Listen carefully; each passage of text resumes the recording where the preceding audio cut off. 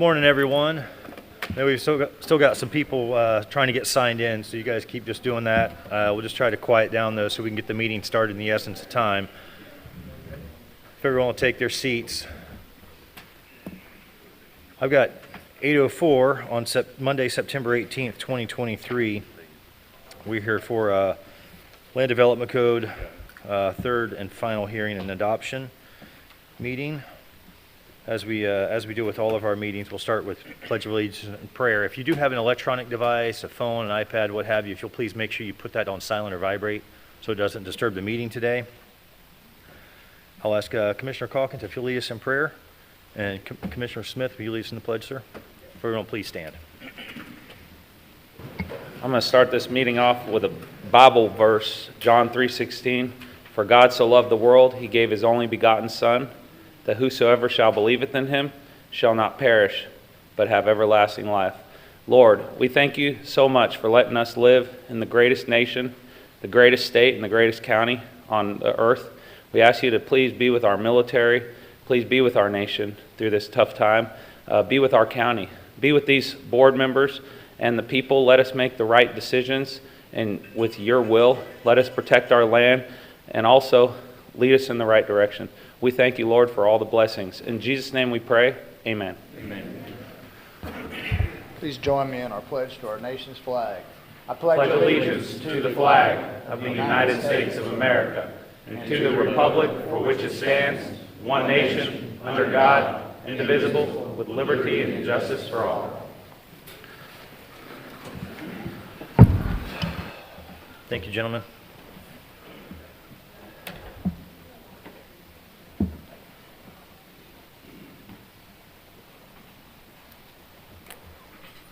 All right, so first part of the meeting from 8 to 10 will be public forum for public comment on the proposed land development code. Everyone's comments will be limited to 4 minutes. The board will have the opportunity, though, and the chairman will have the discretion to extend someone's time if necessary. Right now, it looks like I've got 10 people signed up. So if you intend to speak, if you haven't signed up yet, please go up here and see Tom at the desk and make sure you get signed up on the device. We'll go in order that people are signed up. Up first, I don't have a last name. It just says William, Settle Club Road. And when you approach the microphone, just say your name and the city you're from, and at the base of the microphone, there's a little square button. If you'll push that, the light will go green. You'll be live. Can you hear me now? Yes, sir. Okay, thank you. Bill Hayden, Pace, Florida. And thank you, gentlemen, for the opportunity to come forward here and in provision in our land development code.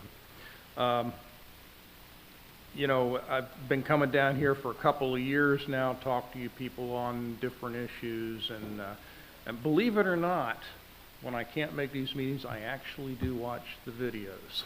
You know, so I do try to stay current with you. And I see so many people have come forward on this issue, the alternate subdivision, voicing their objections, saying they think it's wrong for Santa Rosa County. You know, and there's so many of them. I mean, the Fowlers, bless their hearts, bring their kids up here and everything. Sinclair's, Dave Lear, Sherry Chapman, and others, so many others. And now you can add my name to that list that feel that this is wrong for Santa Rosa County, the alternative subdivision. I first learned about this when we were dealing with the Jubilee issue, and when I learned, had they gotten their variance, the TC1 variance, what it would have done, the density, would just absolutely frighten the heck out of so many of us. You know, it's just, it permits the developers to develop far too densely. And it's not just the alternative subdivision, we are constructing far too densely in this county. So let me kind of make my point. Last week I was driving down Sterling Way. Well, before that, let me challenge all of you, when we're done here today, and anybody else in this boardroom, to go out and drive through some of these subdivisions that have been built in the last 4 to 5 years. To make my point, I went down Sterling Way and I turned into Windsor Ridge. This is on the south side of Sterling Way, and I drove through there. It's approximately 22-acre subdivision where the developer came in, they clear cut everything like they typically do. And they built what I like to call cookie cutter houses. All nice, neat, in a row, same design, same color, looks like military housing. Nothing against military housing. I lived in it a couple times during my service career. But it's not what we want all over Santa Rosa County. And looking in that subdivision, those houses were built on lots that had frontages of 53 feet. Can you imagine how big a house you can put on 53 feet? Well, they were stacked so close together, you could literally jump from rooftop to rooftop in that place. That's the density issue I'm concerned about in this county. It's ruining the rural atmosphere, the rural character of this county. And I just drove down the street after that and around the corner on Bell Lane into Woodlands, Phase 3. And those lots were not 53-foot frontages, they're 50-foot frontages, they're even less. So we got a real problem. You know, and I get it.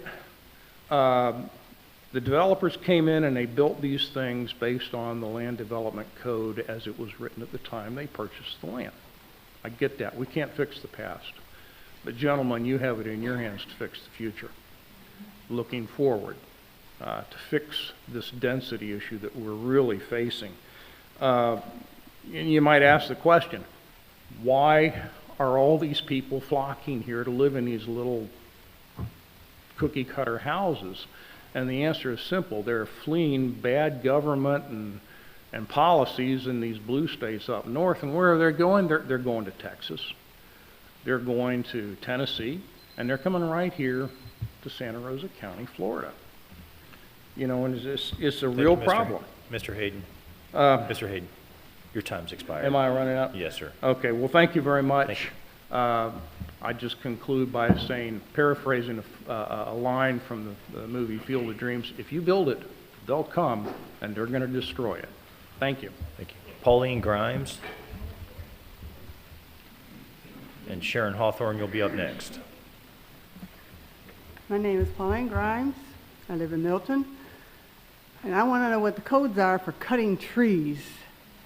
They had this weatherman on. He had the trees and a house. Storm come, the house was fine. Then he took the trees away, and guess what? The house went because the trees help soak up the water, and the trees help the wind from blowing things down. And they are destroying way too many trees.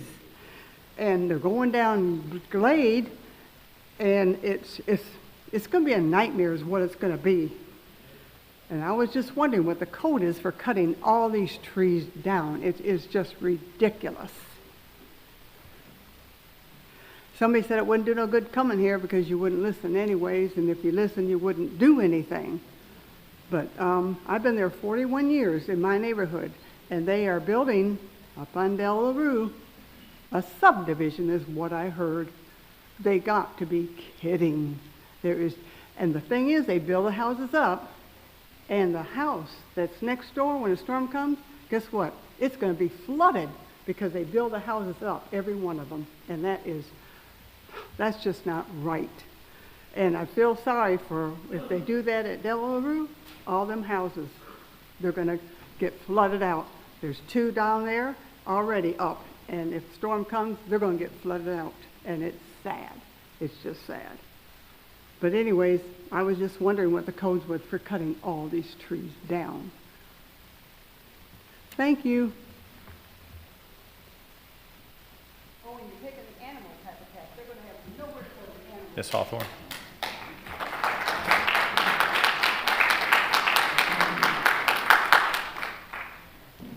See, we have a new mic. It's been a while since I've been here. But I come to speak to you to ask you to use reason and common sense. We have a land development code that is destroying our county.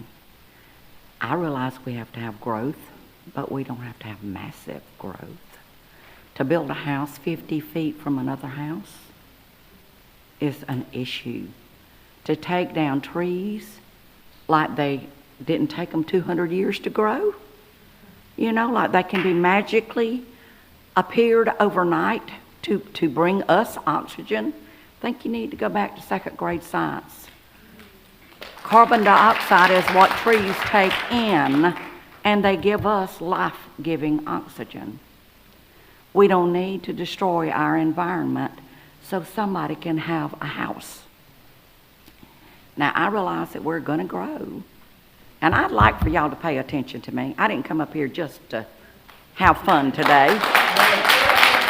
I'm writing notes. You making notes? I'm writing notes. That's all I'm doing. Okay, well, I'm sorry. I apologize. But I've seen two people in this place never look up at the people that were speaking during the time that they were speaking, and I chastised them back some time ago. I realize that we're a pain in your butt. But folks, we live here. We lived here under the old zoning rules. We bought under them. Actually, I was here before there were any zoning rules. You know, so I've seen the destruction that has come to this county. We have too much traffic to deal with on a daily basis. Our roads are getting in worse shape. I came here to ask you for some simple things. Do away with the alternate subdivisions. If a person does not have to come to you for a variance or a upgrade on zoning, we got problems. They can do anything they want, and it's my understanding they can build 10 houses on 1 acre without having to come to you through the alternate subdivision. The other thing that I wanted to speak to you about is clear cutting. It is destroying the habitat for animals. And the other thing is farming. Where do you think we're going to grow our food if you plant houses? This is a big issue nationwide. It is not just local. Many, many farms are no more. And it may be economics. They can't afford to farm anymore. It may be that people are buying up the farmland not to plant food, but to plant houses. I'm just asking you to use common sense when you do this and listen to the people. If you can bring me 100 people that do not have or cannot profit from development, and they tell me that I'm wrong, I will apologize and go home. But I don't think you're going to find that. I think the majority of Santa Rosa County does not want this big growth, this unfettered growth. And I don't take anything away from developers. I realize they got to make a living, but they've got to live in this county too. So why ruin it for everybody so you can make big bucks? Thank you. I'm sorry about chastising you. Fowler?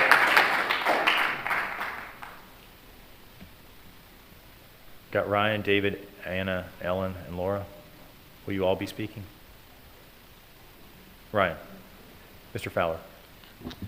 Mr. Ryan. Fowler. Will all of you be speaking? Yes, sir. Okay, thank you. Ryan Fowler Pace. Alternative subdivisions increase the density despite what people are saying. They allow more houses to be built on a parcel than what been allowed otherwise without a rezoning meeting. This is unfair to the neighbors. I was unaware of Hawks Rise, a new alternative subdivision plan, until last Friday. That's why I just handed out. This alternative subdivision is north of Pace High School. This alternative subdivision is 37 new homes on 39 acres with lots as small as 0.26 acres that should be 1 acre lots due to their Ag RR zoning. Commissioners, if you look at page 1 of Hawks Rise in the handout and on page 2, I add up the 37 new home sizes and the 2 open spaces. That's roughly 13 acres. That's 13 acres of buildable land. But instead of 13 1-acre lots per the Ag RR, they have 37. This is a perfect example illustrating why the alternative subdivision allows more lots on a parcel than without it. In the case of Hawks Rise alternative subdivision, it's almost triple as many houses than without the alternative subdivision. The reason the developer is able to build higher density in this case is because of about 2 acres of wetlands and a pre-existing 13-acre conservation easement, which includes 2 existing homes on the eastern portion of the property. Some people may say that they conserved 2 acres of wetlands, but due to the high cost, time, and bureaucracy involved in mitigating wetlands, it wouldn't be profitable to have mitigated those 2 acres of wetland for this developer. If a commissioner believes that wetland preservation is a reason for having the alternative subdivision, please present your data to us today. To reiterate, the alternative subdivision increases the number of lots on a parcel without a zoning change. The Hawks Rise developer plans almost 3 times as many houses compared to 1-acre Ag-R zoning allows. Please note on the handout, page 3 shows the Hawks Rise designated farmland soil, and it's all shaded in green as you see. There's a small area of red that's not farmland. Hawks Rise alternative subdivision is unfair to the Solana Heights neighborhood to the north, the J.W. Cook neighborhood to the west, and Spencer Field Military Airport Zone to the east, and the cotton and peanut farmer to the south. Some people might say more homes are better because the county needs more houses, whatever the means and whatever the cost to the neighbors. However, to those individuals that paid for and chose to live next to ag, the land size matters. The commissioners should not continue to take away the right of the people to present grievances at a rezoning meeting by instead using the alternative subdivision to make tiny lots without that zoning change. Commissioners, a vote for alternative subdivision is also a vote for Jubilee to make less than 1-acre lots on their Ag-R zone land. Jubilee already submitted 2 alternative subdivisions on 2 of their parcels. But unlike Hawks Rise, they didn't provide their common area dimensions, so I can't present that. Jubilee has 12 more adjoining parcels that alternative subdivisions could be built on as well. All it'd take then would be 3 of 5 commissioners on a future board to rezone Jubilee and replat Jubilee's open space, and you would have Jubilee City in the country. Please vote against alternative subdivisions. Thank you. David?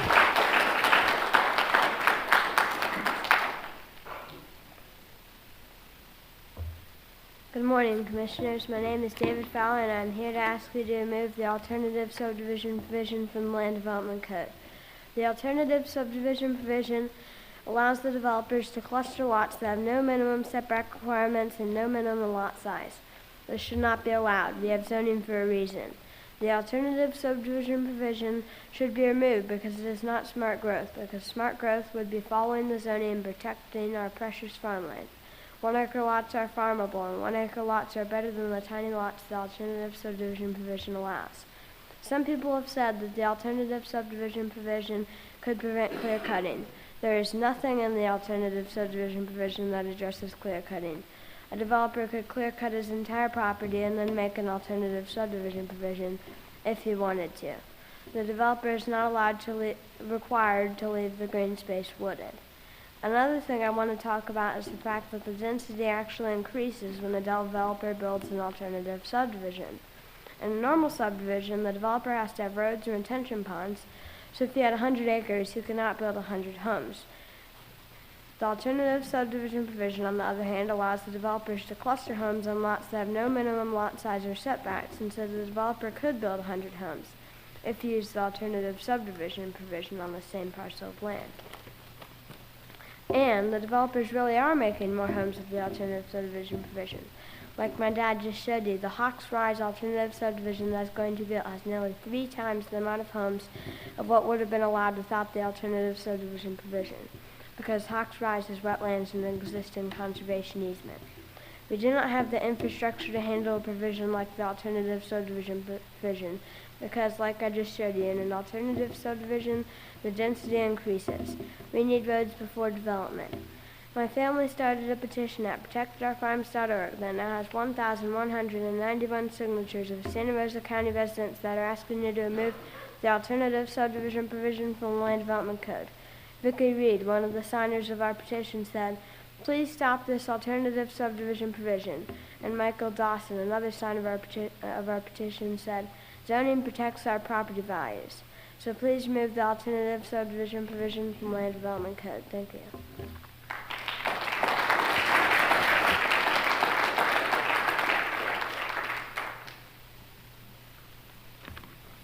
Good morning. My name is Anna Fowler, and I'm here to ask you to remove the alternative subdivision provision from the Land Development Code. You may not realize it, but the alternative subdivision provision actually increases the density of a parcel. Without the alternative subdivision provision, if a developer had a 25-acre parcel zoned Ag-RR, he would not be able to build 25 homes because he has to build stormwater retention ponds and roads, and there might be wetlands. If he used the alternative subdivision provision, however, he would be able to cluster 25 homes on that parcel. Even though he was only allowed to build 1-acre lots because of the zoning, some planned alternative subdivisions have lots as small as 1/11 of an acre. This does not keep the country country. It is not fair to the neighbors of this parcel to not get a chance at stopping this lot size change that would suddenly be happening next to them. If they are farmers, it would disrupt and harm their farming. The new noises and smells could disturb and injure their cattle or other animals. If some of the neighbors are not farmers but came out because they enjoy the country, it would hurt their quality of life and investments, which should be considered and respected. I'd like to remind you that Florida law requires a 1-acre lot for someone to be able to practice their Second Amendment rights. This shows how important 1-acre lots are for someone to be able to have the freedom to practice shooting without having to go to a shooting range. On Ag-RR land, people are able to target practice because Ag-RR zoning requires 1-acre lots. If you have less than 1-acre lot, this freedom is not allowed. The people living in an alternative subdivision would not be able to target practice even though they might be on Ag-RR because Florida law requires that you have to be on a 1-acre lot or more to shoot guns on your own property. You should want your constituents to be able to own enough land so that they have the freedom to target practice if they wish. By allowing the alternative subdivision provision to continue to exist, you're limiting people's ability to shoot guns and infringing on their Second Amendment rights.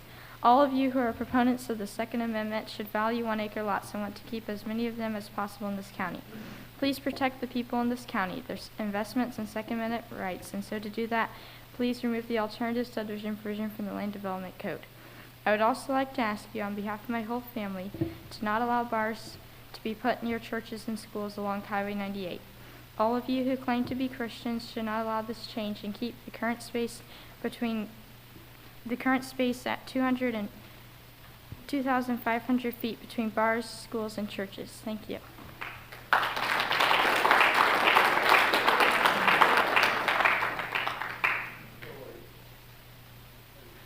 Good morning, Ellen Fowler Pace. As my dad has shown at past meetings, the alternative subdivision provision is allowing small lots on farmland soils. Out of 9 alternative subdivisions, 7 have small lots on farmland soils. You cannot allow the alternative subdivision provision and at the same time protect farmland. Like I mentioned last Thursday, the houses in an alternative subdivision will not have enough land to farm, and the vacant land left in the subdivision will most likely not be used for farming. If the HOA were looking to rent the vacant land of an alternative subdivision out to a farmer, which is highly unlikely, the HOA would have a very difficult time finding a farmer who wanted to farm next to a subdivision. You all have said you want to protect farmland. Farmland is important, but a 1/11 acre lot does not allow for someone to use those farmland soils to grow food. And the green space of an alternative subdivision also does not allow someone to use those farmland soils to grow food either. Some people think that we need alternative subdivisions to provide more affordable housing for all the people moving here. Well, until recently, someone looking for affordable housing could move out to the country. Just look at Willard Norris Road. They didn't pay millions for their homes. Because the country is out away from the city and stores are not close by, the cost of a home in the country is more affordable. People will pay more to live closer to the amenities. Land around us was not too long ago selling for $6,000 an acre. This is definitely more affordable than it is now. The alternative subdivision provision and spot zoning residential and commercial in the country have increased prices. If you allow commercial in the country, the price of an acre goes up. If you allow rezoning and alternative subdivisions, the price of an acre of land goes up because now developers will pay more per acre of land, driving the price out of reach of ordinary folks who want to buy a little piece of land and settle down. So by keeping 1 acre lots on Ag R and 5 acre lots on Ag 1 and 15 acre lots for Ag 2, and keeping commercial and high density out of the country, you are providing affordable housing for this county. Do you think these new homes that are being built on tiny lots are affordable? D.R. Horton is advertising homes in their alternative subdivision, Chase Farms, for $422,000. Let people who need affordable housing have the option to move out to the country where housing is or should be more affordable. When a developer wants to put smaller lots than allowed on his parcel, remember the neighbors who bought knowing the lot size and investing in that quality of life. Your land development code says zoning is, and I quote, an effective tool for guiding development and protecting the public. End quote. The Land Development Code also says that zoning can protect, quote, public and private property from harmful and inconsistent uses, end quote. I would argue that the alternative subdivision provision destroys the purpose of zoning, which is to protect the residents, the people who have worked hard to invest in a home. If a developer wants to build smaller than the lot size required on his parcel, he should go through the normal rezoning and public hearing process. The alternative subdivision provision is a loophole that allows the developer to build small lots without a public hearing. Referring to an affordable housing initiative that would rezone a residential neighborhood, the National Review says, and I quote, the rezoning proposal is more about pleasing developers than affordable housing, end quote. The alternative subdivision provision seems to be that too.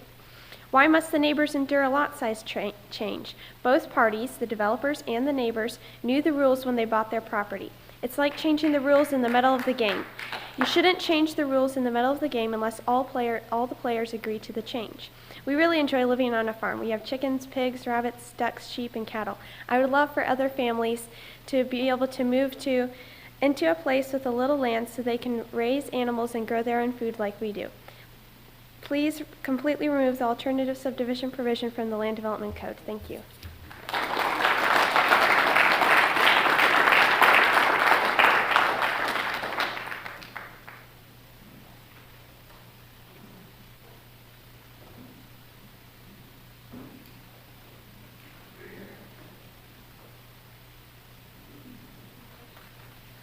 Hi. My name is Laura Fowler from PACE. Someone might argue that we need to keep alternative subdivisions in our county because we need a way to provide more affordable housing for people. However, smaller lot sizes do not lower the price of housing very much, if at all. I handed you information about D.R. Horton's Chase Farms alternative subdivision near 10 Mile Road. The homes are on 1/3 of acre lots. I also handed you information about D.R. Horton's Saddlebrook Estates subdivision, which is also in the 10 Mile Road area and has homes being built according to the Ag R zoning of 1 acre lots. In the Chase Farms alternative subdivision, a home on a 1/3 acre lot is around $422,000. In the Saddlebrook Estates subdivision, a slightly larger home on a 1 acre lot is around $425,000. So you can see lot size hardly affects the price at all. Allowing the developer to build smaller lots than allowed by the zoning does not make the houses more affordable, but it does negatively affect the neighbors who invested in their property according to the zoning. So alternative subdivisions are not providing more affordable housing, but they are providing more unaffordable housing, and in the process, they're driving up the prices of land. They're also taking away the more affordable rural housing options for people. Some argue that the need for more housing is so great that we need to disregard the lot size zoning restrictions, or even if this hurts the neighbors. But I would argue that disregarding the lot size requirements in order to provide more housing for people not only hurts the neighbors, but also new people moving into an alternative subdivision. Here's an analogy to help you understand what I mean. Let's imagine that a zoo taking care of penguins has the opportunity to acquire a whole new flock of penguins. They don't have a new area set up yet for the new penguins, so they put them in with the penguins they already have. Now it's more crowded for the new penguins and the old penguins, and the quality of life for all penguins will be improved when the zoo builds a new penguin display. My point is that developers can build new homes for people who want to live here, but you don't need to crowd everyone out in the process. You should require developers to build new housing according to the zoning laws so that everyone who has invested and bought property will get to keep the quality of life they invested in. Someone might try to argue that alternative subdivisions provide more creative developments or that they preserve farmland. However, none of the alternative subdivisions that have been proposed so far provide a more enjoyable or nicer neighborhood than regular subdivisions. My husband gave you all a copy of the proposed subdivisions at a recent meeting so that you could see for yourselves that they're not more creative. Also, my husband has presented information and maps showing that alternative subdivisions are putting small lots on farmland soils. That argument alone should be reason enough to remove alternative subdivisions from the Land Development Code because Santa Rosa County is unique in that it has soils suited so well for farming. Someone might argue that we need to keep alternative subdivisions because it's a great way to protect wetlands and prevent clear cutting. However, there's nothing written in the provision that prevents a developer of an alternative subdivision from filling in wetlands. The Wild Heron Alternative Subdivision in Navarre actually has marked areas of wetlands that are to be filled in, and I handed you a printed out and highlighted where that's marked that way. There's no evidence that the alternative subdivision has protected any wetlands, and I would argue that it actually harms wetlands because it makes parcels with wetlands that were previously unbuildable because they're now buildable because they no longer have lot size restrictions. Also, there is no evidence that an alternative subdivision helps with clear cutting. There's no reason to expect that a developer will want to keep their vacant land wooded, and nothing in the provision requiring them to do so. Please protect Santa Rosa County's farmland soils and keep land affordable for people who want to farm. What motivates me to keep coming here is that I want other families to be able to live on a farm like we do if they want to. It has been the best thing for our family, and I want other families to be able to enjoy farm life too. Thank you.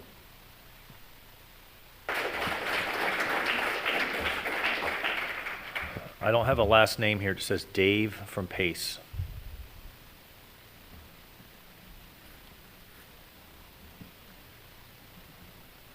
And David Kennedy, you'd be up next. Good morning, gentlemen. For the record, Dave Lear, Greenfield Street, Pace. Well, it's the start of a new work week, and you have some very important decisions to make today. It also represents a golden opportunity to fix a previous mistake by removing the alternative subdivision provision from this new land development code. Why is the alternative subdivision provision a mistake? Because it allows developers to cram houses into tiny tracts with virtually no lot lines to maximize profit at the sake of the existing community. In doing that, hundreds of acres are clear-cut and bulldozed, displacing wildlife and creating erosion and flooding. The new ASP subdivisions are compounding problems with traffic, sprawl, plus diminished infrastructure and first response times, which this county certainly can't afford. The vague and ambiguous language of the ASP easements is also subject to shell games by developers. Some are already attempting to set aside easements with the intention of asking for denser rezoning allowances in the future. At the Jubilee sales pitch in May at the Community Center in Pace, I told the developers that I wouldn't even be there if they would adhere to the existing one dwelling per acre zoning that was in place previously. The response was one house per acre was bad and their dense formula was good. Now, I didn't major in math at the University of West Florida, but I can figure out that hundreds of houses on one or more acre tracts will have less impact on the community than thousands of houses, each with multiple family members and multiple cars in the driveway. This is a classic example of less is more. The central and northern sections of Santa Rosa County are much more rural than Gulf Breeze and Navarre. We'd like to keep it that way. It's rapidly starting to resemble South Florida, and that's not good.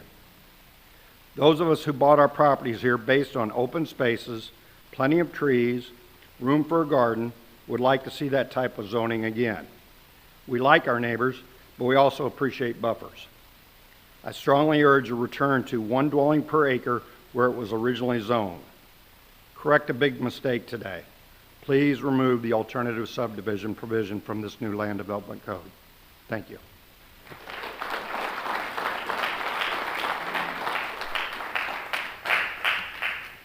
David Kennedy. And Sherry Chapman, you'll be up next.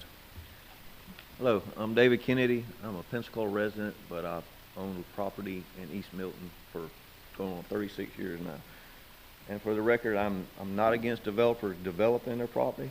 I'm against the alternative subdivision provision. The proposed development, Nicholas Creek Estates, that directly connects to my property is a good example of how developers are using alternative subdivision provision as a loophole to be able to cluster homes. Under the alternative subdivision provision, 25% of the land will be left as parks, greenways. This development, there is no such thing. There's no parks, there's no sidewalk. The same undevelopable land that would be there with 1 acre lots is the same land that they're leaving for half acre lots. We're getting nothing else. Due to wetlands and topographical to this development is also located in the East Milton Wellfield Protection Agency. Do we really want twice the septic tanks, 247 of them, and runoff in our water supply?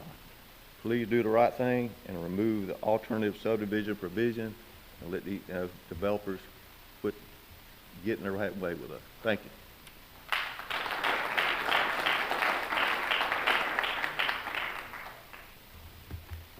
Sherry Chapman Pace. First of all, the Land Development Code is not for the BOCC. It's not for staff. It's for the citizens and their way of life and how we see our community. So our opinion is the most important opinion that comes across this mic today.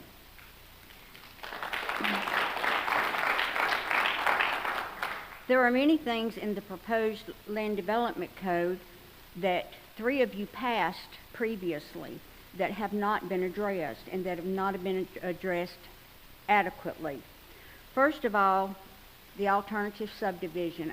There's over 1,000 people that have told you, given you signatures, been in meetings, and told you they do not want alternative subdivision. There are 1,000 votes saying no. Every car, every house that has is sold in this county has approximately 10 trips a day. We don't have the infrastructure for what the Land Development Code is putting out right now. We don't have stormwater under control. Yes, we've gone with NOAA with the 100-year storm, but it's what we don't have is what we do have is 1,774 areas of stormwater issues on the GIS text map for Santa Rosa County. This is unaddressed in our new Land Development Code. Clear cutting. There have been multiple people up here begging you to stop clear cutting. And the reason they're asking you to do that is because they're flooding. Everybody's flooding. We have 1,774 areas that are stormwater problem areas. And a lot of that is because we have clear cutted in the past. We need to leave a percentage of mature trees on every lot.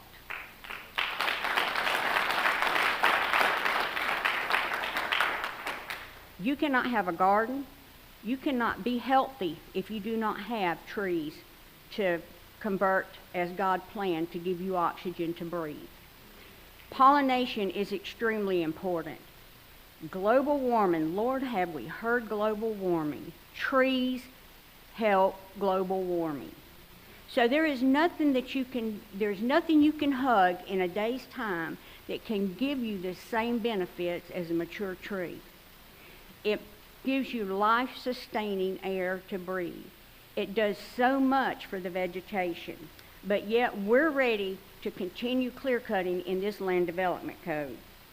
Red clay. We can't control red clay, guys. We've seen it. Builders go out there, they may or may not put it up, but when does it become a problem? When it's running down the road in somebody else's yard or into our rivers. The red clay kills our vegetation on our waterways.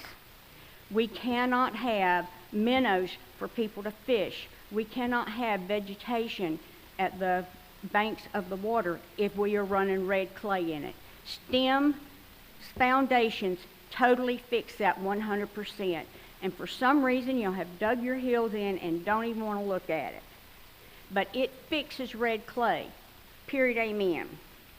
The one thing that I would like to say also is that gas tanks 3 feet from a buildable lot is insane, and it was put in your last development code. It needs to come out. Buffers should always be necessary. But the last Thank you, Ms. thing that I Chapman. want to say is that Thank y'all you, Ms. need Chapman. to, Your time's expired. I'm I'm sorry they aware. clapped over you. but the last thing is y'all need to not vote to pass Thomas this land Ledoux. development code.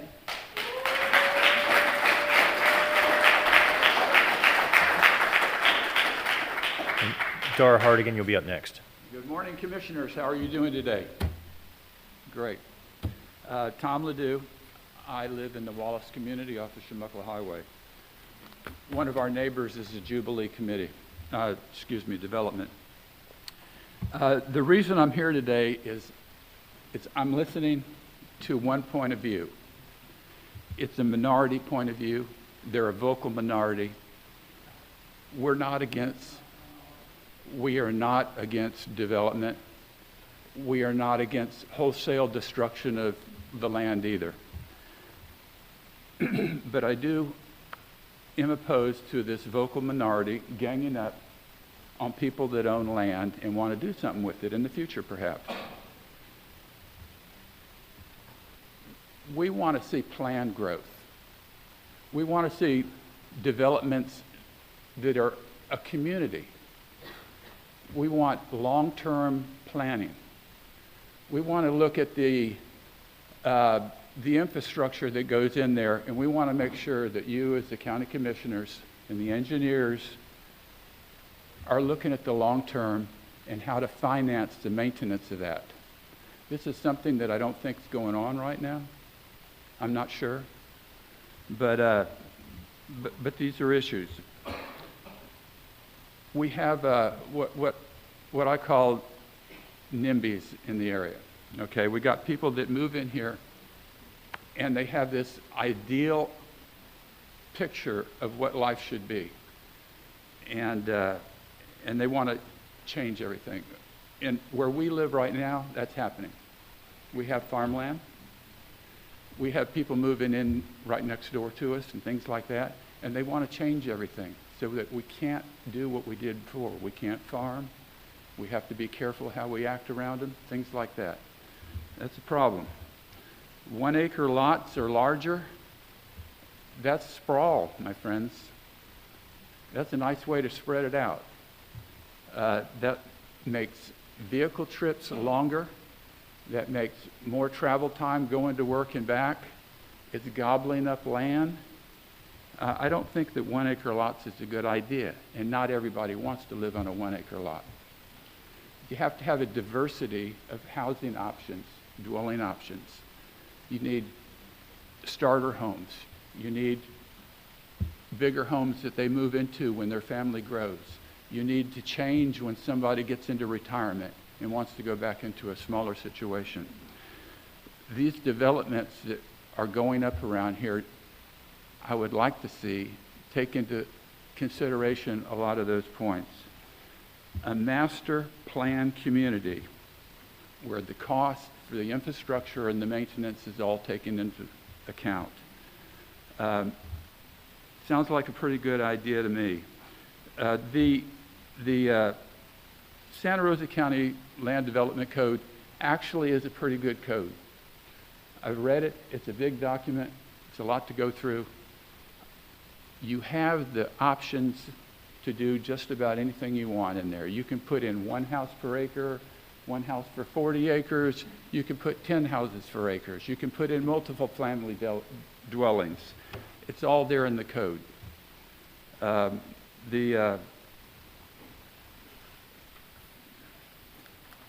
to refer to my notes here. I'm stumbling through it. Sorry there. The planned communities, like the Jubilee, the way they've presented it is it's a multimodal, walkable community. It has density. Thank you, Mr. Ledoux. All right. Thank you so much. I appreciate that. And just one final word, and that is quality, well-planned developments. They promote community, Thank you, landscape sir. use, Dara Hardigan and sustainability. and Liz Pavlik is next.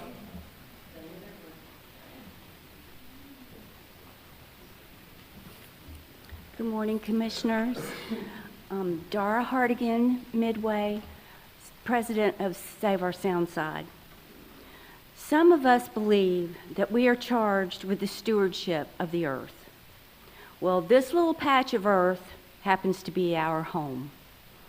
We're trying to steward over it the best way we know how, and that's by coming to you. The United States and the Florida Constitutions guarantee us the rights to life, liberty, and the pursuit of happiness, and also the right to possess and protect our property. And you swore under Section 5 of the Florida Constitution to protect and defend our rights.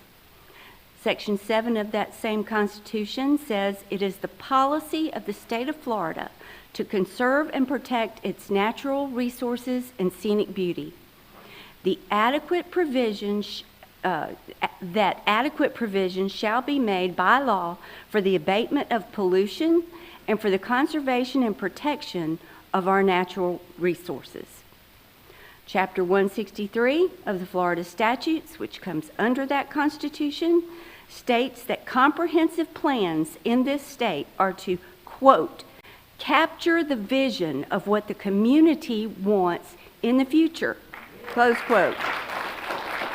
And that each comprehensive plan shall include, under land use, the preservation of waterfronts, the discouragement of urban sprawl, the coordination of land use with topography and soil conditions, and to ensure the protection of natural and historic resources. Chapter 163 goes on to state, if you promote, allow, or designate for development areas that fail to adequately protect and conserve natural resources such as wetlands, floodplains, native vegetation, environmentally sensitive areas, natural groundwater recharge areas, and more of the same like beaches and bays and estuarine systems, then your plan violates the law. We are here only asking for what we have the inalienable rights to ask for, the protection of our homes. Now, if you say that you can't tell a developer to preserve a section of trees because of property rights, then by that same logic, you can't tell any of us what to do with our land. You can't tell us about setbacks. You can't tell us if we can put a shed on our land or anything else. That's the same logic. And if you're going to allow development that annihilates ecosystems, quality of life, character of community, and enact codes inconsistent with the best interests of us, the citizens, or that don't, quote, capture the vision of what a community wants for their future, then where your code conflicts, I submit that the code is invalid. Given all that, I say, why don't you let the people vote on whether they want their land clear-cut? Let us vote on whether we want the remaining land in Santa Rosa County clear-cut. We don't want it. We have been up here time and time again begging you guys. My time, thank you.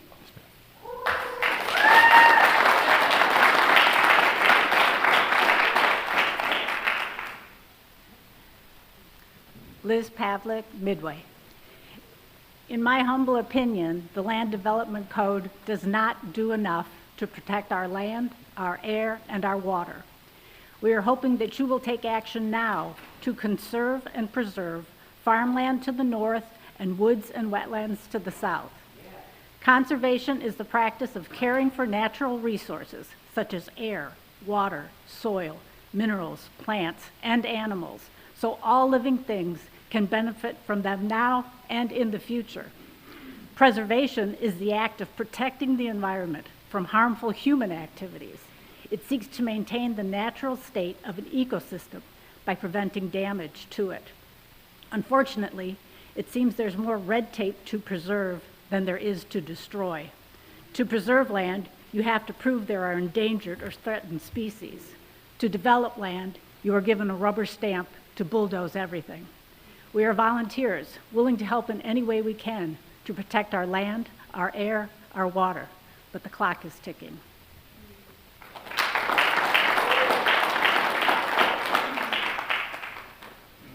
Norman White, you'll be after Sandy Dimick.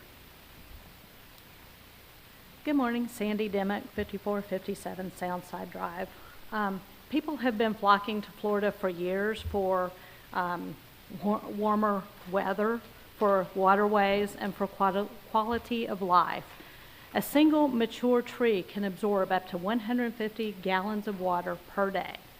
Trees filter runoff. They absorb toxins, chemicals, and fertilizers harmful to our seagrass beds. Trees are nature's cooling system. Clear-cut neighborhoods are up to 10 degrees hotter than neighborhoods with trees. Hotter streets equals hotter runoff, further depleting oxygen from already challenged waterways. Warmer waters make fish more susceptible to parasites and disease. 1 acre of wetlands can filter 18 truckloads of sediment per year. Just along Soundside Drive, we've lost at least 50 acres of wetlands in the last 3 years. That's 900 truckloads of sediment dumped on top of our seagrass beds per year. Mitigation on a separate landmass does nothing for us on the peninsula. Wetlands save millions of dollars in flooding when protected. 3 years ago, this month, Sally hit Pensacola. My husband and I lived on Brickyard Bayou, and we had a canal on the side of our property. Where we're watching the storm surge rise on the bayou, little did we know that water was pouring into our house from the north side, from the development, the new development across the street, that we had watched bulldoze every last living twig, scrape the soil, and then we caught them and reported them illegally draining wetlands. They destroyed a natural resource with no repercussions at all. Every natural resource that works to reduce flooding had been destroyed. All of those resources work better than any drainage project, and they work for free. Properties of surrounding neighbors were flooded. The road was impassable. Had anybody had an emergency, they would have been swept into the canal. It wasn't this way before clear cutting came to Soundside Drive. This nightmare scenario is a reality brought to us by our Land Development Code. Our LDC is choosing this nightmare for us. This was 3 years ago. Since then, we have multiple new developments that took advantage of clear cutting. What we experience will only be exacerbated in the next storm due to the additional loss of natural resources. We have a choice. You can vote to continue the practice of clear cutting to make it easier and less costly for special interests, or you can vote for the best interests of all citizens. If you vote to allow the practice to continue, you're voting for more flooding.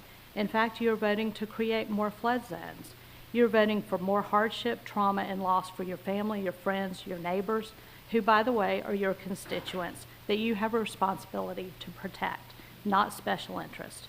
Voting for clear cutting is also a vote to further impair our waterways, to add to the struggle of diminishing seagrass and fish populations. When citizens attend these meetings, we aren't being paid to be here. In fact, it costs us money to be here. We are not in our jobs. I'm speaking for myself on that. We use gas to get here. We pay a toll to get here both ways.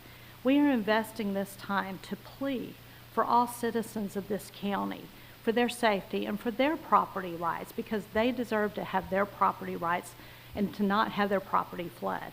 And we're speaking for those who don't have a voice, our trees, our wetlands, our waterways, and our aquatic life. We shouldn't have to plead for what's right. That should be a given. Please, let's put balance back into the LDC. Thank you.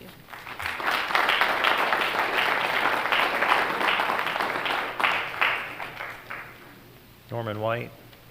Betsy Adams will be next. I'm against the alternative subdivision. My name's Norman White. I now live on A.C. Lowry Road, north of 5 Points and Pace. I have an objection to the consolidation of more than one resident per acre in agricultural zones. My main objection is the traffic on Chumuckla Highway Woodbine Road, and Berry Hill Road, not to mention 5 Points, Bottleneck. The traffic is already so bad we cannot get on the highways from side roads. Adding more than one house per acre will definitely cause major traffic problems. We need more roads, wider existing roads with turn lanes, and more bridges to Escambia County. They say young people won't be able to afford their own houses if they don't have more houses per acre. The reason they won't be able to afford a house is because of very high insurance rates in Florida, not the price of the lots. Please don't let the Eagle Group make this county into Georgia, Fulton County. We're already experiencing drastic changes in this county. Thank you.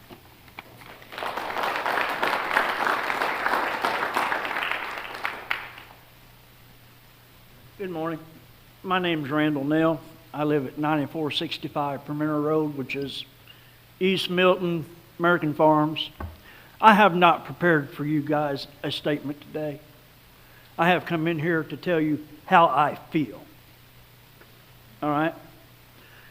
I moved into my house specifically because it was agricultural.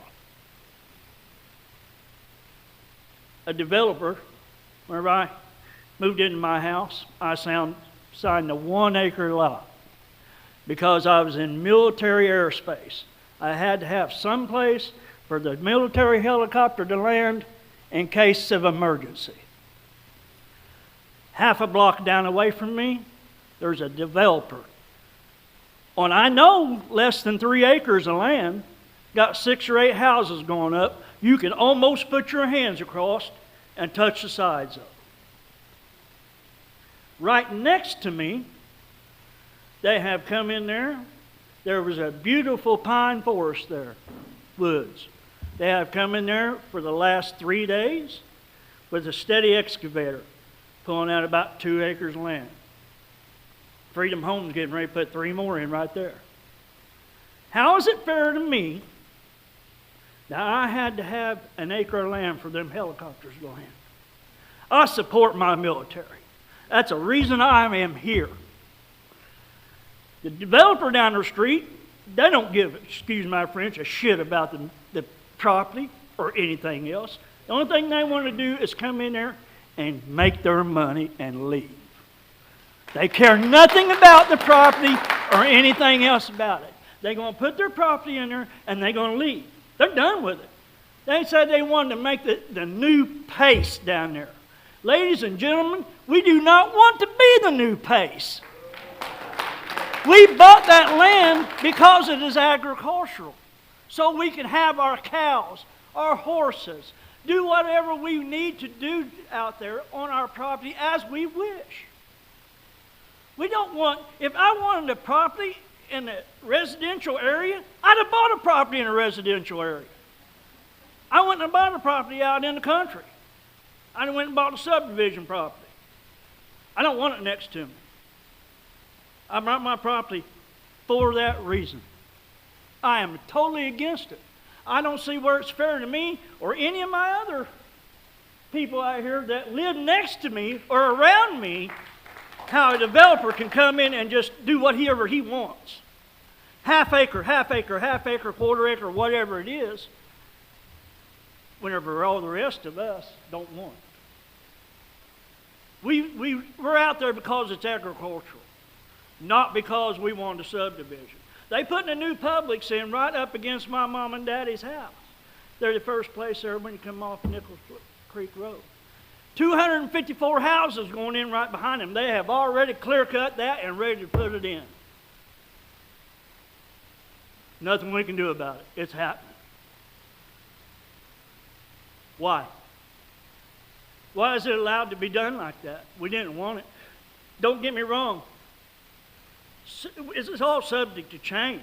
Don't get me wrong. But still, it's not fair to the rest of us that don't want it coming in. They just push it in and letting their time go. My name's Randall Nell. My time is done. I appreciate your time, ladies and gentlemen, but this is just the way I feel. Thank you.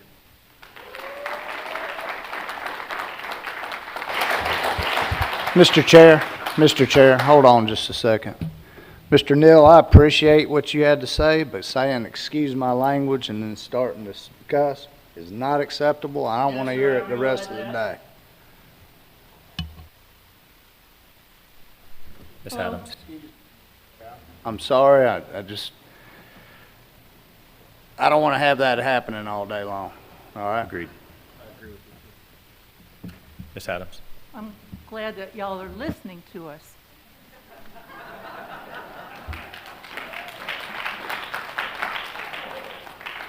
My name is Betsy Adams. I'm a retired nurse. Some of you may know me.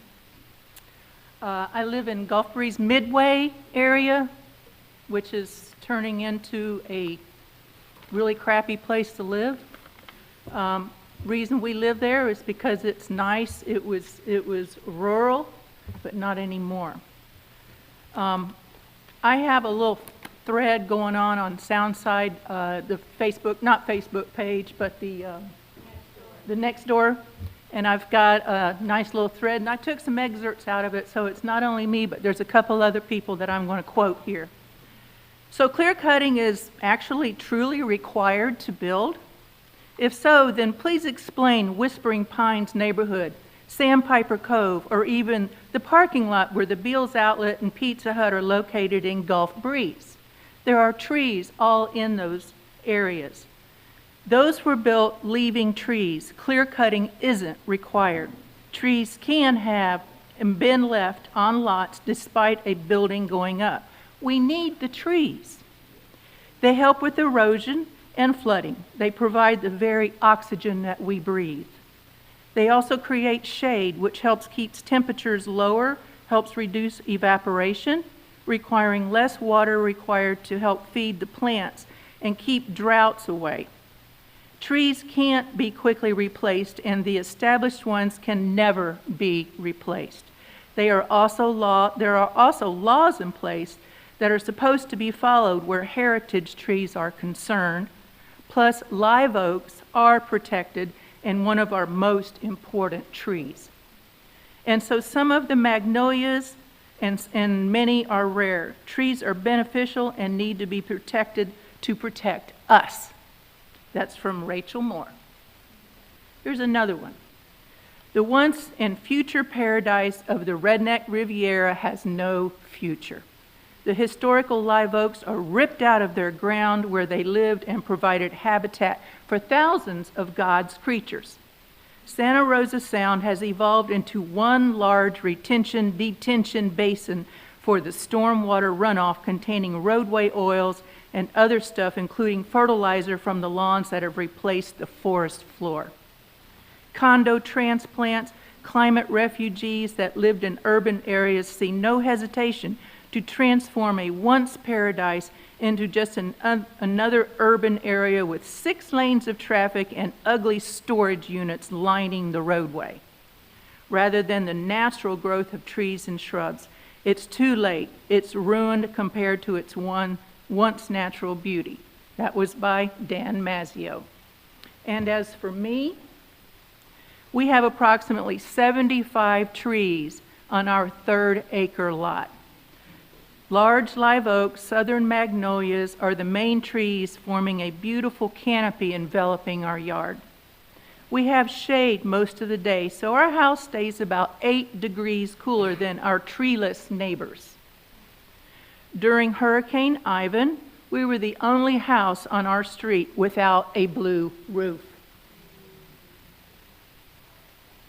Our house is protected. Erosion is not a problem either in our house because of the trees. We have a natural wildlife refuge, lots of small animals, many varieties of birds, and indigenous vegetation all through the yard. What is wrong with this? Why not develop wisely to maintain the reason why people want to move here to begin with? This is a peninsula. Angie Carter and Chris Kerr will be up next. Do you realize how much death you are bringing to the wildlife? And Ma'am. Is this all about financial gain? Ma'am, your time is up.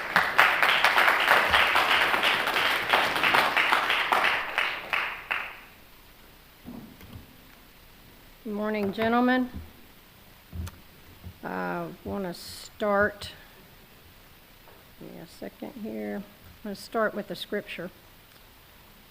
It says Genesis 1, starting in verse 10, and God called the dry land earth, and the gathering together of the waters called he seas. And God saw that it was good. And God said, let the earth bring forth grass, the herb yielding seed, the fruit tree, yielding fruit after his kind, whose seed is in itself upon the earth. And it was so, and the earth brought forth grass and herb yielding seed after his kind, and the tree yielding fruit, whose seed was in itself after his kind. And God saw that it was good. You might figure out why I'm using that scripture. God gave us trees. God gave us farmland so that we could eat. God gave us the waterways. Unfortunately, in this county, what we have been called to be good stewards of is being eroded and destroyed and demolished. And with that comes our quality of life is being diminished. I was in a meeting a few weeks ago with 70 people, probably more than 70 people, and I asked one simple question. Are you happy with what's going on in Santa Rosa County? I didn't get any raised hands, I got this. People are angry. I've been saying that for over a year now, and it seems to fall on deaf ears. What I see in this land development code, although I work tirelessly, I talked to many of you, I heard, well, they're not doing anything illegally, and I said, well, then we need to change the law. Now we have the opportunity to change the law, but what we're doing is putting a Band-Aid in when this county is bleeding out. What is happening in Santa Rosa County is irreversible. The decisions you make today or in the days to come are irreversible. When you cut down 200-year-old trees, they can't be replaced. As has already been said, they filter toxins out of the air. They help us to breathe better. They help with the erosion. What's being done in our waterways with the red clay runoff and the PFAS and everything else going into our waterways will never be fixed, gentlemen. Never. It's going to be with us forever. Your decisions carry massive weight, and they are having massive effect and consequence on the quality of life of Santa Rosa County citizens. We say that we do this in the name of affordable housing.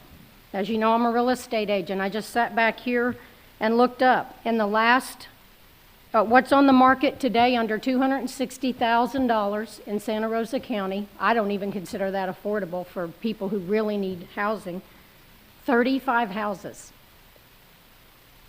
Since 2020, you know how many houses have been are on the market and have been sold in Santa Rosa County? Under $260,000? 55. Gentlemen, we're not creating affordable housing in this county. What we're doing is we're just continually creating an opportunity for developers and builders and investors to make more and more money. That's what we're doing.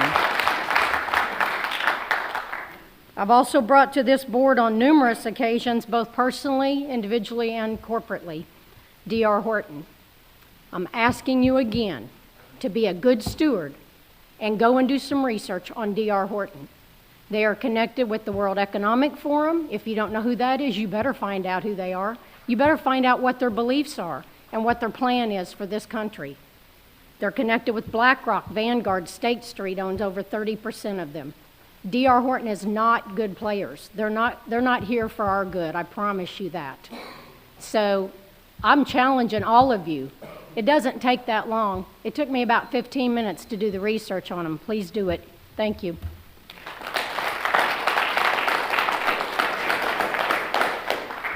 Ray Morris and William Went will be after Chris.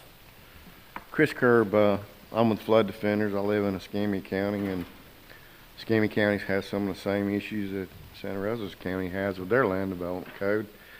And I've been through a lot of those changes over the years, and your staff's done a pretty good job trying to balance some of the stuff to better manage growth in this round of land development code. It's not perfect, and not everybody's happy, as you can tell from folks getting up speaking.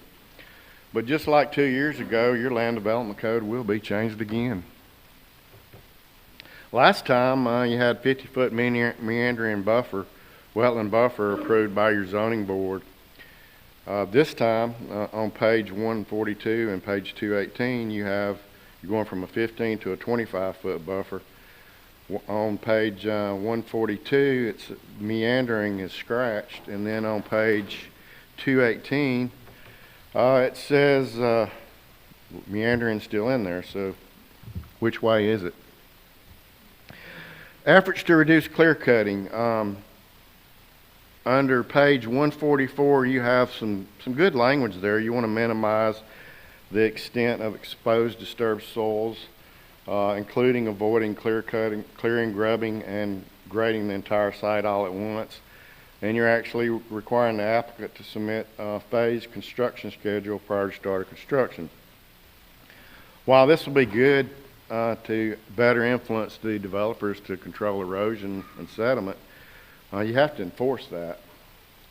I believe you still have some vacant positions open for that enforcement.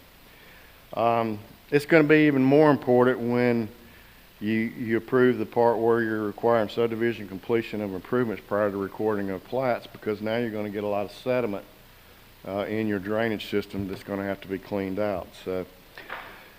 But clear cutting alone from erosion and sediment control standpoint is not all there is to it. You have conservation, you have open space, you have natural resources that need to be protected. Just this last Thursday, you had a subdivision approved with a 50-inch oak tree on a lot, and a pretty small lot, and I don't know how you're going to build a house on that lot, but it was platted that way. Anyway, minor subdivisions is something that I've asked for y'all to go by the State Plat Act. Well, you haven't. You still have that an exemption, but you have something in the code now for drainage and plot plans, which, by the way, on page 262, it says provide flow areas as necessary to indicate direction of flow. That should be flow areas. That's a typo. Another typo that you have is on page 269. All subdivision stormwater ponds shall have a minimum 5-foot wide concrete overflow weir set at the 6-inch free elevation. Should be freeboard elevation.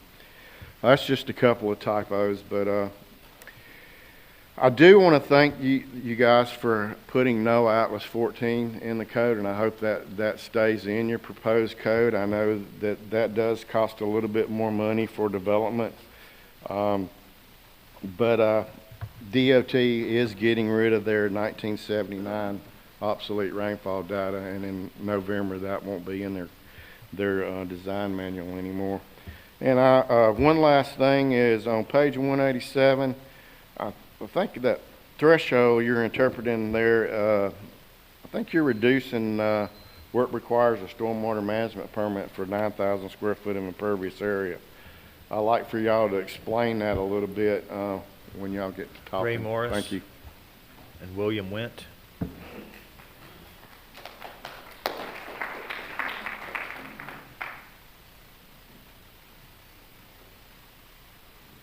Good morning, gentlemen. William Went, 9410 Went Farm Road in Jay, Florida.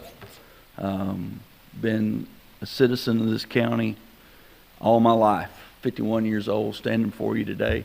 Don't really have a prepared speech. Haven't come to a lot of meetings.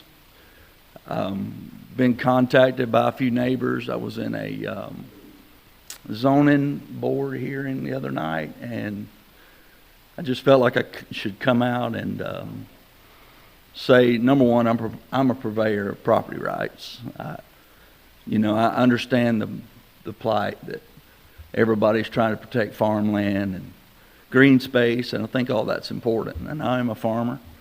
100% of my income is from farming, and I appreciate everybody trying to protect me. But what I do want to talk to you about is what I see is this morning, as I see everybody's different opinions, and most people are one side, some are the other, and I get it. That's what makes us a great nation. What works for Navarre doesn't work for Jay, Florida.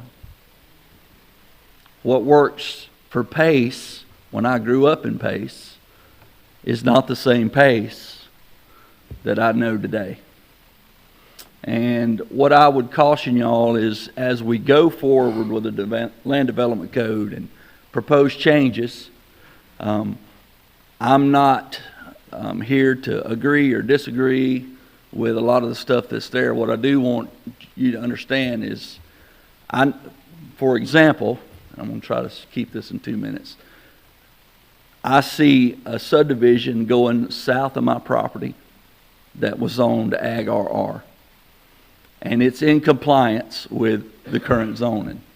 There's a proposed subdivision just right down the road. I can see it from my driveway that is going to need alternative subdivision to make it. And on the plat, it says phase 1. There's nothing says nothing about phase 2 on that. I would be in favor of the cluster development. It's what is left out is there's no protection for that. What about phase 2? What about phase 3? What about phase 4? That's what I'm concerned about. But across the road, Highway 182, there's a landowner that can't get a zoning to come up with all the zoning around him. So my opinion about the land development code, it can't be a cast net. It can't just be, hey, what's good for one is good for the other. I'm seeing a neighbor being punished because he's asking for Ag 1 and all the neighbors are complaining around him, but they're living on Ag 1. And I just don't, that for me is an issue. I appreciate y'all's time. I wouldn't want to be in your seat today. And if you got any questions for me, you can find me. Just wanted you to consider as we go forward that what's good for one area is maybe not good for the next area. That's all I had the comments today. Thank you. Thank you, sir. Is Ray Morris? Is Ray Morris here? Well, not just yet. David Head. Lawrence Bonk.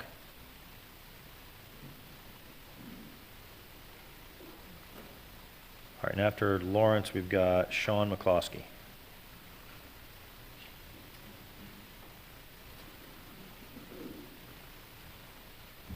Hi, Lawrence Bonk. I live in the Midway area, Gulf Breeze. I was asked to be here on behalf of the Navarre Area Board of Realtors as director. There's a lot of things that I'm going to try to talk about really quick here in the 4 minutes. I'm not sure I'm going to cover it all. We had a lot of citizens here that are talking and very upset with the current LDC and the way that it's moving forward. So to me, the question is, why are we not tabling this and addressing the issues that really they feel need to be addressed? That is something that we've all pushed for a little bit. We feel like this is all being rushed a little bit faster than the last LDC that took 2 years. In my opinion, we should bench this. This should be something that's addressed a little bit further in detail. There's some issues in this county that we're not seeing with additional counties around us, some things that we could address that would be pretty easy. Some of the surrounding counties have regional stormwater ponds. We don't here in Santa Rosa County. It's a big red flag. I don't understand why the new LDC requirement is stating that there should be a 5-year minimum, that the code should be touched again. The surrounding counties don't touch their code every 5 years. Is there something you would like to say, Mr. Smith? I'm willing to wield some time. I mean, you're shaking your head a little concerned. Go ahead and suspend his time if you would. If we get into conversation, I'm not gonna do it back and forth, but I contacted the neighbor about that. That's totally false about the 5-year, and you guys still aren't correcting it, but carry on. Start his time. Yes, there were some commissioners who called and talked down to some of the staff at the Navarre Area Board of Realtors. It was definitely notated. I don't understand why there's not planned future land use in the zoning either, to be honest with you. We're talking about some of the issues that we're talking about with ag and everything else. As a county, we can plan for the future use of land. That, I feel, should be in the LDC.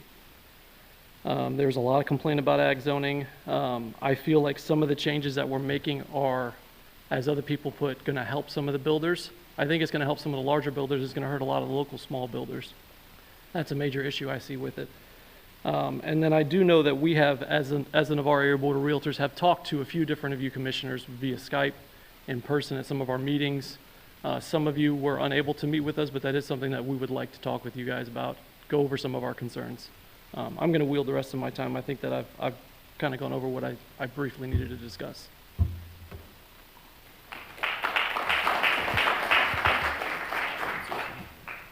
Sean McCloskey. Edwin Henry will be next, and then Wallace Mahout. Good morning.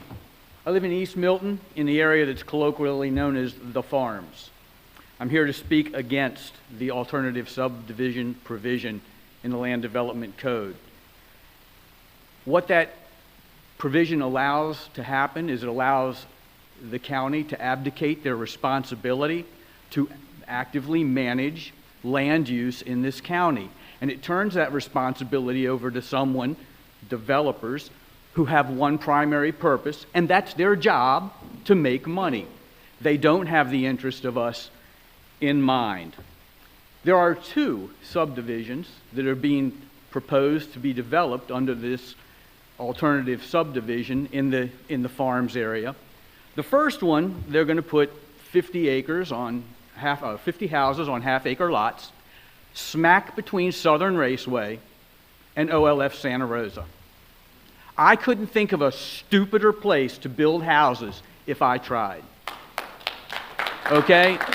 We are risking not only a business in this county that has been around for a long time, we are risking the excellent relationship that this county has with the military. Because when the military's phone starts to ring by people who are moving into what they consider to be a suburban area because there are helicopters flying over their house at 10 o'clock at night, they're not going to be very happy with this county. The second subdivision is located off of Nichols Creek Road and abuts the Yellow River. On the other side of the Yellow River is the range and ranger camp. 2:30 Sunday morning, I was sound asleep. I was awoken by the sound of a minigun and a light machine gun. I smiled, I rolled over, and I went back to sleep. Because that's the range. The range was there when I moved there. I knew about the range. Do you think these developers are going to go, oh, by the way, while you're looking at this beautiful suburban house on this half-acre lot, just wanted to let you know that AC-130 gunships practice until 10 or 11 o'clock at night, and monthly Ranger Camp is out there doing a graduation exercise on the Yellow River? I don't think so. We're risking our relationship with the military. This land, when it was proposed for rezoning the second time, years ago, the board at the time said this land will never be rezoned. The abdication comes in because now they don't have to rezone it. So we don't get to have a say in it. Eglin Air Force Base isn't sitting out here with range control saying this is a classically bad idea like they did the last 2 times. You all need to take back the responsibility for managing land development in our county and take it away from people who have money as their primary interest and not the citizens that you are elected to represent. Thank you very much for your time, gentlemen.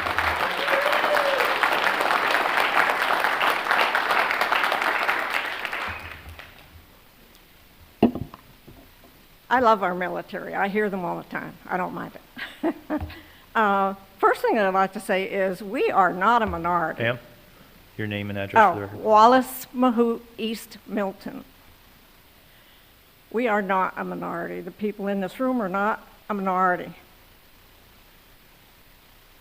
There is a silent majority out there, and that silent majority who do not attend these meetings will be voicing their opinion very strongly next election.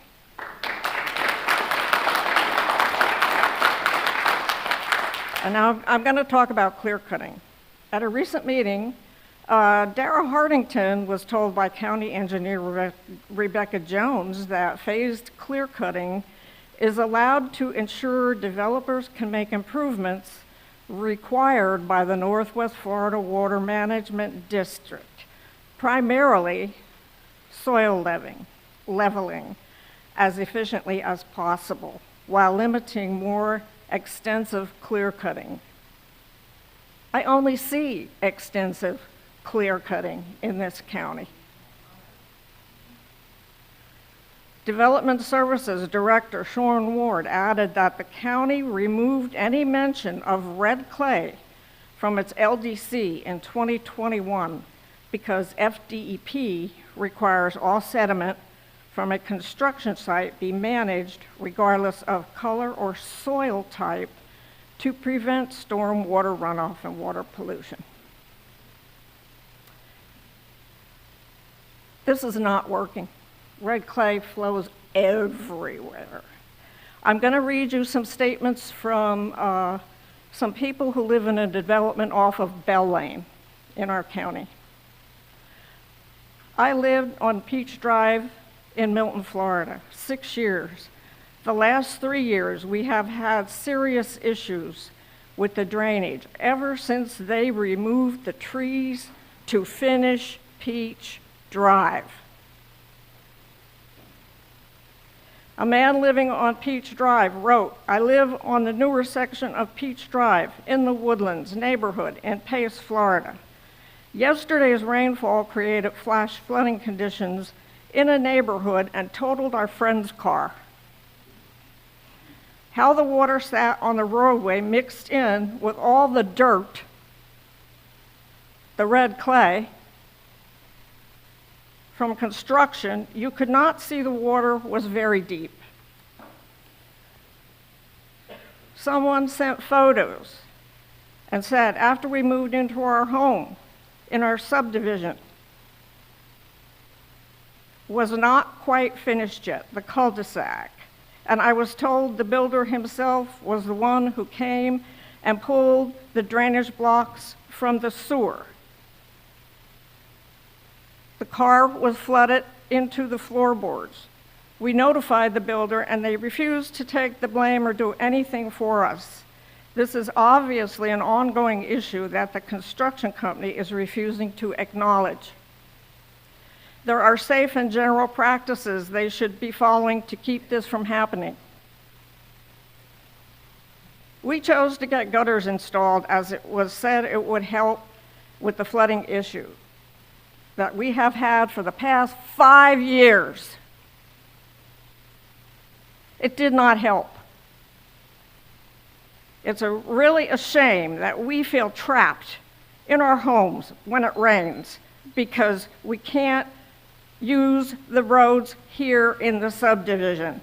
Our commissioner was unresponsive when we contacted him about these issues. Your time has expired. Right.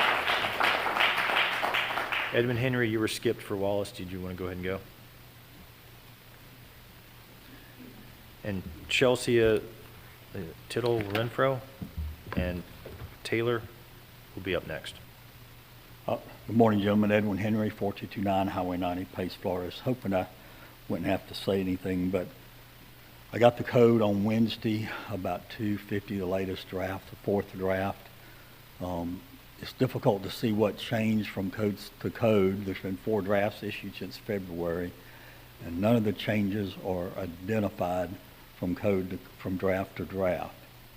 So you get an underline in black print or strikeouts in black, but they're all the same color from draft to draft to draft since February. So you have to read all 500 pages to see what changed. So I didn't get through all 500 pages, but I got through a few and found a few errors I want to point out. On page 509, and I just want to clarify a couple things. I think we need to put it on the record. On page 509, section 11.0401, Sean, under C, it refers to plans submitted in response to deficiencies back to the staff, 10.0501A and B. I cannot find those sections in the code. I looked under chapter 1, think it was a typo. In chapter 11, it says in chapter 11 where the reference occurs, and I cannot find those mistakes. Can you find them for me? Or find those references. Can you find them? We clear it up now, or I don't know what we do. If you want to just list out the concerns you have, and then we'll move forward. I don't see how this is a public hearing if we're not going to try to solve a problem. What? Public hearings should have public discourse. Mr. Henry, I everybody should hear has something back. Everybody has 4 minutes right now to speak their mind. If you want to list out those, It's not that's speaking fine. of mine, you got an error in your code. References a section When the board requires goes me in- to do something that Mr. doesn't Henry, exist. When the board goes into deliberation, at that point, if we have an issue and we want to call somebody up, we certainly can. Okay? If you want to list those out, this would be the time to do so. When the code was passed in '21, you guys all understand that there was a requirement for a preliminary plat and construction plans. The engineer approves them, correct? Everybody remember that? Okay, I think so. The code says, and that's in page 208, 205, it says that. You got a conflict on page 206 that says the BOCC approves the construction plans. That needs to be corrected. You have a 45-day response time, and to respond back to comments from staff. That is not being enforced. It's not practical. That is in chapter 11.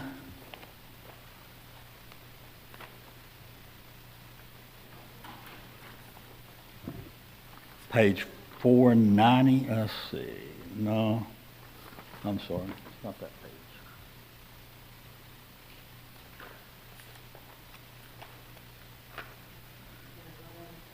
Yeah, I know. Anyway, there's a 45-day response time, I believe, Sean, it's in chapter 11, paragraph C. I'm sorry, it's on page 509, 110401B. That's not being practiced, because I can tell you right now, I've had many projects, I can't even get you a surveyor scheduled to respond back to the comments in 45 days. So that's got to be fixed. I mean, that's a serious, serious error if it was enforced. One last thing really quick, there needs to be a grandfathering provision for projects that are in the queue now. You've been submitted prior to this code being adopted. Whatever projects are there would be involved in this grandfathering. And lastly, I'd like to hear some discussion of some kind on how we're going to fix mistakes and errors like this that come up after this code is adopted. What is the process for that? Because just these few errors in the short time I've had to review this is pretty serious stuff. Thank you, sir. Chelsea.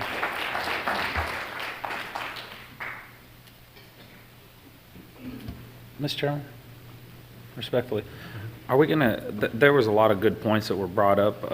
I know on Commissioner BOCC discussion, are we gonna be able to call up, certain individuals? Yeah, anybody that a commissioner wants to call up or considers to be a subject matter expert can certainly be called up during board deliberation. Thank you. Go ahead, ma'am. I want to thank each of you, as well as you, for being here today and making choices that are the benefit of the community that you serve. Thank you for showing up with us today. My name is, I go by Chelsea Legal, from Gulf Breeze, and I have studied biological science in my career, and I have fulfilled that in my work, and I am also a lover of nature. So I'm operating here from a space in my head and my mind, and as well as my heart. So I'm meeting those today, and I hope that we can connect those for you as well when you hear the things that we say. So I have been to Florida's most untouched places. I have seen the beauty of Florida coast all the way around it, and I know that what we have here in our area is something special. You don't see it in the bend of Florida. You don't see it at the bottom of Florida. You only see it here. This is a very unique habitat, and you are the ones that we've put in charge to protect it. I wanted to break it down really simply. I like what the other lady said about second grade science education, because we all got that. I went far beyond it in my science. I enjoyed it, but we all understand the concept of trees. But we watch the trees around us be clear-cut. Does that move you in the way that it moves me? Do you feel it when you see a land that you've driven by decimated, obliterated? Do you feel it? And I'm not certain that I can bring a feeling to you. I can't awaken you to feel. But I hope that you can operate with both your brain and your heart here.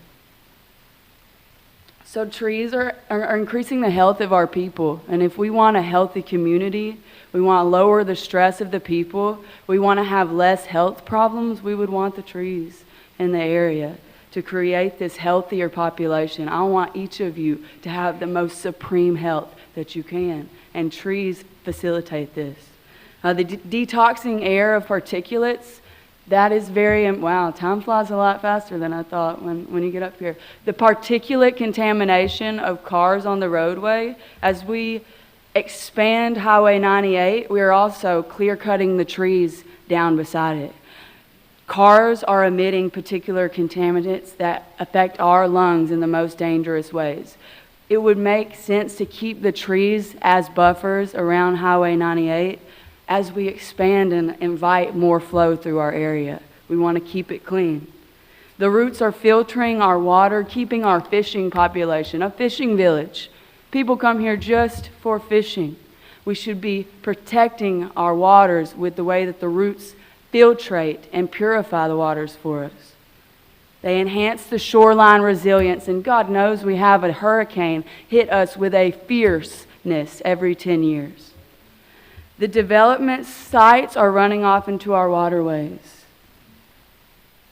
In deforested areas, there is nothing to hold the soil in place.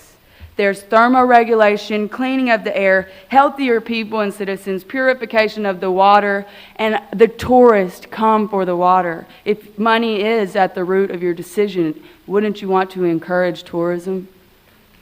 What benefit do each of you see to clear cutting? As I have listed infinite reasons against clear cutting. And we can still develop lands in a way that we don't clear cut it all and still reap the benefits of the green spaces. Clear cutting should be outlawed. Thank you.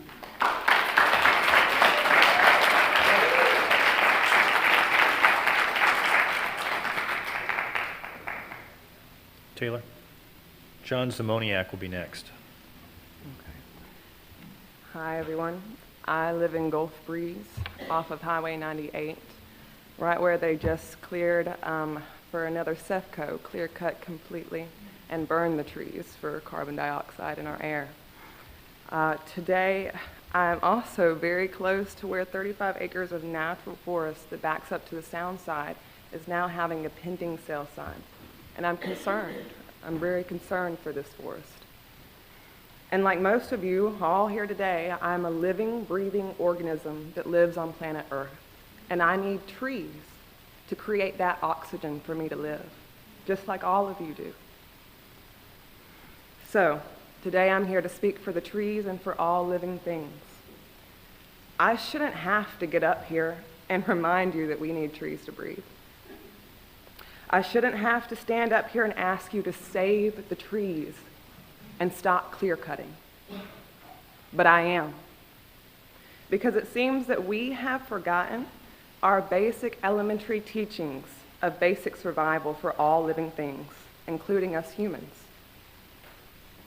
Trees create oxygen. We need oxygen to breathe.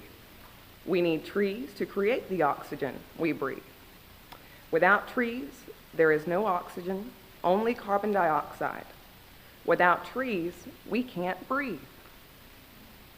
Without breathing, we die. It's basic survival. We need trees to breathe. We need to breathe to live. We need trees to live. This is basic. I'm here to remind you that this is a fact, and we have a choice. We have the power to save the trees and in turn save the earth we live on, save ourselves. Statistics say that if clear cutting continues at the rate it's going, in 200 years, 200, there will be no more trees on earth. 200 years. To put this into perspective, that means my children's grandchildren, that means your great-grandchildren may not have any trees, may not be able to survive on this planet. That's huge. Meaning in 200 years, 3 generations away, the earth may be uninhabitable due to humans clear-cutting the trees we know give us oxygen to breathe, to live. I'm here today and every day to make sure our future generations, my children's grandchildren, your great-grandchildren, have trees so that they can breathe, so that they can live on this earth. What side of history do you want to be on? The one who deforested the earth for profit? Or the one who saved the earth so we could all live? I'm not here to convince you we need trees to breathe. We all know this. I'm here to remind you that you have a choice. Starting with the choices we make in this community, in this county, right here. A choice to kill the earth and all living things through clear-cutting and deforestation, or the power to save the earth, to save your great-grandchildren, starting with saving the trees in this community. It's your choice in every moment, the survival of Earth, the survival of our species, and this right here is a pivotal one. It's simple to me, money or breathing. Thank you you. decide.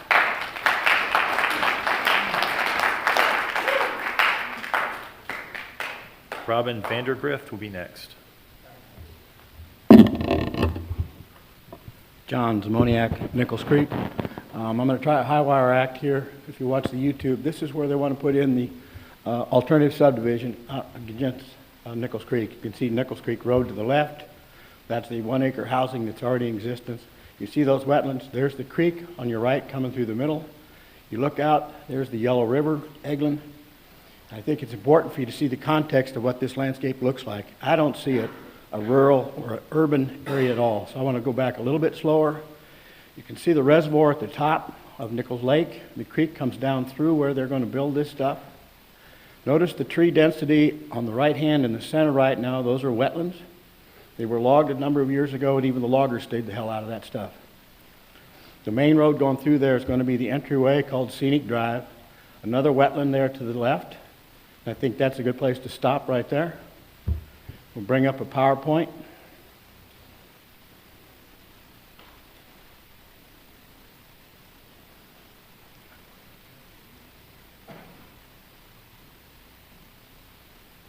I'm at the mercy of my gals back in the IT room.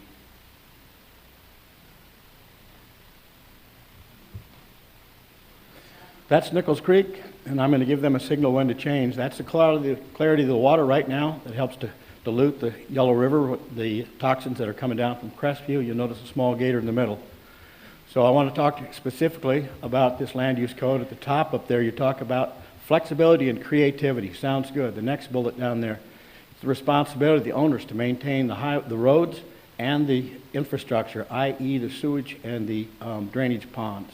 The following bullet down there says you have to have 25% of that land area in open spaces. I think you better do the math because I don't think this subdivision meets it. Next slide. Isn't that beautiful and creative? That's it. That looks like an urban setting, residential area, no problem. They put the surveyor notes to make sure they block out where the creek exists. You'll see those wetland areas. You'll see them come up again as part of their stormwater retention ponds. Next slide. Currently, the runoff flows west across the site. That's either a typo or they don't know what the heck they're talking about. It all goes southeast to the creek. Next slide. You can see from the topographic map that these are ridges. Next slide. That's the interstate moving through there. I'm drilling down. If you see right in the middle, the herringbone, that's Nichols Lake, and the drainage highlighted area is the area that they want to develop. Next slide. Then you see down here the topographic area. You can see the topographic lines. Everything moves to the southeast as the water flow. You can see the wetland areas that are still there after the logging. You can see the standing water in the lower left corner. Next slide. Okay, I have some there's soil storage locations, stormwater retention pond locations. There's 5 stormwater pond design. There's no sewer system, 247 individual septic tanks, no traffic study, no biological survey for T&E species, which are on the site, No current nearby infrastructure, but I'm sure we'll get a Dollar General just as soon as we get this built. Wildlife and smoke, the smoke is going to come down from Blackwater State Forest.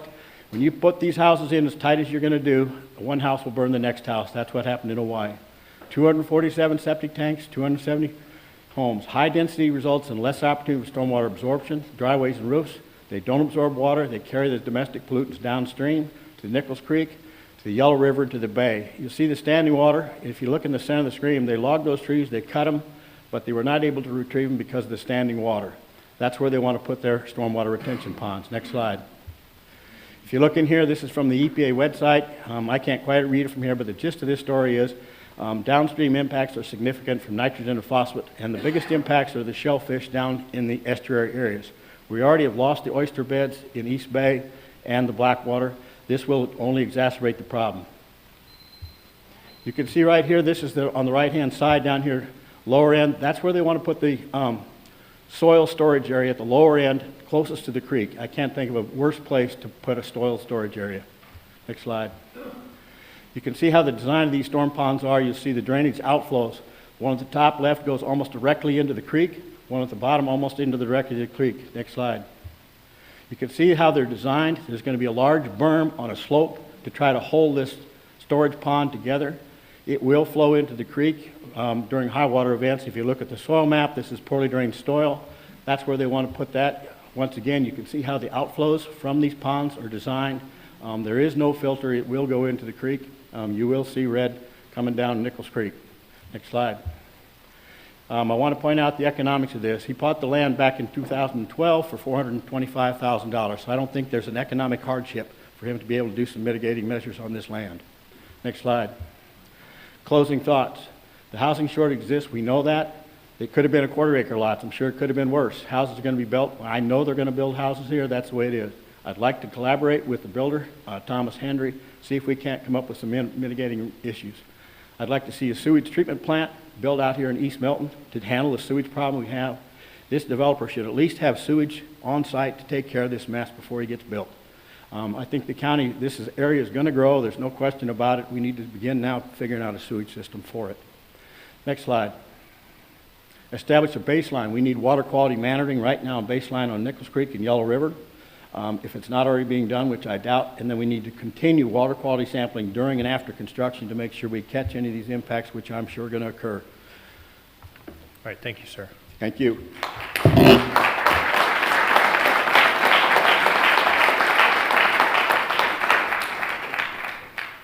Robin Vandergrift. Right. And you'll be our last speaker. I haven't prepared anything. I live at 4878 Nichols Creek Road. When I bought my home 7 years ago, this was the plat that was shown to us from Thomas Homes. I wish I had made copies for all of y'all. It showed 239 homes, 3/4 acre lots that were to be built behind us. I'm lot number 18. I'm right here on this little plat. And it wasn't approved then. Y'all denied it. 239 homes with septic tanks on 3/4 acre lots and lower. So there were going to be 1/2 and 3/4 acre lots. And the county denied it because there were too many septic tanks. So now they want to go from this to this. 10 more homes. It doesn't seem like much. It's 10 more homes, but there's 3 more roads. More road frontage, smaller homes, smaller lots, no setbacks, no requirements for them to follow it. Thomas Homes doesn't honor anything that he does. And anyone here with Thomas Homes can tell you Nichols Creek floods terribly bad when it rains. My yard gets flooded to within 15 feet of my front door. Thomas Homes would not do anything about the drainage to begin with. They don't do anything about it now. They've promised us over the past 7 years that they were going to put in a drainage ditch that ran along the backside of our property, between our property and this new development, that would help move the water, let the water flow to the creek. They never did such a thing. They promised us they were going to come out and do something to try to take care of the flooding along the side of the road. They never do it. None of the developers follow through what they say they're going to do if the county commissioners and the zoning doesn't follow through with the rules. I love where I live. My husband was 46 years with the military. I love where I live. We moved here from North Georgia. I'm from here. Then I moved to North Georgia. I lived 7 miles from the Ranger base in North Georgia. I love the sound of the military. That's what I've had all my life. We moved here. The sound of the military is wonderful. But did the developer or the realtor tell us anything about the base being behind us? No, they didn't say a word. We knew it, but they didn't say anything about it. We have neighbors that move into the area and they'll post on the neighborhood Facebook page, "Oh my gosh, what was that loud bang? Did y'all hear all that noise, all the shooting going on?" That just moved into the area, and we have to explain to them that's the military. Or they ask, why are there so many helicopters flying overhead? Those of us that have been here for a long time love it. We understand it.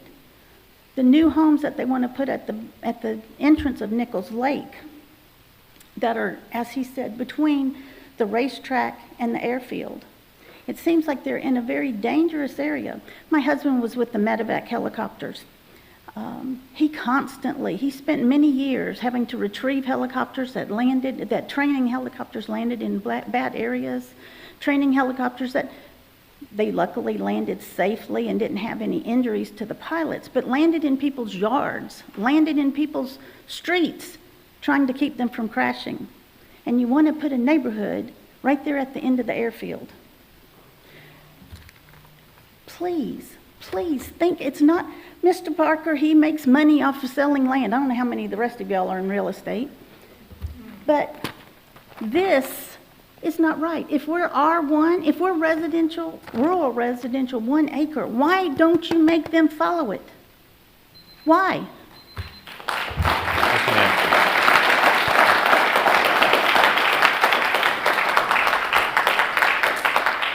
There was another sign-in form. We did get started 4 minutes late, so we've got 3 people. These will be the last 3 people to speak. You'll be granted 4 minutes, and after that, we'll take a break. Stephen Sanford, Mark Grantham, and Jerry Cooey. Good morning. Thank you. Stephen Sanford, Escambia County. I represent Lamar Advertising. Lamar Advertising, the nation's largest billboard company, and started in Pensacola, Florida over 100 years ago. Thank you all for listening today, and applauds to you and the residents of the county to get up here and use their voice for local government and change. Surprisingly enough, none of those voices have been in support of more billboards in the county, and much to some people's surprise, as the largest outdoor advertising provider, Lamar Advertising is not either. We have operated successfully. There are over 600 billboards in Santa Rosa County. We've operated successfully, served thousands of businesses over the years, helped hundreds of causes, and gave back to the community with the way the current restrictions in the Land Development Code read, which is 2,000-foot spacing requirements. And we've operated a successful business, not just us, but also 5 other billboard companies throughout the years that have operated successfully in Santa Rosa County. I mentioned this in our messages to the commissioners and meetings throughout when we heard about the changes in codes. We're in favor of the code the way that it's currently written with 2,000-foot spacing requirements, and we have found a need to work, operate, live, play, and respect the community that we live in, as well as operate a successful business, and do not feel the need to build. We've actually taken down more billboards in the past 3 years than we've built, and we don't feel the need to remove those spacing requirements any further. Thank you.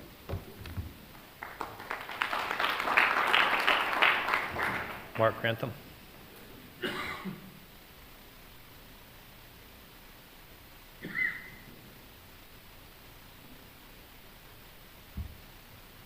Good morning. My name is Mark Grantham, 5365 Willard Norris Road.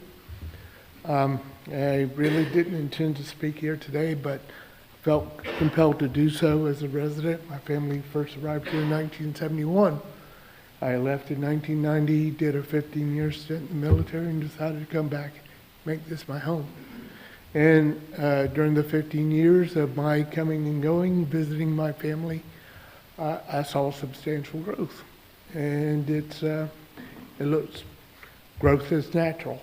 Growth is a byproduct of being alive, and Santa Rosa County is alive. But the question today, or the pervading mood it seemed from this group, is the health of the growth that has taken place in Santa Rosa County. I'm not a biologist, I'm not from the medical field, but there are conditions, medical conditions, that describe unmanaged growth. Sometimes that word is called cancer, and that's a very scary word, because unmanaged growth, when a cell divides and it does so uncontrollably, these malformed cells can attack the rest of the body, become a resource until it's properly addressed. And I would just hope that, as growth being a natural part of this healthy community, that we continue to manage it. And your role and function as the Board of County Commissioners is to help regulate that growth so that the growth does not become a cancer. And it seems like to some here that it's hard to assess really where we are right now with the growth that has already taken place. We don't even have a chance as a community to take a breath and just see what kind of impact it's already made on the community. But it seems like from the comments and remarks of the other residents that there has been some impact.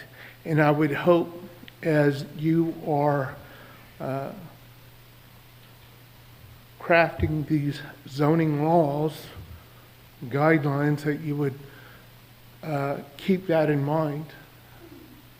Unsustained growth, unmanaged growth is not only unhealthy, it's cancer, and it attacks the body. And this body that we represent here is the county, this community. And thank you for your time.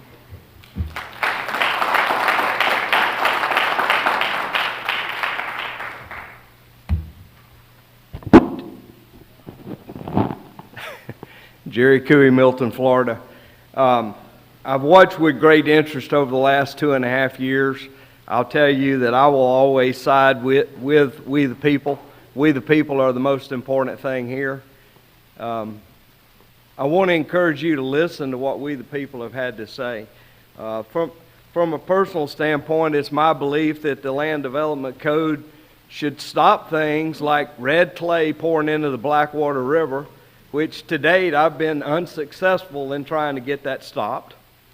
It should stop other runoffs.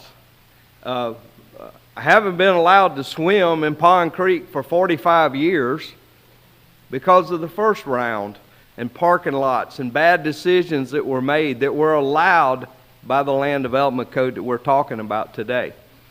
I want to speak specifically about alternative subdivision. I'll tell you, most folks know that I come to every meeting, and I'm going to tell you that one got slipped in. That one got by me. My first pass on alternative subdivisions is you should stop it today completely and revisit it. I will tell you that there's parts of it that I'm okay with, but to start out with, you got to have a buffer to protect. If you insist that you have to have alternative subdivision, there has to be a reasonable buffer around these. I've expressed it before, and I will continue to express it as long as I have breath. Conservation is not enough. It has to be conservation to perpetuity. That's not enough protection. I'll tell you right now that I don't believe that alternative subdivisions should be allowed in full ag. You want to talk about our most precious resources, a full 1/7 of Santa Rosa County is Class 1 farmland. We're number 1 in cotton and number 2 in peanut production. Alternative subdivision allows that to be gobbled up. Regional stormwater ponds. A lot of you have heard me say that publicly, and I've talked to you about it privately. Every opportunity that we have, the Land Development Code should be pushing towards regional holding ponds. The year that I was born, there was 30,000 people in this county, and now there's 200,000 people. And I welcome our new neighbors. But I'm going to tell you right now, we do not have the infrastructure to support what we're doing today. It is not there. Previous board allowed development in an area where there's not even commercial water available for these new residents to have water. 200, 300, 400, 500 houses all on a private well. Finally, this land development code, it is solely unfair to the citizens of Santa Rosa County that alternative subdivision never has to stand right here. That they never have to put up a notice.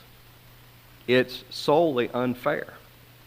There should always be the allowance made so that we the people get a say in how our county works. I appreciate your time. I know it's not an easy job,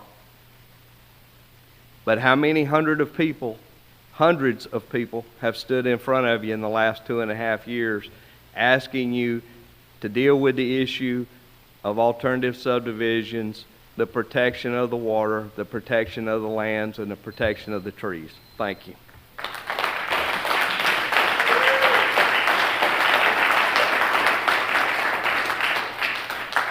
Thank you. I've got 10:06. Mr. Williams, you had ample opportunity to sign up, sir. I didn't get the opportunity. I came in late. I apologize for that. There was a sign-up sheet, and 3 other people got a chance to sign up. I understand that, sir, but typically your policy is that it's 0.8. Go ahead. You will be the final speaker, though. Sir, I appreciate it. I mean, you're a military man. You know 15 minutes on time. Absolutely, sir. Absolutely. Late, right? Yes, sir. Aaron Williams, Pace, Florida. I wanted to make this comment, and it's not going to be a popular one, and I understand that. I'm an old convoy commander, and I think that we used TTPs back when we invaded Iraq, and we developed a plan to keep our people safe. And so I believe alternative subdivisions is a good thing, and here's why. Here's why. Please listen to me fully. It allows us a model at how we're going to make developers do their development. It says that we want to conserve land. Well, then we use alternative subdivisions as a means of how we force developers to develop land. Hey, you gotta have all subdivisions. You have to hold back 85% of it. It's gonna be all remaining trees. You can develop this 15%. That's it. We figure out ways to put teeth in our land development code that get us exactly what we want. And we have procedures for it. And we just don't give these blank checks. You guys know I'm on your zoning board. The very first meeting, I got my tail reamed for making comments that were not in that land development code, and I was told that anything I said in objection need to be substantiated in the land development code. If that is the case, and that is what we're going to do, then what we need to do as citizens is create a verbiage in the land development code that protects exactly what the people are trying to get us to protect. I know alternative subdivision sounds like a bad thing, and it could be if we allow it to continue the way we have it right now, unchecked. What I am asking of the board is to listen to what the people are saying, take your alternative subdivision and create the teeth that we need to protect ourselves. You can see it. Look backwards in our development. Just look backwards at what we have done right here in this county. If you want to look at Gulf Breeze, look at that, and then say you want to repeat the exact same thing in District 3, which is the district we're trying to grow. We can't do it that way. We have to have procedures in place that allow citizens that want to sell their land to make money, okay, that's what you want to do. But the developers, when you come, this is how you have to develop in Santa Rosa County. And we mandate it. We take alternative subdivision on for ourselves and we put the teeth on it. We do not allow people to come in here and clear cut. We do not allow people to come and take all of our trees. We dictate how you develop here. And I think that's what you guys could do if you put the teeth into the land development code. Thanks, Aaron Williams. Thanks, sir. I've got 10:09, so we'll come back, take a 15-minute comfort break. So let's just call it 10:25.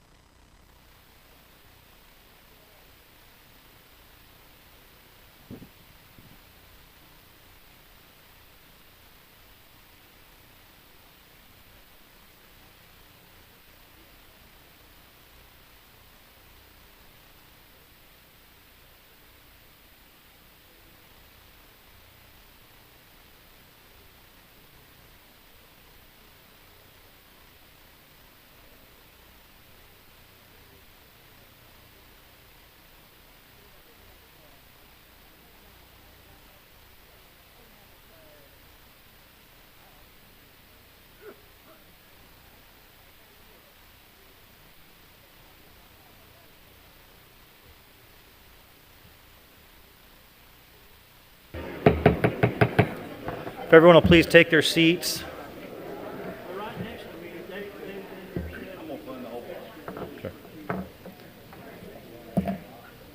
We got 10:32, we're a little bit late getting started back up. All right, just a reminder, if you have an electronic device, please make sure you put on silent or vibrate so it doesn't disturb the meeting. We've heard a little over 2 hours of public input in reference to the Land Development Code. Now is the opportunity for the Board of County Commissioners to have discussion, deliberations amongst the board, ask questions of staff. We've also got some staff presentations as well. We broke it out into a couple, we've got 5 specific areas we broke it out for the agenda. That was just simply trying to take some of the biggest pieces of it and put it out there that we knew we'd be voting on. It's my understanding item E, billboards, that request to make any changes has been removed, and we'll take that up possibly at a later date. Is that correct, Sean? Okay, so there's no proposed changes to any billboard regulations at this time? Just for clarification, that also includes changing the line? Yes, sir, that is correct. That was, all of that was a part of the proposed, So Willard North will still be the north-south line? Yes, sir, correct. Thank you, thank you. Yeah, so we'll just go ahead and strike item E from the agenda. We'll start with the alternative subdivision. I'll make a couple quick comments, and then turn it over to board discussion. There's been a lot of talk about alternative subdivisions, everything from, we snuck it in, to it's an effort to just develop every, square inch of land in the county. And there's been some people that spoke out vocally, here in the boardroom for it, and then we've all had, I'm sure, people speak up to us individually, privately, in our daily lives, against and for the alternative subdivision. I think it's important to remember the alternative subdivision was not put in, it wasn't snuck in, it was done in public meetings, it was discussed. It also is an effort, and while it may not be perfect, and I think we have opportunity to discuss options today on ways to maybe improve it, but the spirit of what the alternative subdivision was designed to do was to allow for development while at the same time protecting known wetlands, trying to squeeze the density on a large parcel into an area so that more can be protected, and at the same time keep it as a private subdivision so that the general taxpayer doesn't bear the expense of the upkeep of those roads and the stormwater. There's a number of other reasons why it was discussed and why it was put forward. I've had a lot of people tell me that they don't want it at all, but today is the first time I've had people offer some solutions, some changes to it, which is what I've been asking for the entire time is, yes, it's not perfect, but it's the best solution we've come up with yet, but help me understand a way, give me an idea, a solution on how to make it better. So I'll leave it with that, and I'll leave it up to any other board discussion when it comes to alternative subdivision, since that's our first item.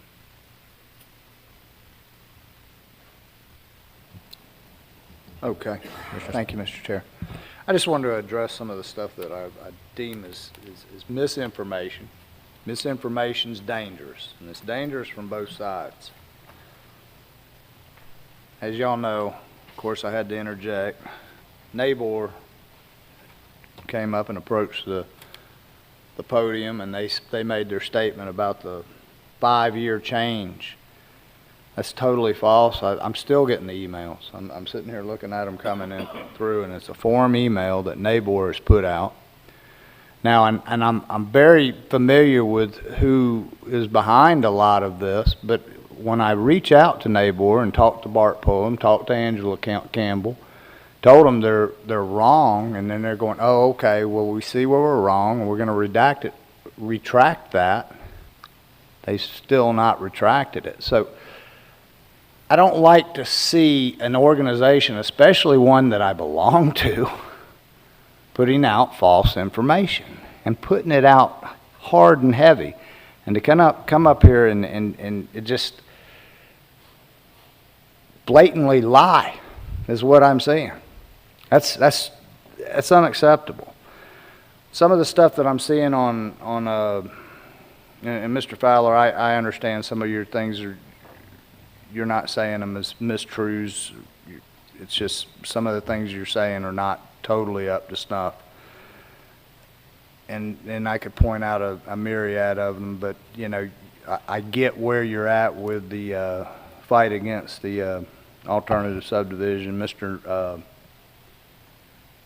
forgot your name, Randall, Mr. Randall. I know that you had said something about American Farms is going to a half acre. It's not. I've had people come to me and personally address me about going to a half acre in American Farms, and I will never, ever support going to a half acre in American Farms. It's got to be an acre. I know that some of American Homes or shoot, I can't remember the name of them. Freedom Homes.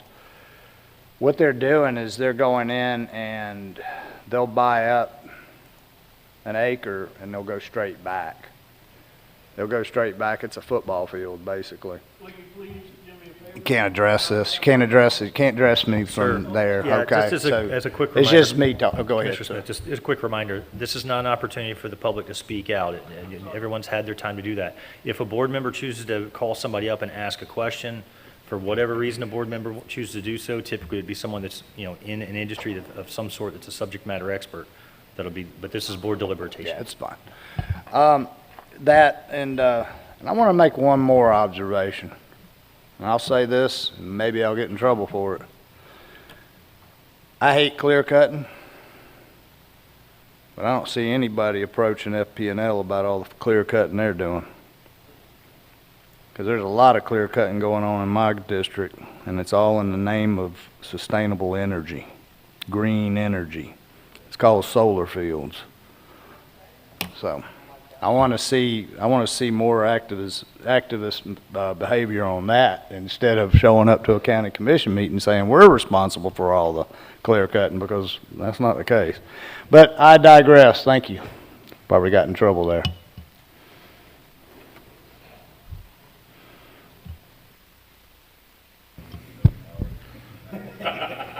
Yeah, they'll cut my lights off for a moment. Thank you, Mr. Chairman. I just want to respond, since we were talking about the neighbor email. There wasn't just the 5-year thing in there. Let me put what they wrote. Unfortunately, we are concerned that the new revision of the Land Development Code up for consideration in the Commission on Monday, September 18th, will have a dramatic negative effect on economic growth, housing prices, and private property rights in our county. Additionally, we are troubled this proposal is being rushed through the approval process. With that being said, there are a lot of concerns with a lot of small business owners, and a lot of concerns with the community, as we saw in the public forum early on. So I just want to clarify, I think the Neighbor is a very good organization. It's got a lot of intelligent people that are involved in that organization. And so I respect them and their input on this matter, and I appreciate it. Thank you. I'll agree, there's a lot of intelligent people in that organization, but their efforts were very misguided. I'll probably have a bunch of people in Neighbor very upset with me about this, but if they claim this has been rushed through, they clearly haven't been paying attention for quite some time. I can speak for myself, and I can speak for staff. I don't know how much time you gentlemen, the 4 of you, have spent on this, but I've spent hundreds of hours on this land development code, both in meetings with Brad, Rebecca, Michael, Sean, staff. I've met with stakeholders on every side, whether it be development side or the conservationist side.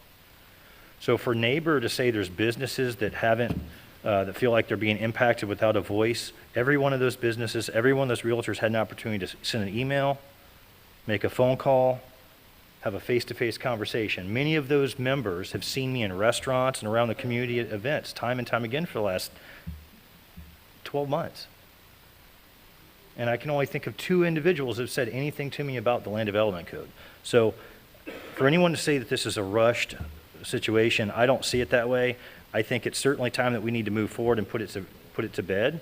Today's the day we need to adopt some things. We don't have a perfect document. We will never, ever have a perfect document. But I think it speaks volumes that we have a number of people in the community that came out to speak. that were upset with some things we have in here. And at the same time, we have Neighbor, an organization specifically pro-realty, pro-development, that also has some issues with it. And the fact that we have some developers and some builders that aren't 100% happy with us.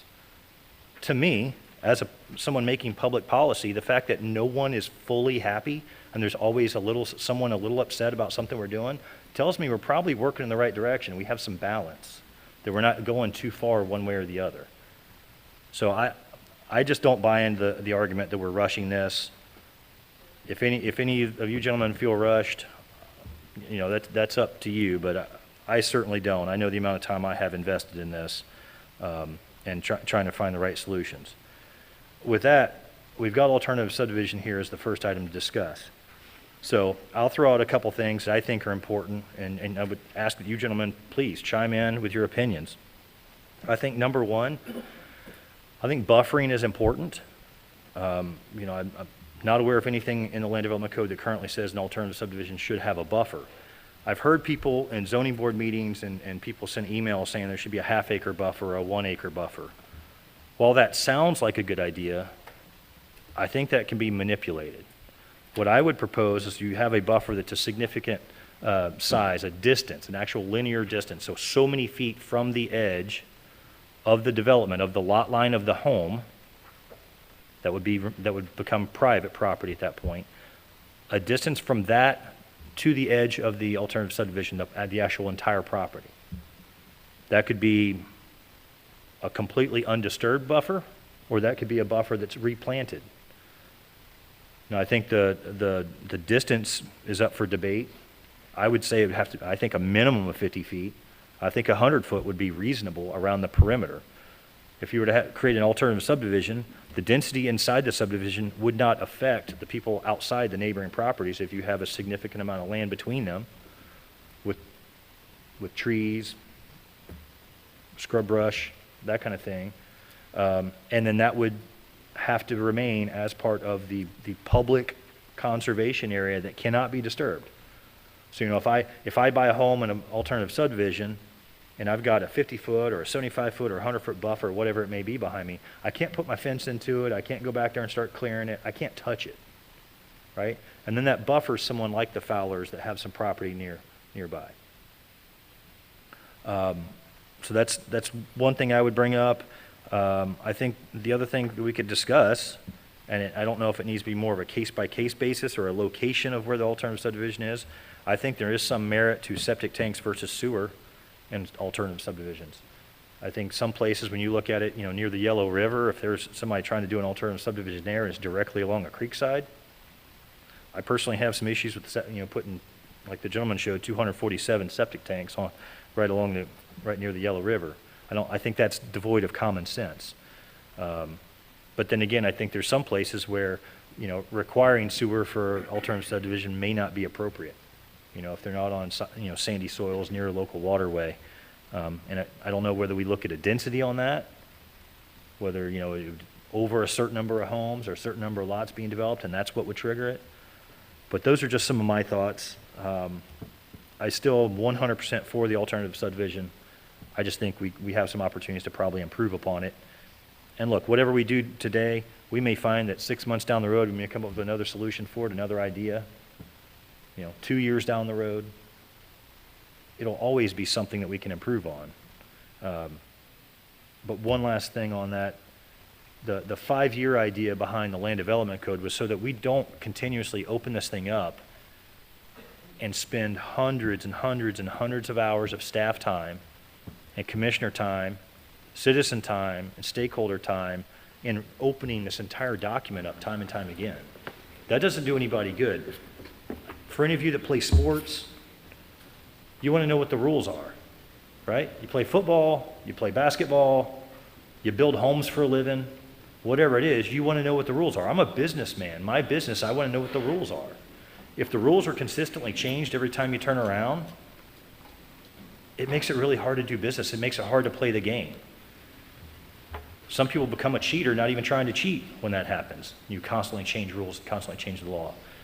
And if we talk about good development, the way you're going to get good development is setting the expectation and people to know what's coming. If you look at the city of Gulf Breeze, I've said it time and time again, if you look at the city of Gulf Breeze during an economic downturn in 2008 through 2009, 2010, they continue to grow in a way that was responsible because they have clear set expectations. And that's what I think we need to do. I want to make sure we still have the opportunity, no matter what, if we set a 5-year on this, we have the opportunity to come back if we see a glitch, if we see a scrivener's error, if we see something we want to bring back up and discuss. Any board member can bring that to staff and bring that to this board. We Mr. have the Chairman, ability to do it. Mr. Chairman? at the appropriate time, can I read the exact wording so people understand? Because I wasn't familiar with it. Well, allow Mr. Danheiser, if he can, just to provide that.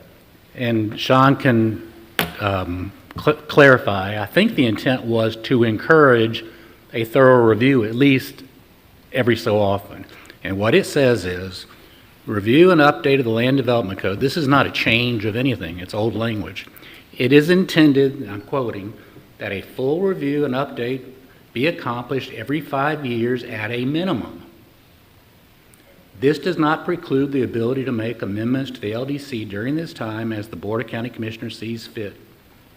That's what the wording says. So I don't know what this discussion of you can't amend it for 5 years, or that is anything new. If anything, if you took the section out, it would sit there forever without any encouragement to take a fresh look at it so often. But Sean, was that the general intent of that section? Yes, sir, that's correct. Commissioner Hawkins. Thank you, Mr. Chairman. I was just heard that was basically misinformation on what the Navarre Area Borders Realtors put out. That's what y'all just said, but, you know, from Mr. Danheiser, I could see where they picked that up, and here we're now having a discussion on whether to keep this in the language. Well, let's put this to rest now and be against changing, I mean, or putting in It's not an recommending item any changes to it. regarding the There's- 5 years. It's just the existing language. There's no proposed modification whatsoever to the existing language. Okay, well, can we all agree that we're not going to have a proposed? No one's talked about it except for... Okay, because that's what Chairman just brought up, so. No, there's nothing proposed. It's just to put the argument and the statement to rest about how often this comes up. That language already exists. It's existed the last, in 2020, same thing in 2021. Now here we are in 2023. Okay, I believe personally, I believe every couple of years, we should look at this code and make it better. I mean, that's my thoughts, but it shouldn't be rushed. We should have plenty of time for citizens to come up. I've only heard, there's been like, this is the second meeting or third meeting where I've heard the citizens. The second, or maybe three, with them being able to come up here and give their comments. And if that ain't being rushed, I don't know what is. I think we should have more opportunity for citizens to, you know, be able to bring their input on this. We're required 3 meetings by state statute. Is that correct? We're not required. Sean? For an adoption to land development code? It's 2 public hearings, Two zoning public- board and the BOCC. 3 public hearings for rezonings for land use But amendments. I do recall, I mean, the board has been, it wasn't too long ago, people were complaining the board was taking too long with these changes. But you did a thorough one in 21, that's before I came back, and obviously you didn't wait 5 years to do another one, so it's just an encouragement, I guess, basically to do it at least every 5 years. And we've had 3 public hearings on this issue, and we've also had numerous public forums at regular county commission meetings on Mondays and Thursdays, where we've heard from people specifically about community issues in relation to the land development code. I think if you go back and look at the sign-in sheets, half of the people speaking were speaking about the land development code. So I think, I personally, I've been listening, I've heard people loud and clear.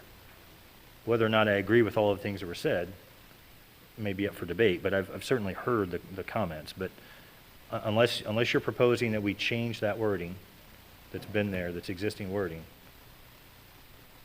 I think we can just probably put that issue to rest, unless you're making a proposal to do so. I think that we should change the wording. I think we shouldn't have a review I think we need to have a review every couple of years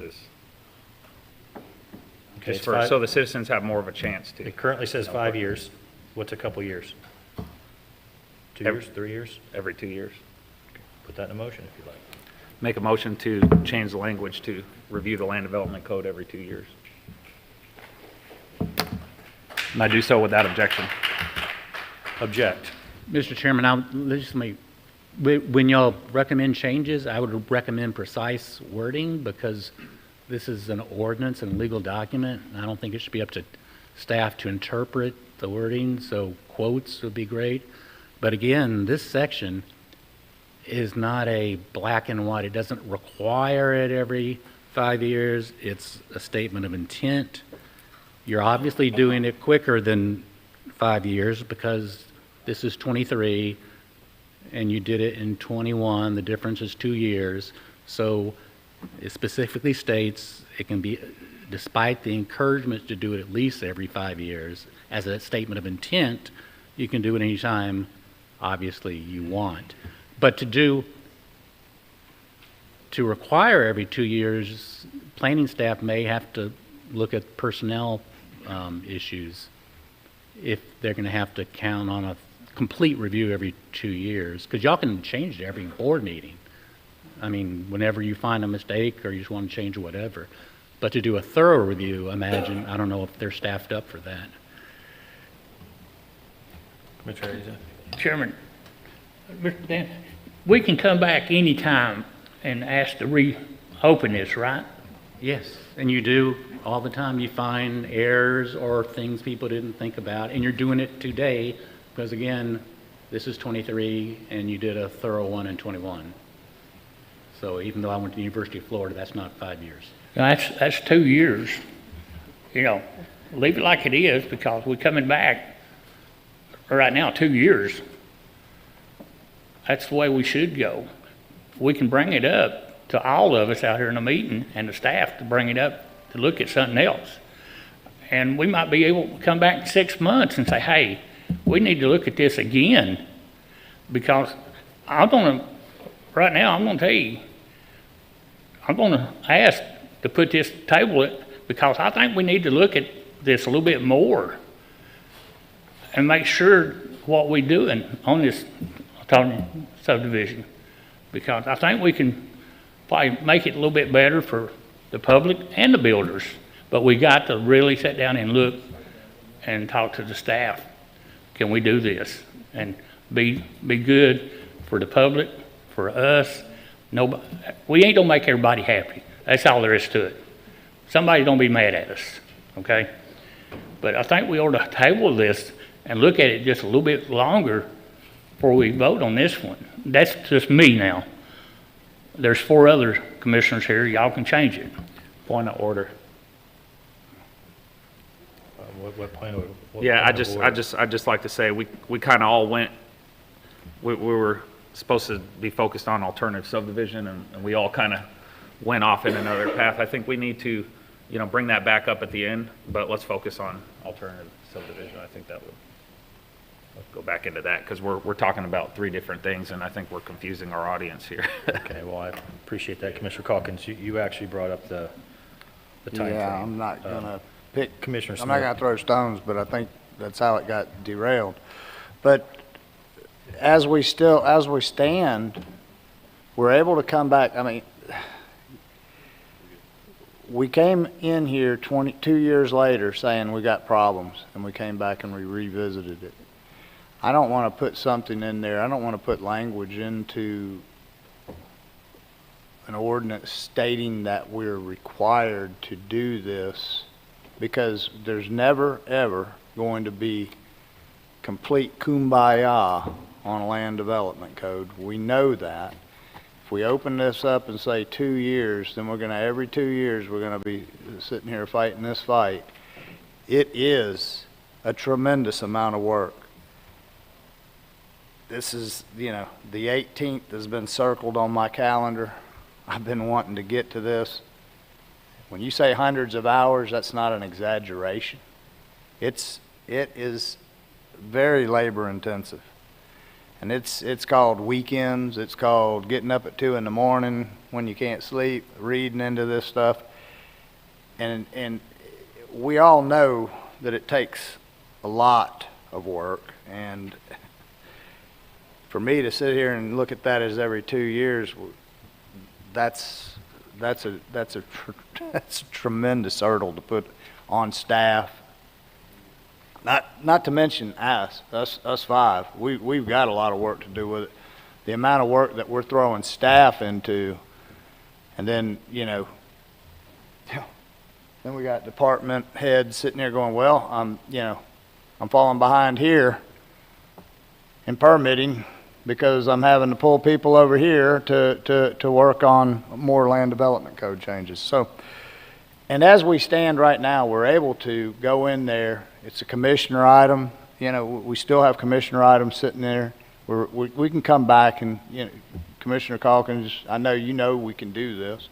We can come in and, I'm getting a lot of complaints up here in this area concerning whatever it is, subject matter at hand, and, I think we need to, reevaluate it, and then we would go forward with it. But I appreciate what you're trying to accomplish there. All right, so I don't see go ahead, Commissioner Parker. Yeah, I don't have any I agree with the attorney on that. All right, back to the alternative subdivision.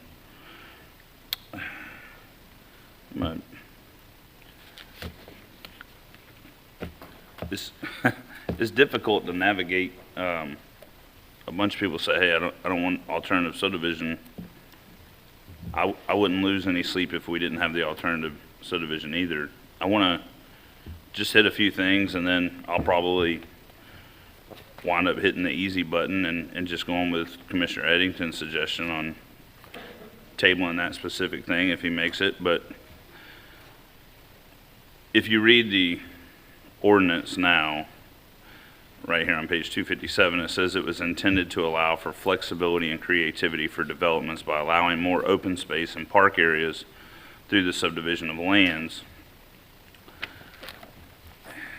Probably, and we get tons of emails on this, but one that I really liked, Christian Wagley, you may not recognize the name, you've seen him come up here.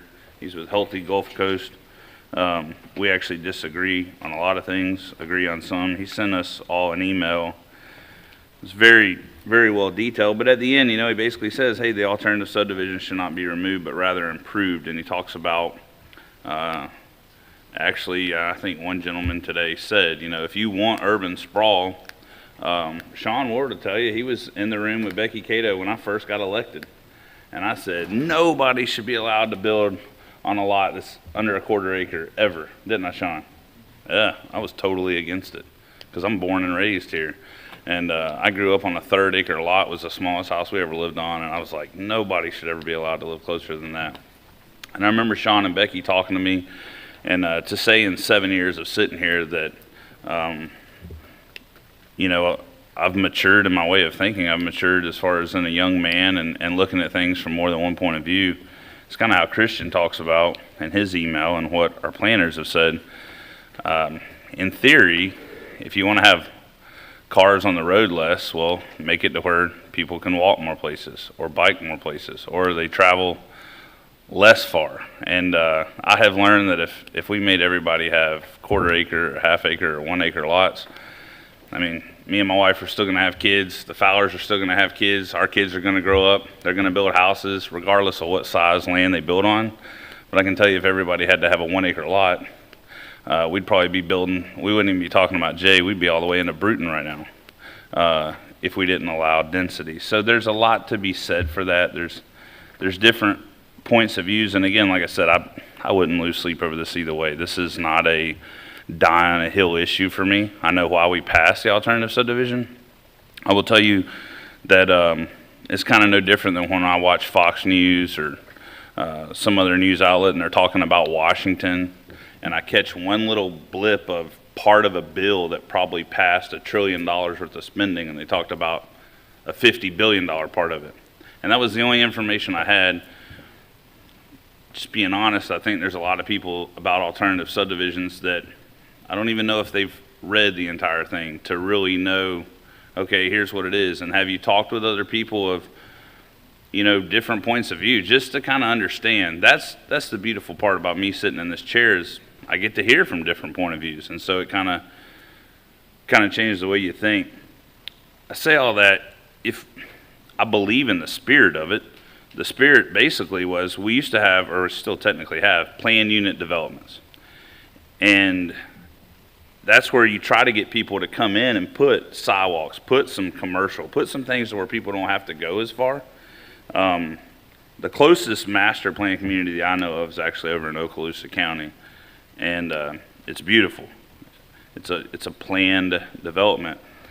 The reason why PUDs didn't happen much in our community was because you had to go hire an engineer to give you a preliminary PUD. After you paid for a survey and an engineer on a large project, you were going to spend $50,000 to $100,000. That's real money. And you can think a developer or builder is a big bad wolf, but guess what? Like, they don't like to throw money away no more than me or you do. And they work hard for their money and they make decisions. Just like I tell my kids, if you want to be a doctor, be a doctor. Don't talk bad about what the doctor charges when you go and he saves your life.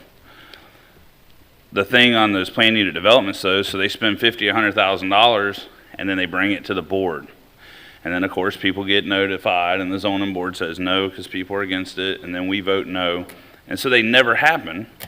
And so you know what they do? They build cookie cutter, just like you want. And I'm going to share with y'all some of the things. This is just me being transparent with you. I told Devan during the break, 1 acre lots don't get you away from cookie cutter. And I don't mean this in any disrespectful manner because I've got friends up there, but I'm just going to point out one that's most people, at least in North Santa Rosa County, and I heard one fellow talk about Wallace. Look at Wallace Lake Road. Wallace Lake Road is 1 acre lots.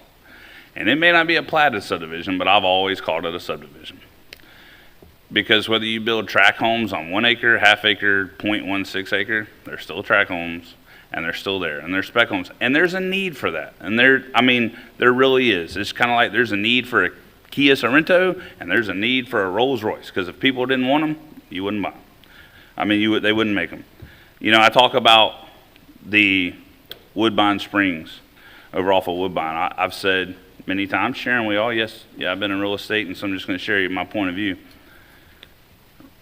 I think that's one of the most beautiful subdivisions in my district. It's a private subdivision, basically like an alternative subdivision talks about. It's private roads, private ponds. You drive through there, man, there's trees all over. I'm not going to say they don't have any 1 acre lots, but most of them aren't an acre. But that was back when builders were building, and it's more like a nature trail type subdivision. You had a platted subdivision, they sell the lots to multiple different builders. So different builders, if you got 1 or 2 or 10 lots, you can go in, you can survey, you can move things around trees. It's a totally different model than what we've moved to, whether you like it or not. And look, share with y'all for the record. I don't like driving down. I told Devan I was driving down East Milton, Carey's district the other day, had my 10-year-old boy in the car, and if he ain't in school, he's usually always in the truck with me. And we're driving past the subdivision out there. And he's like, Dad, I hate when they cut all them trees down. It's like 40 or 100 acres. I don't know, it's bigger. I said, buddy, I don't like it either, but it ain't our land, And I have to talk with my kids about these complex type issues as well, but I kind of digressed. My biggest point I'm trying to share with y'all is there are multiple points of view, but unless we can truly have an open mind and a conversation with people that don't agree with you, you're probably never even going to, and hey, I'll say this, I'm not saying that you need to change your point of view, is you can come talk to me about your God or try to convince me that Jesus didn't come and die on the cross so that I could be forgiven of my sins, and I'm still pretty convinced I'm going to walk away with my point of view. But you know what? I'll have a conversation with you. We don't have to agree to have a conversation because at least, if nothing else, I can understand where you're coming from. On the alternative subdivisions, I hope I muddied the water for y'all enough to say, guys, I'll be honest with you. I'm to the point I don't care if we keep them or we get rid of them. But I will say, I think the spirit of having them, I know why I voted for them a couple years ago, was because I truly thought, hey, let's work towards a better subdivision. But I will say this, and a lot of it, I know at least 3 folks today, brought us some copies of some of the ones that have been turned in. And quite frankly, from looking at those, they are impactful, and I appreciate it because some of the notes I wrote down here were were very in line with what Christian's email says. And here's an exact note I wrote. And I apologize if anybody gets offended. I don't stare you in the eyes the whole time you're talking. I thank God he's given me to where I can multitask, and so I do listen. I wrote down right here, I said, examples I've seen so far haven't shown much creativity or community features that I was looking for. And I think that goes back to the spirit of what we've heard. People, they say we don't want cookie cutter neighborhoods, or so, maybe we look at increasing that from a 25% project parcel for park area to 35%, or we tweak the 25% and say, you know what, just because they have walking trails around an aquatic feature or a holding pond around with walking trails, I mean, honestly, should the holding pond really count as 25%? Like, I can't say I really support that. I'm not worried about any builders getting mad at me, because guess what? It's an alternative. You always got the regular one, okay? If you want to be able to cluster it, I think, and we truly want to have the spirit of making a better subdivision, and I probably should have just said this at the beginning instead of getting on my story, but I think we need to focus on, changing that language. I definitely think this is a chance for us to improve the alternative subdivision, and so I'll boil it down to this, and I can craft language if y'all want me to. I'm just sharing my thoughts with y'all, that I think for the spirit of the reason why I created it, we need to see something that allows for a little bit more conservation / creativity. I definitely appreciate protecting the wetlands. That was probably the biggest reason I voted for it 2 years ago, was specifically for the south end, so that guys didn't, pay to go in and fill in wetlands. And I'm not saying it has to be anything crazy. One of these that was brought to us, it looks super simple, and I just want to highlight this because there's one that y'all brought us, and I don't remember the name of it. I think it was Chase Farms or something. I think it was that one off of 10 Mile Road. And if I understand it right, it's definitely a regular looking little subdivision up front, but in the back there's like a 19-acre field, and it was in one of these. Let me say this: if we can encourage people to conserve, like, that's a farm field already. If we can encourage that, well, I'll be honest with you, I see that as a plus from the standpoint of, if we built, and I promise y'all I'm gonna bring it in for Landon. If I did, and I'm not picking, but I'm gonna point out the Fowler family, because y'all are definitely the pioneers and most well-known anti-alternative subdivision family. I think you get that flag, okay? So if I went and said, hey, everybody's got to build an acre. Let me tell you, you can do some gardening and some limited farming on an acre, right? I mean, y'all own more than that, I own more than that. We can agree on that. We all have animals. But it's still pretty limited. And I can tell you this, because I got 2 boys, you can play a neighborhood football game in the backyard of a 1 acre, but it's going to be kind of a limited spot. Especially after Dad builds a shed and, parks a boat and a camper and all that kind of stuff out there.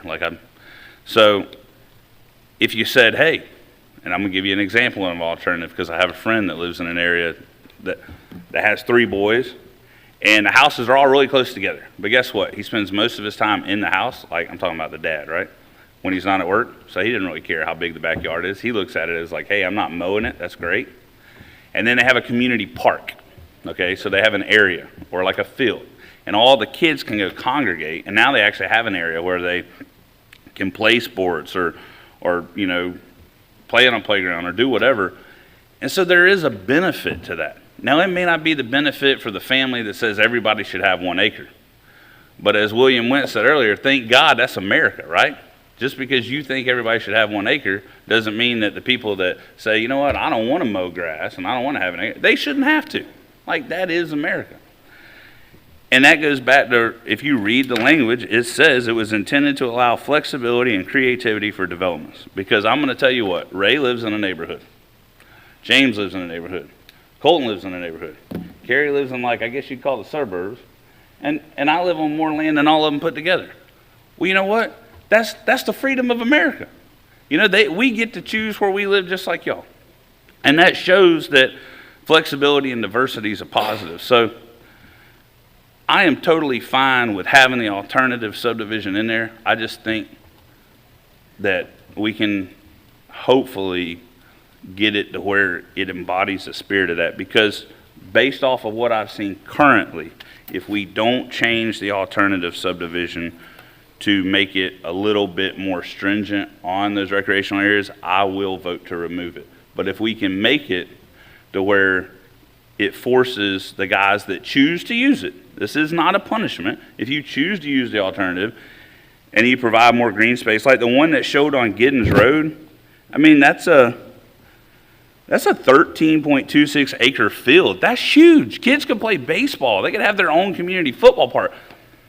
I don't care that the rest looks cookie cutter. That is the point. They cookie cutter it right there, and then now they're going to have a huge field for kids to play.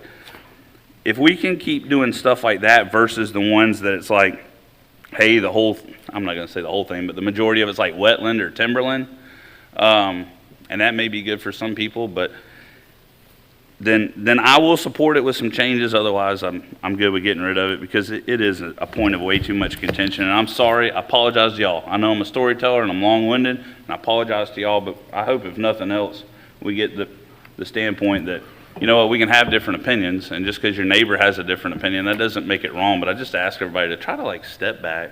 Don't get so upset. We're not making decisions overnight, and just say, hey, look, let's try to look at these big points of views on it. Thank you, Commissioner Parker. I tend to agree with pretty much everything you said. Commissioner Calkins? Thank you, Mr. Chairman. I appreciate you at the beginning bringing up some good ideas, and I kind of hear what a lot of folks, everybody's for it because of the wetlands and all that stuff. I think a buffer might be a compromise solution. You brought up, potential 50-foot. I think that would be feasible, but I'm willing to listen to everybody else on it. Commissioner Smith, go ahead, but just a quick response. Well, just a quick response. So I brought up the 50 foot as just an arbitrary number out there. My personal opinion is I think 100 foot would be more reasonable, but that's my personal opinion. But I did mention the 50 as some number to start with for discussion's sake. But Commissioner Smith, go ahead. Sean, do you have something? Yes, sir. I just wanted clarification the type of discussion, as the county attorney previously referenced for staff's direction. So is the 100 foot, are you referencing adjacent to an agricultural zoning district, or are you looking at 100 foot in the south end as well? That's the type of discussion. Yeah, to so be just specific, for clarification. yes, Yes, it would sir. have, and that's why I mentioned the Fowler residences. If you're in an ag or a zoning district, and you want to drop in, let's say you have a 40-acre parcel, and a developer comes in, chooses to use the alternative subdivision option, and wants to drop homes in there, my proposal at that point would be a 100-foot buffer around the perimeter of any neighboring ag zone properties. Go ahead, Commissioner Smith. Okay.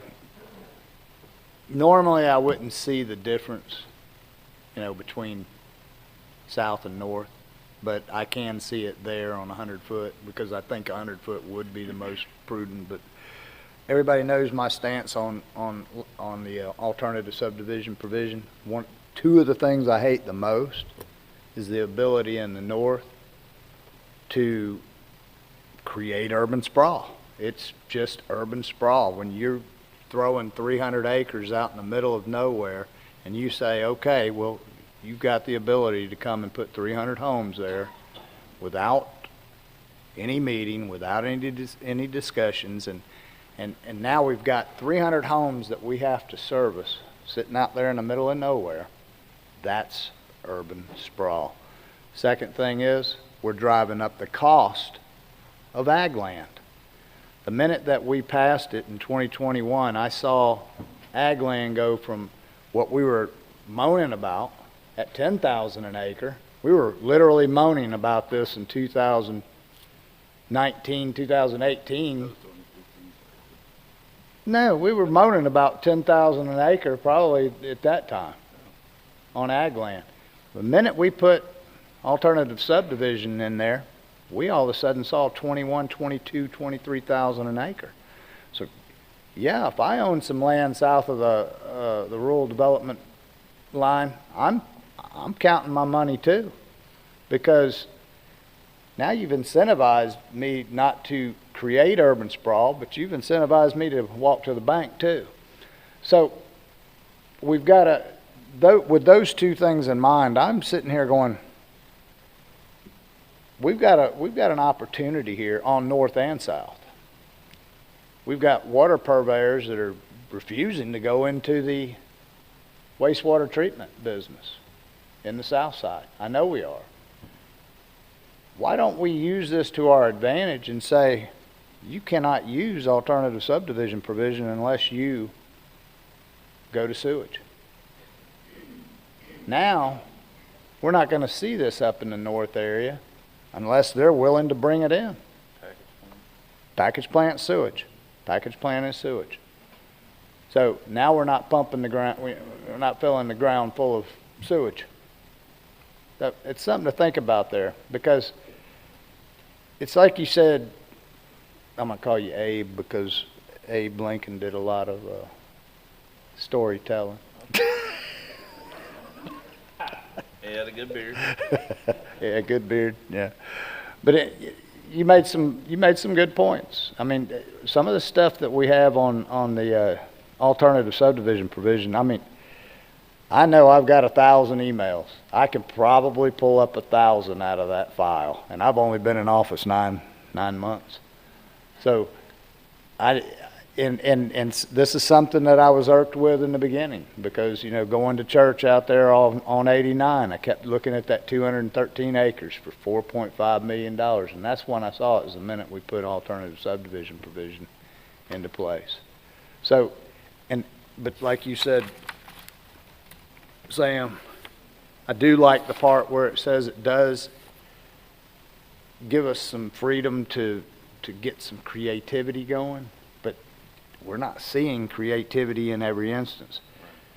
That 247 houses out there on Nichols Creek, that just burnt my tail, because I said, man, that just happened right in front of our face, and there's nothing we can do about it.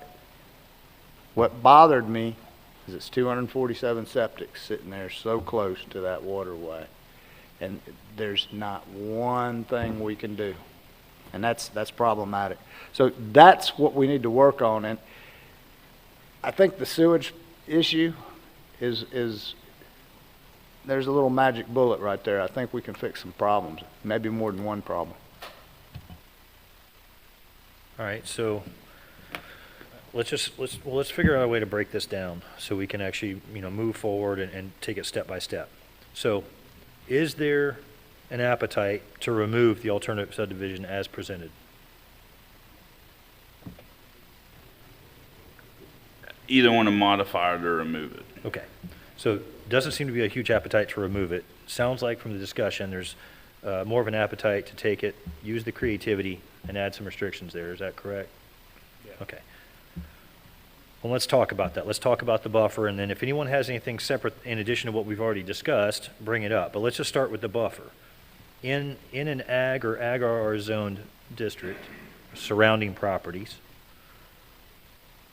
is everyone comfortable with a 100-foot buffer around the perimeter? Do they think it should be something different? What's the board's wishes?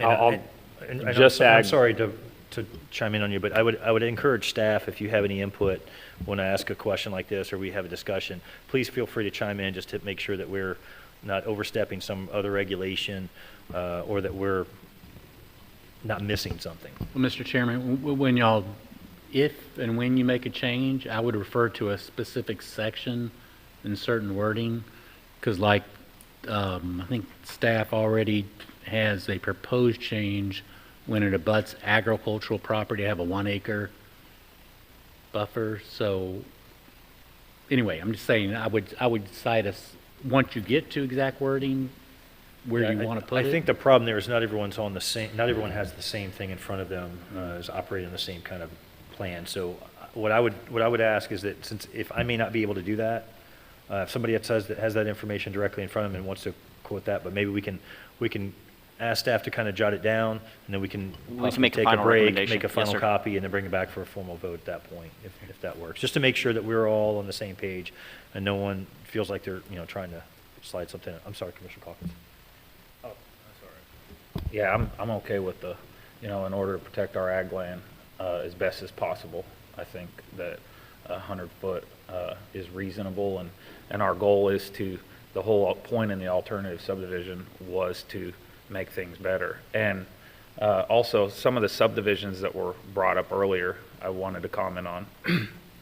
Had we not had that provision, they would have still built houses there. The only difference is they would have had entrances, multiple entrances on the same road, except for one entrance. And so this provision actually benefited public safety and those kind of things. I mean, there's nothing we can do to stop people from being able to have their constitutional right and their ability to develop their land. The only thing we can stop is if when they ask for a rezoning, and all those developments that came in were following the current zoning. They just rearranged the land, the wetlands, and those kind of things in order to, create one entrance to the neighborhood instead of, 20 entrances. You'll notice a lot of subdivisions in Santa Rosa County. People ask, well, why do we have so many, driveways into high trafficked roads? And that's because those developers had no freedom to be able to create two entrances, and they would just make long lots. Well, the whole design in the alternative subdivision was designed to prevent that and to protect the wetlands. But I appreciate the Fowler family coming up here and all the folks that emailed us on this. Our number one goal is to protect our agricultural land, wetlands, and our trees as best as we can.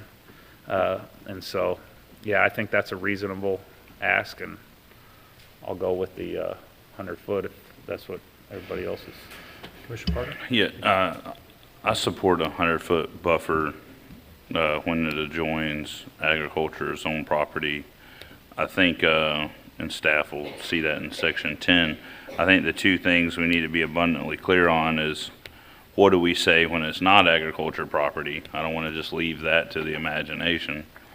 And the second one, and I'm going to use Stone Chase, that's in my district, as an example of if we have a buffer that needs to be required to be property of the HOA. But I can tell you in Stone Chase, you required a buffer from the neighborhood. But the issue was people got in there and they wanted swimming pools, and I got a buddy that's one of them, and they cleared down the buffer. And it was on their property, and they're like, it's my trees. So that buffer needs to be community property. But that's the only other thing is we need to address, are we going to have a buffer if it's not agriculture, and what does that look like? I'm going to leave that to you. I don't have any suggestions, but I just think we need to make sure we spell that out. All right. Commissioner Smith? Yeah, I agree with you. That's an excellent point on that. I wanted to ask a question of staff, and this is something I should know, but is there no interconnectivity that's required on alternative subdivision? Because I know on regular subdivision there is. Yes, sir. There's still interconnectivity requirements. Well, so if it's a private subdivision, the alternative subdivision is a private subdivision, and you have a 40-acre tract, we're going to make them stub out and run a road to the edge of the property for interconnectivity? That's how it's currently within the LDC, that we require interconnectivity in the fact that if anything should ever happen and the county has to take that over, at that point there is interconnectivity available. It is an option for the developer, though, if it is private, if they want to connect or not connect. The stub out is still there, but they can put a gate up or something of that nature. Okay, so in my opinion, that kind of negates the buffer in that area wherever the stub out is. So, I mean, you have a road to nowhere. And in traditional neighborhoods, I love interconnectivity. You know, Lord knows, and the few spots on the south end of the county in District 5 where we have interconnectivity, it helps, but go ahead. So discussion with staff is it is just an easement there. Okay, yeah, see, I'd be comfortable with an easement alone, but no road constructed, no land cleared, And that way, if down the road there was another alternate subdivision put in next door, right? It wasn't surrounded by, the Fowler family or somebody else living on that property, and that was developed in the same manner, then if you want to interconnect the two, I think that's reasonable. But to clear the land and everything, anything other than just giving the county an easement. Is it required that you do an easement to every piece of adjoining undeveloped property? I mean, how do you know where they're going to build to connect to, I guess is my question. We've generally allowed the developer to pick and choose that where they want to connect. However, we have added language in there that if the county engineer or the planning director sees fit that there's certain connection point due to elevations or, whatever, at that point we can say no. So we have that option to do that. I think your phone is ringing.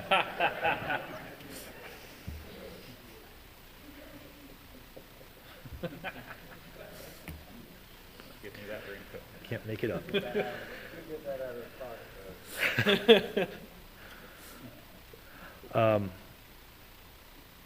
Okay, so it sounds like we have agreement on the buffer. The one thing that came up was a third item I want to discuss, but it's tied to this buffer. The conservation area, the common area being permanently maintained is that. So the way it's written right now, the way it is in the current code and the way it's proposed in the new code, is there any way a developer could put the property in play today as an alternative subdivision, build it out, then a year, 2 years, 5 years later, come back and take any of that common area that's put in conservation and ever develop it or change it? It has to be dedicated in the plat and so noted, so each lot owner would have a private interest in it also. It's like a park, but it's on the face of the plat. And there's no legal provision that can be done to go in and change what's platted? No, just like any other platted park in a subdivision. So just to make sure, the Board of County Commissioners couldn't go back in 5 years later and say it was platted as such, but we want to change our minds? No, not unless you want to buy out every lot in the subdivision and start over again. But because one lot owner would have standing to say, no, that's my park. Just like it would have to be unanimous by everyone that's affected. Right, like any other subdivision park, like Bayview Park for that matter, but like any park. I threw in one wild here. Just one quick one. It's only unless it's vacated. The entire plat has to be vacated. Now, does that take 100% of everybody in there? Okay. Yes. That's all I have.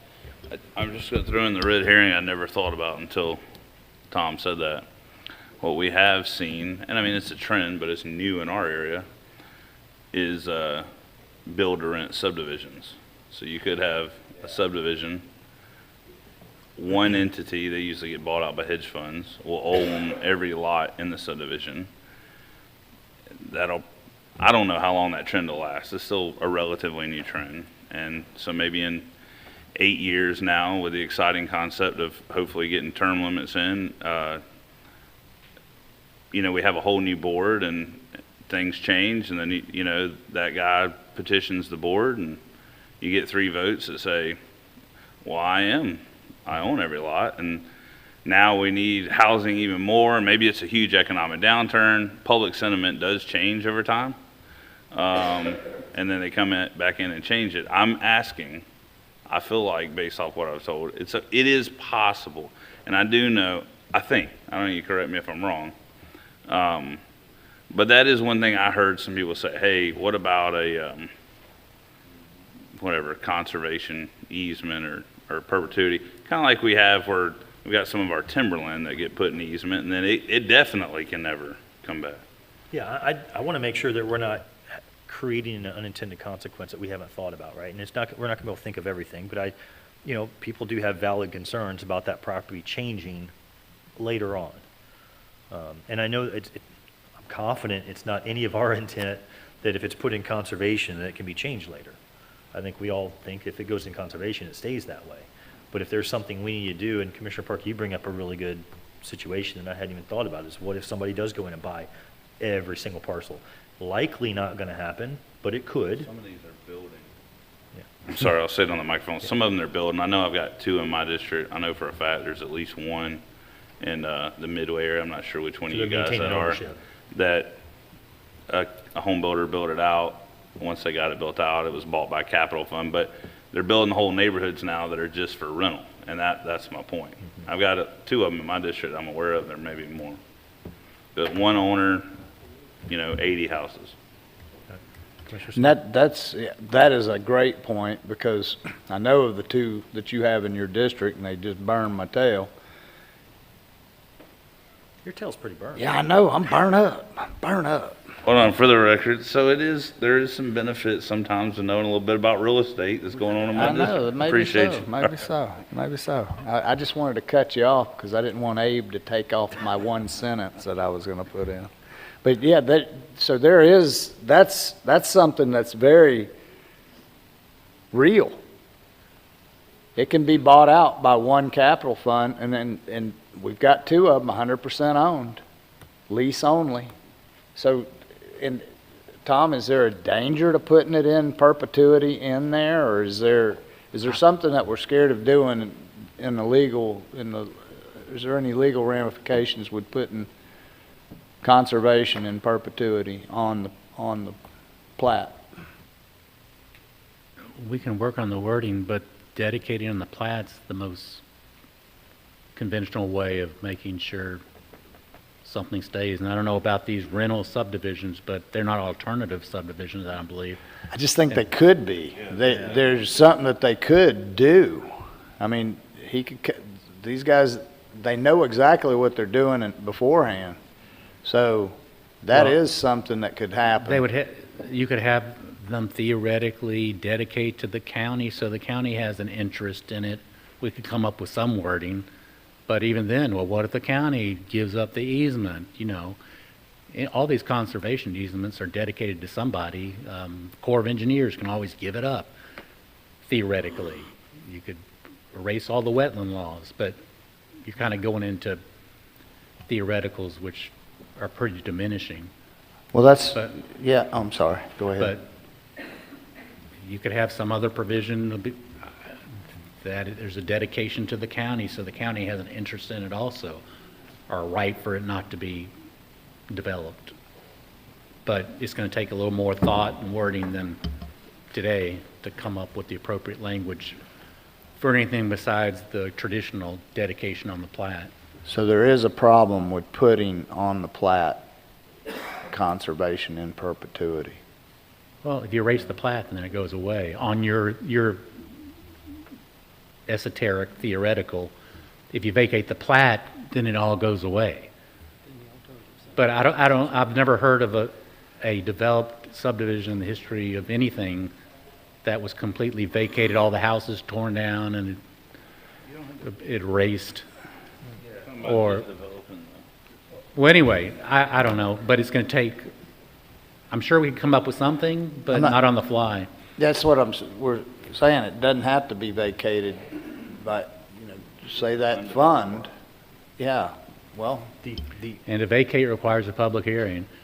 Well, I want to make sure we don't leave it up to another board in the future to go in and make a massive change on what was otherwise conservation area. I don't see a high risk, but the board come in the future and erase the LDC, or the legislature could get rid of the requirement for an LDC. Yeah. Well, no doubt. I mean, and the EPA could change. Exactly. I mean, next president could dissolve the EPA. Any number of things could happen. Right. But I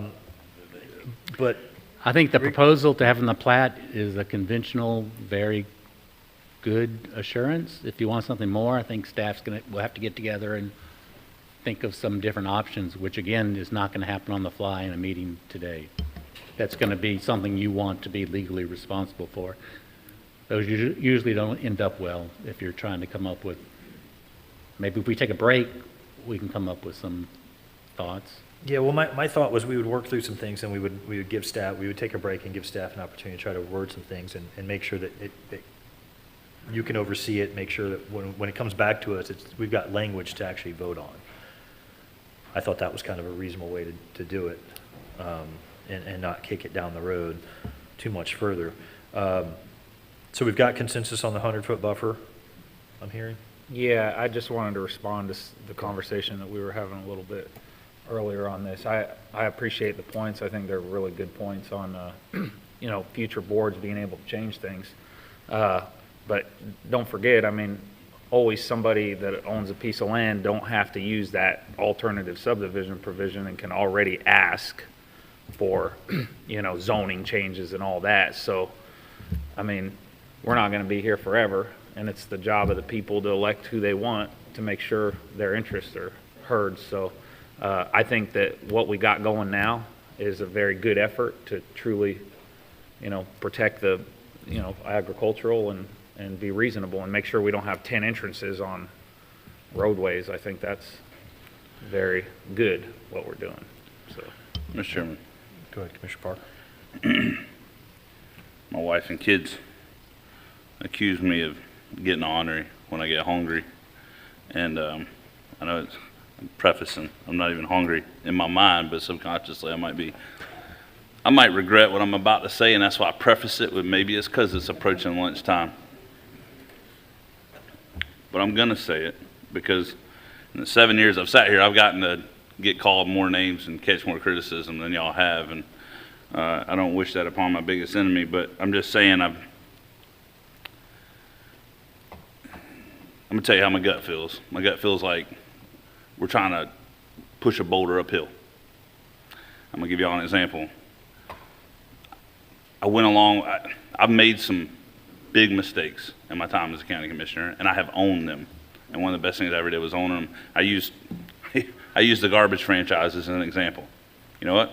I was part of that. I kind of look at Jerry because Jerry's been with me through all of this, right? He comes to all the meetings. And then I owned it. And I say, hey, you know what, in hindsight, I feel like we're trying to push a boulder uphill. This is definitely top 5 issue. And look, guys, I meant everything I said where I think a lot of people don't get all the information when they get on board with something. But at the end of the day, public sentiment is important because we're here to serve the will of the people. We're here to make informed decisions, and that's what they pay us for, is informed decisions. And I'm going to share with y'all something that's on my mind right now. If pushing this uphill, even though that truthfully, based off of the information we have, which you got to remember, we're paid to get immersed in this more than the citizens are. That's why they depend on us. But if public perception and public will is so large against this, and now we're having hard times figuring things out and protecting it, and we go against it and we erode public trust, guys, I'm going to tell y'all, because y'all know I've been the champion of it since I ran, we have to ask this same public to renew our half-cent sales tax next year. And if we don't, that's $16 million a year that our sheriff ain't gonna buy cars, our fire chiefs ain't gonna buy trucks, we ain't gonna be able to deal with holding ponds. And I'm hearing this and I'm feeling it, and I may be wrong, and I shouldn't have said this before lunch because maybe I'll regret it. But I'm telling y'all, my gut says that this is pushing a boulder uphill, and there is such a tremendous amount of public pushback on this, whether it's perception or reality. I mean, whether it's everything's true or whatever, when people believe something, whether they have all the information or they don't, that's how they feel. And then when we hear like Tom say, you know, well, we what if it to death. Well, think about it. Why are we worried about what if it? Because we're trying to defend this decision and say, well, this is the right thing. And maybe we feel that it is because truthfully, I think it is. That's why I've spoke against or for it. Man, this goes back to one of those things where I've been part of those decisions where my gut's like, oh my God. And I regretted it. So I'm just letting y'all know I'm going to exit the conversation of the alternative subdivision. I'm going to be a nay vote on it. And so with that, I'm going to respect the four of y'all, and I'm not going to make any more comments or conversation on alternative subdivision because I'm going to vote against that provision.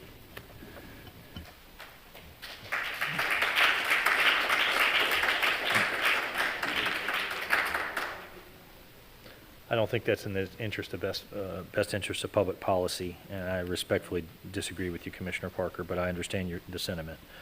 You know, if there wasn't the we started that place. We said, is there sentiment to remove it? Or is there sentiment to keep it and make changes to it? And this part of me feels like that's a little bit of an 11th hour change, and it's not, I don't think it's you do anything intentionally to make it the 11th hour. I just, we've had some robust discussion here, and I felt like we were making some progress. I think taking it out doesn't ultimately help the residents of Santa Rosa County. I think you're still going to have the development. We're going to be doing the very thing that we're trying not to do. We're going to be encouraging urban sprawl. We're going to be encouraging more farmers to sell more land, to have 100 houses on 100 acres that used to be a cotton field or used to be a peanut field. To me, that just doesn't make good sense. And I get it. I'm the South End guy. We probably won't see any more alternative subdivisions come in the District 5 area. Every piece of land that's spoken for pretty much already has a DO on it, or a plat that's been submitted, or some plans for it. Navarre may see some of it.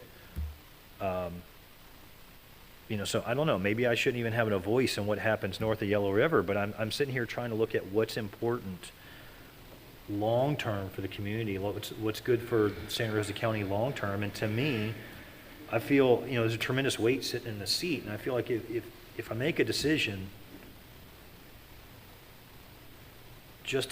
for myself, to give myself an out, is not good public policy.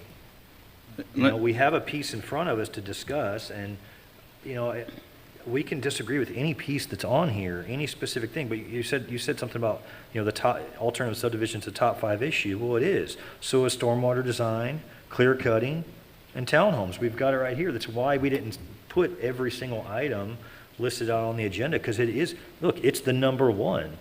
No doubt that we need, but to me, that's the one that I thought we would probably spend the most time discussing, trying to figure out where we need to be. And then at the end of it, if we don't have any solutions and we think it's a bad idea, at that point we say, you know what, we scrap it. I won't say anything. Listen, I'll amend it by saying I'm a no on it today. I did say earlier I would defer to Ray on tabling it. Tom's talked about that. I'm really concerned about the percentages of conservation easements and all.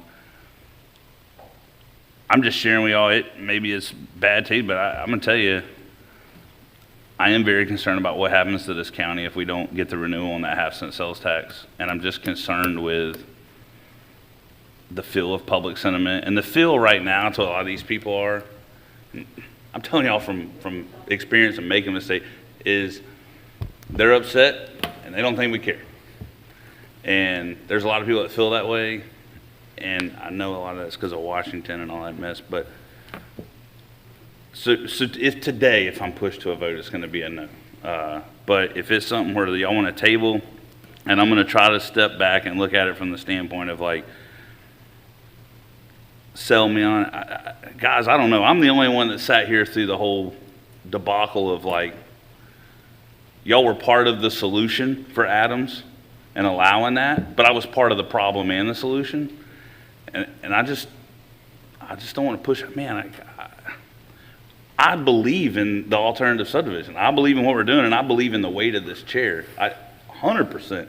And I'm not trying to take the easy button, but I'm also scared of, is the alternative subdivision worth rallying these people to be pissed off and saying, we don't trust them, and we're not going to vote for the half-cent sales tax? And you know what? Nobody else even mentioned that, and you can say I'm bad to mention it. I'm just telling you that kind of public feel, and if the public feels like the commissioners don't care, that hurts the community. If we don't get that half-cent sales, look, it don't hurt me. That doesn't go into my pocket. It's not my salary. I don't care if these guys build subdivisions or not. I don't care if you get a half cent or not. It doesn't affect my family from that standpoint, but it affects my family from the standpoint of public safety, stormwater, roads improvement. Like, that half-cent sales tax to me is probably the single most important issue we deal with. And that's why I say that. That is my fear of what I feel from public sentiment. And now I'm not a member of Neighbor, okay? But I am thankful for Neighbor. I don't have to choose my words. I don't have to walk carefully. I thank Neighbor. I thank the organization. I've been thankful to have Neighbor's support in the past. But then when I have Neighbor, and I don't know the details, I haven't called, I don't know the conversations. I'm kind of talking with one guy that came and so I haven't.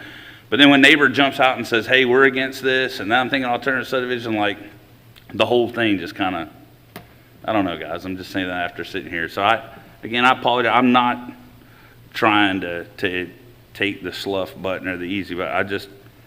This alternative subdivision thing worries me because I think we've done a horrible job collectively, and that's us. I'm not talking about staff. I'm talking about the 5 of us or really, I'm going to say more of the 3 of us. I'm going to give the 2 newer guys an out of communicating it. Like, if this many people are against it, it makes me wonder, like, you know, did we communicate this or own it, or I don't know. I'm sorry.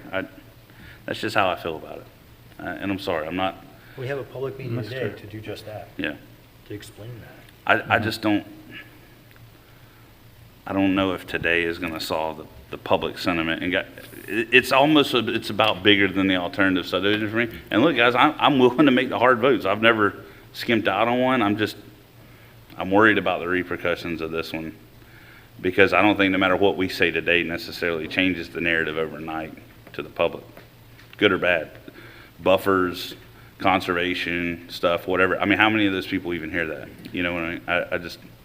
I'm sorry. I don't think what you say tomorrow or 2 weeks from now or 3 months from now or a year from now changes that either. I think it's a situation that we're always going to find ourselves in trying to make any. And I say my last part, and here's where I'll tell you this, and I'm saying this as a fellow commissioner to you guys. The reason why I don't feel like I'm squandering out or like trying to avoid something is I'm going to ask, Sean, we still have planned unit development in there, right?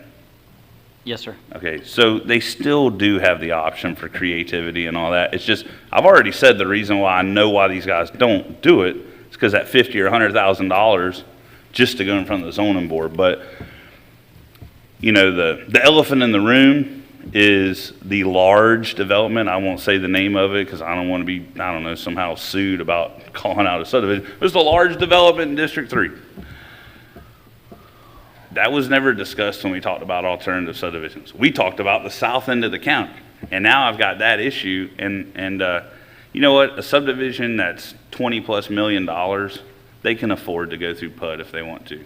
I'm not about throwing money away. I'm sorry, guys. I'm just sharing with y'all. That's how I feel. 7 years of sitting here tells me right now there's a lot of animosity between the community and us. And the number one thing we heard them talk about today, and we've seen emails on and getting hit up around town, is this alternative subdivision. And I agree. Like, if you believe in it, then go for it. But this ain't the hill for me to die on. And I don't say for me as far as politically, because you know this isn't where I plan to sit. This is not a career move. But if I die on this hill and it costs the future boards and the future staff not having, you have to have the public sentiment for our number one funding option outside of raising taxes. And I don't know. Like I said, I may be wrong, but this is really the only time I can talk to you guys about it, and it's just kind of hit me today. It's like, I feel like everything we're doing, I may be wrong, but my experience tells me no matter what provisions we change, people are still going to walk out and they're going to be peed off.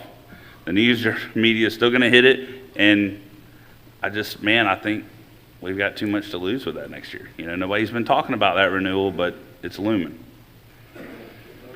Mr. Chair? Go ahead. I just want to say that I don't believe the alternative subdivision has one bit to do with the whether we renew the sales tax or not. They're two separate absolute issues. I also want to say that we have heard from a lot of citizens on this issue. I hear both sides of this issue. I think the best thing to do right now on the alternative subdivision, since I counted to 2, is to table it. And this specific item, we bring it back later. I think that's what a lot of, and this discussion right now, the public has got to speak for, you know, a certain amount of time, and then we go in discussion. I don't think it'll hurt to, you know, take a break, talk to the citizens and all that about this issue. Or, you know, we came up with, you know, an idea for 100-foot buffer, which I think is a good idea, but we still got to run that by the citizens. And I think we shouldn't rush that today. So as far as the alternative subdivision provision, I would like to motion to table that item from this discussion today. Well, And I do so asking for a second. Shoot, I'll go one further. I'll make a motion to take it out. I'll second it.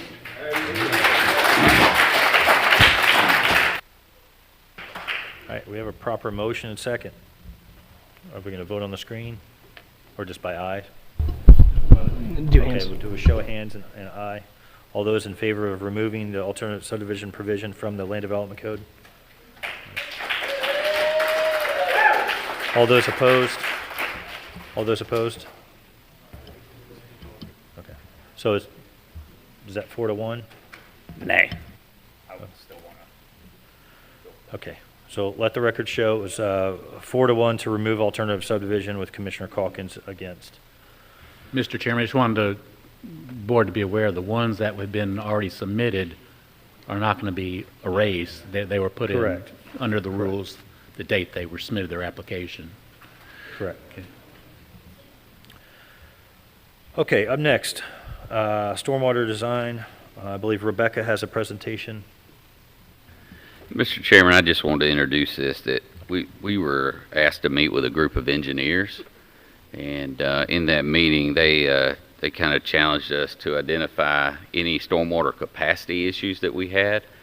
So we went back with our Public Works and Engineering team, and that's what Rebecca's presentation is going to be on, really addressing the capacity and, you know, the information that we had been presented was to use the NOAA Atlas 14 data, which would essentially increase capacity. So that's where that's where Rebecca's presentation is going to take up.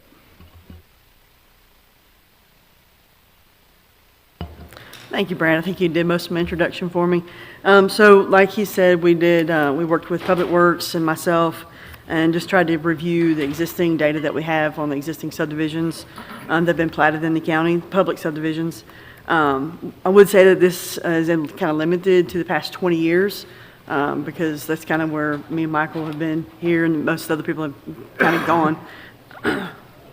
So the first slide is kind of just an overview of kind of the way the stormwater works. And so in our county, we do the 100-year storm event, and that is from the time the rain comes out of the sky all the way down to it exits the pond, whether it's through percolation or through a discharge.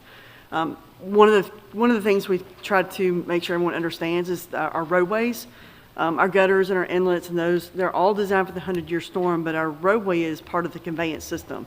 So the water will collect in the road, fall downstream, get to the closest inlet, and then discharge into the pipes, ultimately into the pond. So that's just kind of the process, so people understand that the roadways are part of the conveyance system. So when they say the road's flooding, it's not necessarily flooding. The road is conveying the water to the closest inlet, to the closest discharge point. Okay, come on, there we go. Is that the next one? So this slide, I went and looked at all the subdivisions from the time our timeline started in subdivision platting and stormwater requirements. Our first stormwater requirement started in 1983, which kind of coincides when FDEP also started their stormwater requirements, which was implemented in 1982. Rebecca, I'm sorry, I hate to interrupt you, but Sure. we just had two board members get up and leave the dais, I assume, to go use the restroom.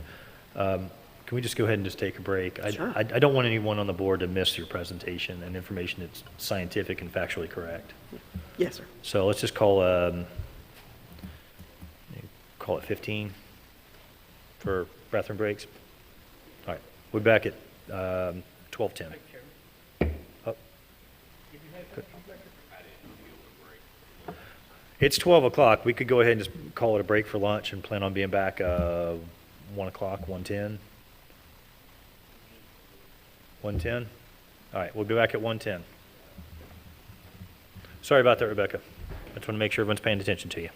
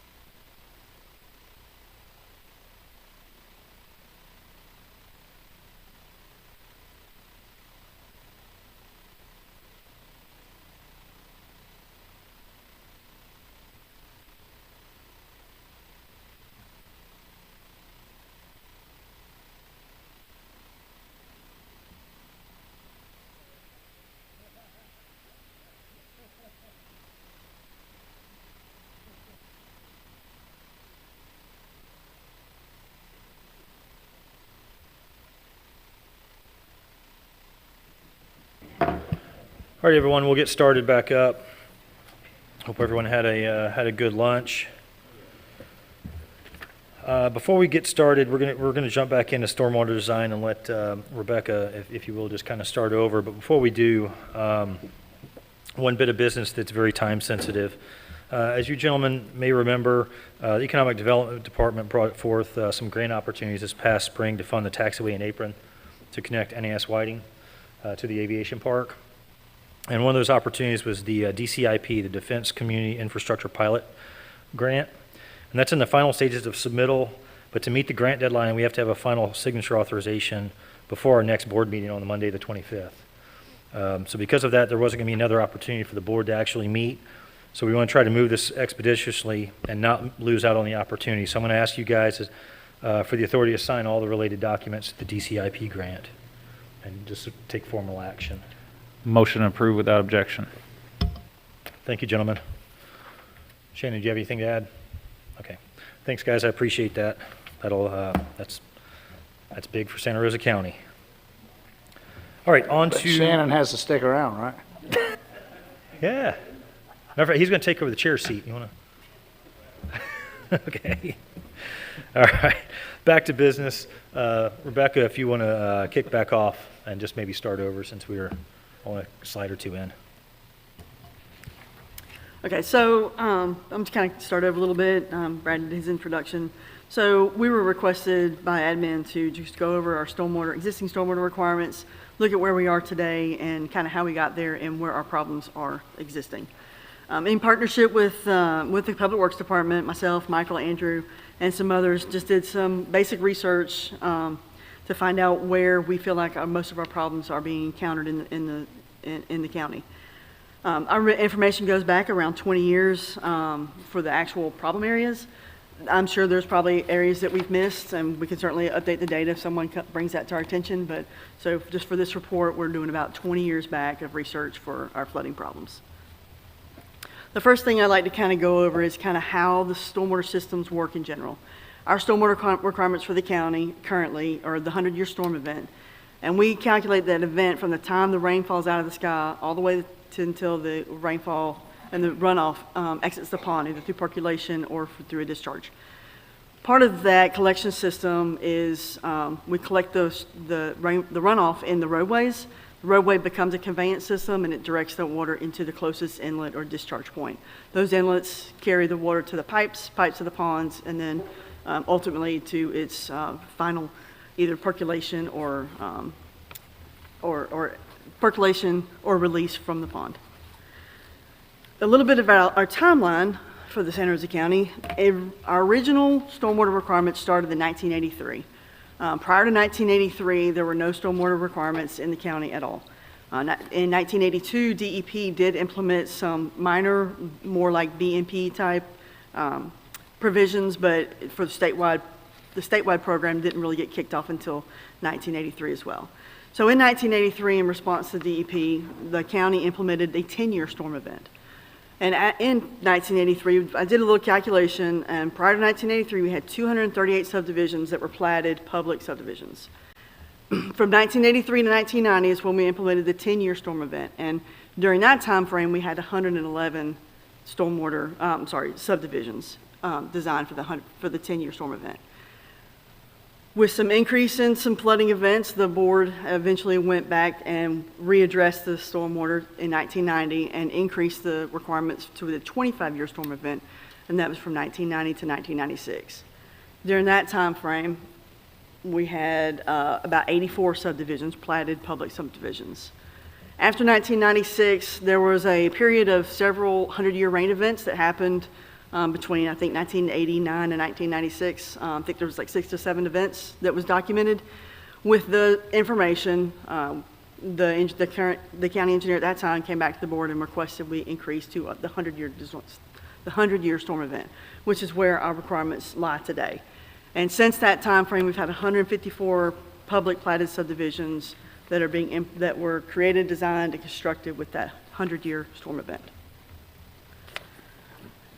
So then we took that information and decided to find out where we've had the bulk of our problems. So what I was able to determine We have 18 platted subdivisions that were built prior to 1983 that had 0 to no stormwater requirements, is where we have focused a lot of our attention on our, most of those are, those 18 drainage improvements are HMGP projects.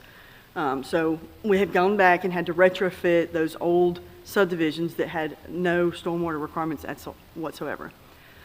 In addition to that information, between 1983 and 1990, I identified 3 subdivisions that have undergone drainage improvements that also had limited or no stormwater. During that time frame, 10-year storm was required, but a 10-year storm is basically a ditch and down a roadway or something. So not much there to accumulate and to treat the stormwater. From 1990 to 1996, I identified 1 subdivision that had a major drainage improvement project, and that actually is going through an HGP process today and is stuck in the approval process, and that's Ashmore Place. So we will eventually help solve their flooding problems as well. And then from 1996 to present, we've identified 9 different areas and subdivisions that have had some type of drainage issues. And to further break that down, I kind of have a list of all of those areas and subdivisions and the major problem in those 9 subdivisions. 5 of those are major erosion concerns, which is a collection issue. We had 2 major heavy rain events, both related to Hurricane Sally, and we had a pond that was not under any county maintenance at all, and therefore had some erosion problems because it wasn't being maintained properly. So that's really kind of quick and brief, but in summary, we've had 1 stormwater pond in this county that had a catastrophic berm failure. That to me would be what we would consider the capacity issue. However, that pond is an Ashley plantation. It had an underdrain system in it that was not being maintained. That pond blew out during Hurricane Sally, and we had 25 inches of stormwater. The 100-year storm design is 13.4 inches of stormwater, so almost double what the pond was accounted for to be designed for. Our major complaints that we get, and you can look at any emails and work tickets we get from Public Works, is collection. Most people say, my road's flooded, my yard's flooded, I can't drive here and I can't drive there. That's because we don't have the capacity issue in the ponds. Our issue is collecting that water, getting that water into the inlets, and ultimately getting that water into the stormwater pond. That's my biggest concern. That's where I have most of my problems when we're looking at plans. We really focus in on the collection issue. Of the problems and problem areas that we found, 16 are HMGP projects that we've performed in the past, plus 2 more of those that are either in construction or going to construction very nearly. I just mentioned the HMGP project for Ashmore Place, which is in its approval stage. We had 3 other large drainage improvement projects, 2 that were platted before 1983, Florida Town, and East Bay Culvert upgrades, which is part of Holly by the Sea. And then the most recent is the Pace Patriot Tiburon stormwater project. That was platted after 2006, after 1996, and that wasn't a capacity issue of the pond, that was a collection issue and no account for the off-site flow. So those are specific reasons on why we had to go back and build a massive stormwater pond, because that off-site water wasn't being accounted for. So in general, this is just kind of the quick summary, but if you have any questions about this, feel free to ask away. Commissioner Smith? Yeah, I just want to go back to that last slide, and I'm curious about the Tiburon, because that was something that was very interesting to me, the size and the scope of the pond that we had to put in. What was the background on that one? So the background, and Michael might speak this a little bit more because he was here around that time frame. The stormwater that was being accounted for, the off-site flow flowing into that subdivision, was never accounted for in the main platting of that subdivision. So we require, as part of our requirements, that if you have any off-site flow flowing onto your land, by code and by requirements, you have to account for that flow. You either have to move it around your site or through your site, so through your pond or around your pond. In this particular subdivision, when it was platted back in 2006, that off-site stormwater was ignored. And so that water flowed into these subdivisions, and that's where we got most of our structural flooding from. So that stormwater pond was pretty much built from the off-site flow. Even when we call it the Tiburon drainage improvement project, is kind of north of, is to collect that water before it ever gets into Tiburon, so it can protect those homeowners. Yeah, because that serves more than just Tiburon. Yes, and so I think the acreage, I'd have to look again, I think it's about 1,400 acres of site contributing to that pond. It's a very large basin. Okay, thanks. Rebecca, just because it was so highly publicized, when the Cambria subdivision had that big blowout, and we all know, what happened there, you mentioned there in that chart, the conveyance system, the installation of the pipes. Now, I just want to make sure everyone understood what that installation of the pipes meant, that they were installed incorrectly. Yes, They sir. were put in backwards. Yes, sir, that's correct. Those pipes were installed backwards, which I'm sure was years and years of failure happening underground that we could never see. And then when we had the large storm event, the rainwater wasn't collected properly, jumped the curb, eroded where those pipes were sitting, and so it just a catastrophic event because of that. So when the pipes are installed, if they're installed backwards, because they're sleeve fit into each other, right? So if they're installed backwards, the water would be flowing into the seam and eroding and leaking out. Okay. So it's just important that I think that everyone knows that, and we should be able to prevent that currently because we now require cameras to be run through all the pipes. Yes, sir. For And we have- inspection beforehand. And we have a lot more inspectors on staff too, so, yes, sir. Okay. So likelihood of something like that happens, hopefully never. So just want to make sure we put that out there. And I had a comment just about the streets. We oftentimes hear, my street's flooded. There's flooding. Just because there's water in the street, and you said it's not flooding, the streets are part of the conveyance system. They basically work as a pathway and a funnel to get the water to the ponds. I can think of an instance in District 5 in Woodlawn Heights where we had water that would consistently pull in the road. We actually had minnows living in the street. But there wasn't a capacity issue because the pond wasn't full. It was actually, we had a problem with conveyance. Two of the inlets were actually clogged, so the water couldn't go anywhere. It would just take time for it to evaporate until we found the problem and went out there with Public Works and fixed it. But just want to remind people, just because there's water in the street, typically that's not legitimate flooding. That's where the water is supposed to go to keep it out of the houses. Anything else from the board? Mr. Chairman, we do want to address that by having our design manual referenced in the LDC, and Rebecca's team is working on that and updating it as well, and we want to address the types of inlets that are allowed, the throat capacities, the spacing of them, etc., and we'll do that in the design manual. And then I did want to clarify a few things from on break, just so we really have a history here is, like I told y'all earlier, we were approached by a group of engineers and developers that asked us a question and said, if you're going to add 30% capacity by using the NOAA data to the ponds, show us a pond that you have capacity problems. So we thought that's a fair question. We should, if we've got a problem, we should be able to define that problem, right? So the Public Works team, the engineering team went back, and you can see all the ponds they listed, and we don't have a capacity problem. So it's not that no backdoor deals or shady things going on like I was accused of. We literally got this information. I briefed some of y'all on Wednesday and some of y'all on Thursday about this. We were asked, was it trying to bring something in at the last minute? I just don't want that to be able to spun off. It's the information, it's the facts. You've seen it right there from our team. If you have any questions, I'll be happy to address it. We do feel like there is some spacing issues of the inlets, and especially when you talk about a severe slope and going into cul-de-sacs, which is the issue we had at Cambria and a couple others. So we just want to address a problem, not just throw another set of numbers for people to put on books. I'm a common sense kind of person. I believe if we have a problem, we should take a common sense approach and address it. And adding capacity to ponds when that has not been identified as any of our problems except for in the 10-year design and the 25-year design, which Michael has been a part of many HMPG projects, and we were taking those and converting them to our new standards. So I just wanted to get that out and help the board understand that. Thank you, Brad. I appreciate the clarification. I know, I myself have gone and looked at a number of ponds, both before our discussion and after. And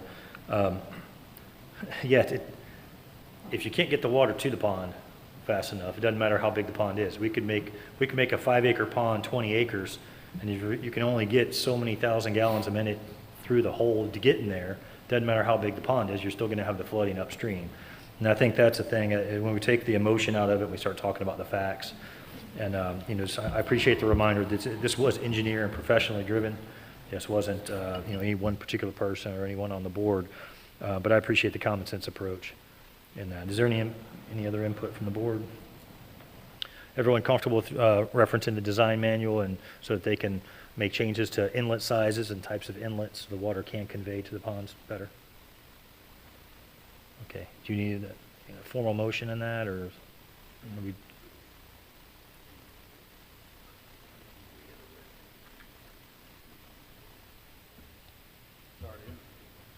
Rebecca, do you have the design manual referenced, or we need a motion on that? I do believe the code references the Santa Rosa County Design Manual, though what we have right now is not really design manual. It's more of typical sections and some minor details. It is referenced, but what we have there is not really design standards yet, but that's what we're working on. Well, I'll do this then. If there's no other discussion, I'll make a motion without objection that we follow staff's and engineering recommendations on stormwater design requirements, and that plans reference the design manual. Right. To current standards. All right. No objections? All right, that passes. One other thing about stormwater design before we move on, unless staff has something else. I did want to talk about the rural subdivisions versus large-scale subdivisions. I know Water Management District has some requirements there. Are we comfortable with large-scale subdivisions following the rural subdivision if we had like a 75-foot setback from the house to the road? Rebecca, maybe you can help me with that a little bit. I'm sorry, can you repeat the question, sir? When we discussed rural subdivisions and large-scale subdivisions and Water Management District regulations there. So right now, the Water Management District has their own rural subdivision criteria. And that criteria, if I'm not mistaken, is if the rural subdivision is less than 5% impervious, then they have to treat their water and there's no attenuation requirements. I have no problem with that. 5% impervious is really not that detrimental, especially if we're getting the treatment that we need. But I think from a county standpoint, we would like to see a setback applied to those lots. So if you meet say 75-foot setback and you meet the water management requirements for the rural subdivisions, then we can accept that stormwater design as part of that subdivision. So effectively, we wouldn't be adding additional regulations on them other than just saying the house has to be 75 feet from the road, so we're not shoving a bunch of water directly to the road on the county. That, I'm just making sure I understand it. So we're saying that is so that it can have natural attenuate, so that they're not we're just giving that natural absorption. Like, that's not saying they need to be put in swells or. Right, they'll have to treat the water, whether they do that in roadside swells or a small retention pond somewhere. They can do that, but they won't have to attenuate it. So basically that volume that they're holding, it goes way down. I apologize. Even if we did talk about it, I don't remember I've ever talked to anybody this for or against. If they were to put a swell or something, this would be on lots that are larger than an acre. This is a large parcel subdivision, which is 4 acres to 15 acres. So these are very large. So that's why the attenuation, because by the time the home itself isn't really going to contribute because it's got 4 acres to basically percolate into the ground before it ever reaches the roadway. So basically, it's pave the whole property. Right? Yeah, no, okay, I'm good with it. I just wanted to make sure we didn't arbitrarily put an on or a setback that they weren't going to have room to build or something like that. Fully support that. If we're talking about large acre subdivision, I just want to verify if it was some weird sideways rectangle lot on a corner or something, they could at least still have the same opportunity to ask for a variance to reduce the setback by going through the process, correct? You know what I mean? If it's a square lot, okay, then I'm good with it. I don't think that's too onerous. Just no sense in adding a bunch of regulation on something. If Northwest Florida Water Management District is comfortable with what they're doing to attenuate the water, why add additional restrictions. on Any of our comments. folks from the home building community got a problem with that? I don't think. All right, here, and I'm going to ask because I actually, if you don't mind, Mr. Chairman, I'll let him come up. I don't know that I've ever had a conversation about this issue before, but I did say, when I was telling Brad the other day, when we talk about public safety, we always say, what does the sheriff say, and about law enforcement, or what does the fire chief say? And I said, I don't know why when we get to land development code and we're dealing with housing that people act like it's bad to ask the experts. So that's why I kind of just gave a shout out to the audience for that. Yeah, push the button on the base. There you go. Sean, correct me, but is variances allowed for setbacks up to more than 1 foot? Sam asked the question. Yes, about sir, variances. you can get a variance for setbacks. So in that case with 75 foot, if somebody needs to go 35 foot, they can get a variance approved.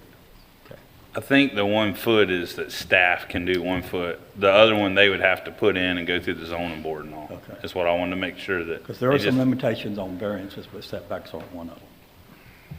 And it would be very unusual on a 4-acre or larger piece of property to have to do that, but If you had a big power easement, you couldn't build on that power easement. fair enough. Mr. Chair. Go ahead.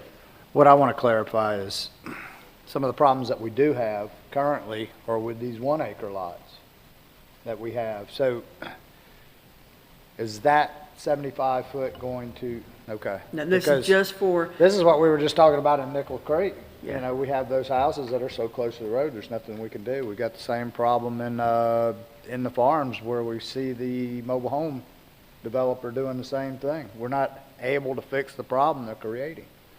So, there's not a big deal with 4 acres. I know anybody that has 4 acres is not gonna have a problem building 75 feet back from the road. It comes to the smaller acreage is that where we're having the problem.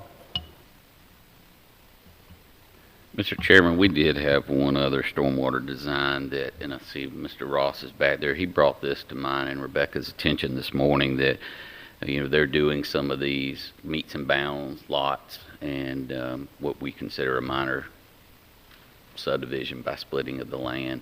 And the Water Management District is requiring them to dedicate whether it's swells or some might have to have a pond on them, dedicate them to an entity. And the concern would be, we don't want 100 HOAs out there managing a, 2-parcel stormwater management system that's going to go defunct. So I think if the board would be interested, we could craft some wording that would say, if the swells or the ditches were built up to county standards and were along the public right-of-way with an easement that we could maintain, based on the engineer's approval, we would accept them, and if they couldn't be brought up, then they would have to be a private entity. So if that's something that's interest, I'll work with Mr. Ross and look at some of the comments he got back from the Water Management District and work with Rebecca and bring you something back on that. I figured he brought it up, we'd go ahead and discuss it while the board was in session. Probably a lot of details and conversations that I may have not been brought up to speed on, but I will tell you on the 1+ acre lots, the meets and bounds lots, agricultural lots, however you want to say it. As a guy that has been through the process of dealing with the Water Management District and the regulations there, and knowing, you hear everybody talk about, or I say shouldn't everybody, you hear a good bit of people talking about, well, we want everybody to have 1 acre lots, and we talk about affordability. I don't really, unless you can explain to me some real specific examples that have been prolific and some real specific solutions, I don't want to see any more regulations put on our agricultural lands and our meets and bound lot. For one, we know that they're becoming extremely restrictive. I'm sure even some of y'all have had the opportunity to talk even with folks like Sean Owens and some other people that have talked about the average person, and I mean Sean's a professional in the industry, and he's even shared with me that it can become confusing for them, the amount of regulations when you start dealing with the county and then Northwest Florida Storm Water Management.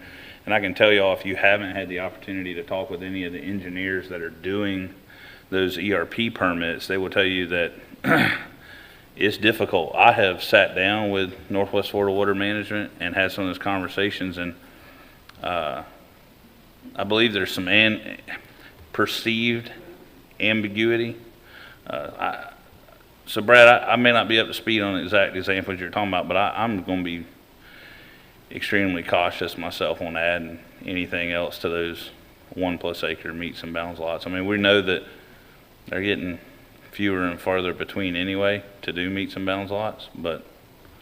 Yeah, this was for the drainage swells, primarily along the public right-of-way, because that's where they're mainly being built, would be that either we take them over for maintenance for the county, and they would, you know, basically put an easement for the county to do the maintenance, or they're going to have to be an HOA formed, and you're talking typically 2 or 3 lots at the most. Well, maybe 3 or 4.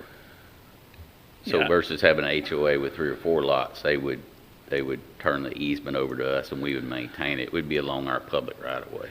Okay, I don't have a problem with that at all if it's along the right of way. I know some folks are electing to do swells at the back of the property, or obviously with topographical challenges, but if they do something along the right of way, I think clearly, you know, I don't have a problem with us maintaining it. That's why they pay property tax. I'm sorry, I may have just caught a blip of that. I just wanted to make sure we weren't adding extra regulations on top of those. Yeah, I did express to him, and then he's back there if you have any questions, that if it was a holding pond at the rear of the structure or something attached on that piece of property, we would not have interest. But if they could make it along the right of way or an easement attached to the right of way, I would surely talk with y'all, and if y'all were good with that, we would craft some wording to be included in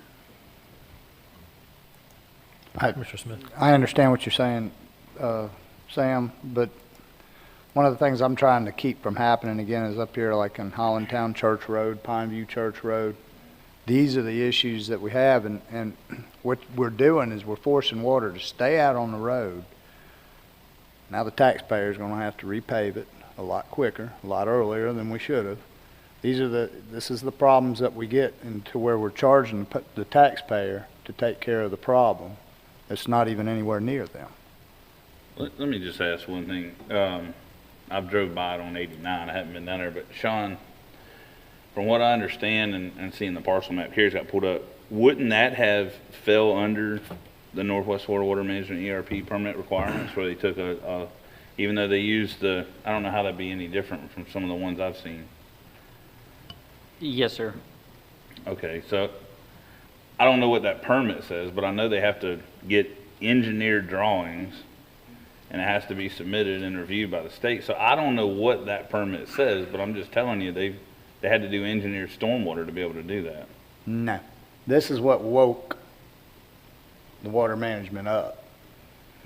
So, and that's where the problem lies, is it was there for water management to control, but nobody, the developer was outside of that, is from what I understand. The developer was outside of that. It was something that really wasn't policed. It just happened to be that one of the water management people lives up that way, and he was driving through there and he caught this. So that's where I don't want it to happen again, is I want it, if we're going to put the safeguard in there to where we're not taking care of the problem, let's go ahead and take care of the problem. I know, I get what you're saying about the overburden of more regulation, but this is an instance where regulation is going to save the taxpayer a lot of money. And again, like I said, I haven't drove down that road in quite a few years since my buddy moved off of the cut-through road from Hollandtown, but it's unrecognizable.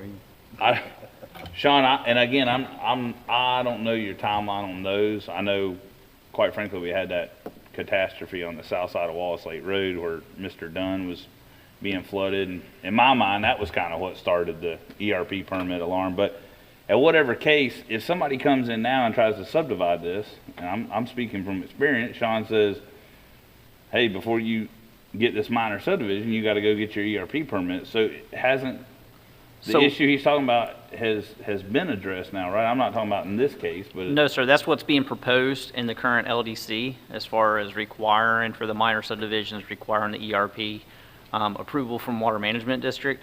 We have nothing in our current code. It's basically, it was the board policy that we would inform the applicant basically that they needed to contact Water Management District, and then staff provides Water Management District once a month a list of approved applications.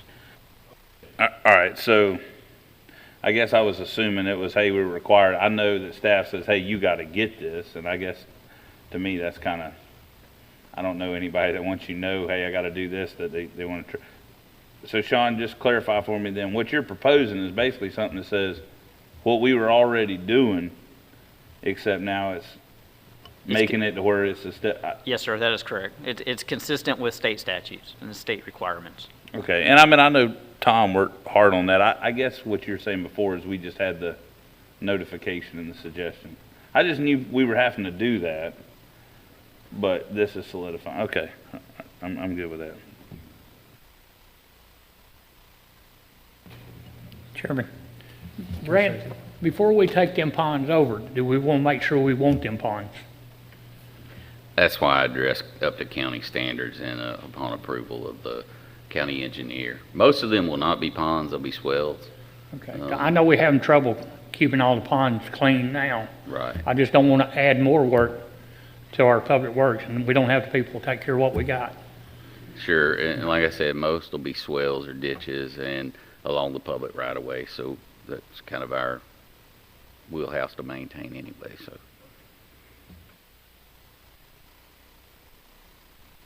Are there any other suggestions or changes to stormwater design? Nothing else from staff? All right, we'll move on to clear cutting.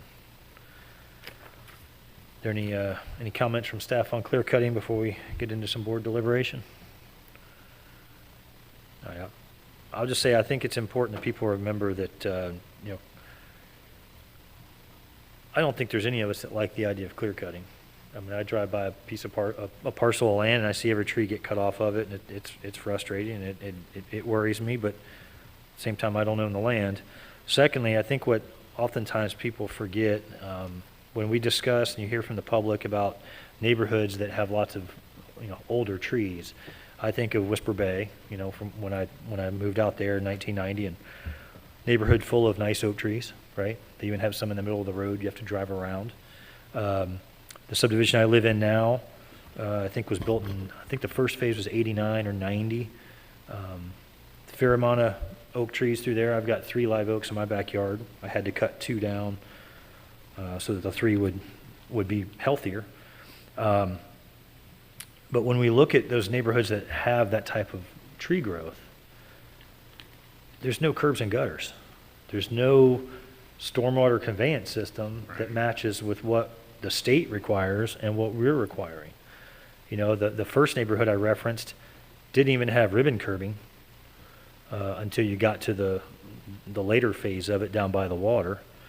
And the neighborhood I'm in now, the first phase of it, there's no ribbon curbing. So it's just the road, and then everything drains back to the yards. There's not even swales required. So when a developer goes in and develops some homes in there, they didn't have to go and change the grade of the lot to make all the water go to the street, to then go to the conveyance system to make its way to the retention pond. So they could keep the trees. But when you have a state regulation that says they have to maintain all the stormwater on their own property, let's just say you got a 40-acre parcel. In order to raise it up high enough to put the houses on and then cut the streets in, you're not having to remove trees. Otherwise, you're going to put several feet of dirt around some of the trees, and the trees are going to die anyway. I've racked my brain trying to figure out a way around clear cutting, and the only thing I've come up with is a staged approach to it, to where you maybe, you know, if you got 40 acres, you don't necessarily, you know, clear cut all 40 acres at one time. Maybe you do it in phases depending on how many homes you're going to put in at a particular time. But I mean, the state stormwater requirements are one of the things that create the need to cut land and clear it the way it's having to be done. It doesn't look pretty, but I think if you also go back into a neighborhood that, let's say, has had that type of stormwater drainage put in from day one and look 20 years later, a lot of times you see a fair amount of vegetation and trees in those neighborhoods. But I think it's very simplistic to say we don't want clear cutting, but there's no way to really make that happen. And follow state law. Rebecca, didn't you put in a phasing plan on this? We have in the code to minimize your exposed areas, to limit the disturbance. It's about the limit that we have. And water management does have some type of requirements for a phased approach, and so they'll have to follow water management district requirements from that, so we'll also honor those as well. So you don't end up with a huge just swath of stripped land without it being controlled for stormwater like That's correct. a certain one in East Milton. Yeah, we just get in a situation where it's easy to say, none of this, and try to make a rule on it when the rule wouldn't matter, because it would be in direct violation. It'd just be impossible. It'd render everybody land virtually unusable for development. And maybe that's what some people want, but I just don't, I don't see an answer other than what we're trying to do with a phased approach. Commissioner Calkins? Thank you, Mr. Chairman. Made some good points. I would like to say, though, we worked on this issue in the last Land Development Code rewrite, and I think a lot of facts got out improper. One thing to say that as we all worked to end clear cutting by putting restrictions on the size of trees you can cut in the south end and in the north end, and things like that are reasonable solutions to prevent clear cutting and cutting down our beautiful oak trees and those kind of things. So I think that we did make an effort. Of course, when we passed that, we got accused of being for clear cutting, but I'll tell you, I know every single one of you up here. I mean, just from serving with y'all, there's not a single person up here that's in favor of clear cutting. There was a lot of comments that were said earlier on the microphones that I'd like to respond to that was interesting. One lady said that that there's so many trees being cut down all over the planet and there's not going to be trees left. Well, I do want to say we live in the South and it's all trees here. But in the west coast of the United States, there's a lot of places where there is no trees, and development actually creates trees because they plant trees, and so you'll notice a lot of places in the west are adding trees because of development. And even when they cut down trees here, if you're going to sell a house, you're most likely going to plant a tree, or the people in the house are going to plant a tree, because most people don't want to live in a desert. So we ain't going to run out of trees, and nobody's up here is for running out of trees. So we don't just want to bring that up. Commissioner Smith? I want to bring to mind a particular neighborhood out there on Woodbine. It's, what's it called? Lakes of Woodbine? Lakes of Woodbine? I want to know what we're having to do as a county to mitigate all of the drainage problems that we're having there with that desert that was created probably 2 years ago. It's a desert, and it was created by us 2 years ago. And I think we got problems, and I know we do, because I know that's why we were trying to fix them. I think it's a really easy fix. It might not be the most easiest to the development end, but right there on the west side of Pea Ridge Connector, just west of the roundabout, you can go back there, you can see the stubs up in the road. I mean, they're not deemed roads, there's not lots yet. There's nothing there to really show you the lots if you went to the map. But they're there because you see the stub outs. All that's cleared is the first, I think it's about the first 15 to 20 feet of land. The rest is trees. If they develop it 10 years from now, we're not going to have to deal with all of the runoff that would be caused by this clear cutting. The judge was talking about the problem we have over in East Milton. We've got this little subdivision that's just feeding all kinds of mess right into the river. Clear cutting. And even my predecessor was saying clear cutting was the number one reason that caused all of that runoff into the Blackwater River. We've got another neighborhood right there coming up right there, very visible to us across the street from the airport. They left a nice little tree there for shade for a little while until it was pointed out in the newspaper, and they cut that tree down. So, it's a nice little desert. Is it going to be, how long are we going to look at that? How long have we looked at that little desert we have out there, Lennar Homes, or I don't know who it is, so scratch that. But it's right there off of Cyanamid, right there behind the Avalon Fire Department. Sitting there looking at that nice clear-cut area for how long? There's a way to do this differently. We can do it differently. I think that the woodlands, I think that you developed that to leave the trees back there. I saw lots in the woodlands back years ago. They weren't developed. The roads were there. The lots were left with all the trees there for future development. And if you go through the neighborhood, you'll see some 20-some-odd-year-old trees sitting in some of the yards. And that's what we want to see in the neighborhoods. We don't want to see these little saplings. My first house was a house I bought in Winter Haven, Florida. It was called Oak Preserve. They clear cut it. They went in there and they put these little water oak saplings out there, cheapest oak tree they could go buy, and put it out there in the front yard. My comment was, you could have at least given me a live oak, but you know, that's the things that.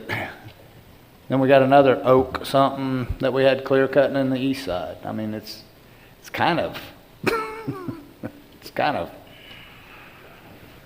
oxymoronish, but you know, forgive my vocabulary.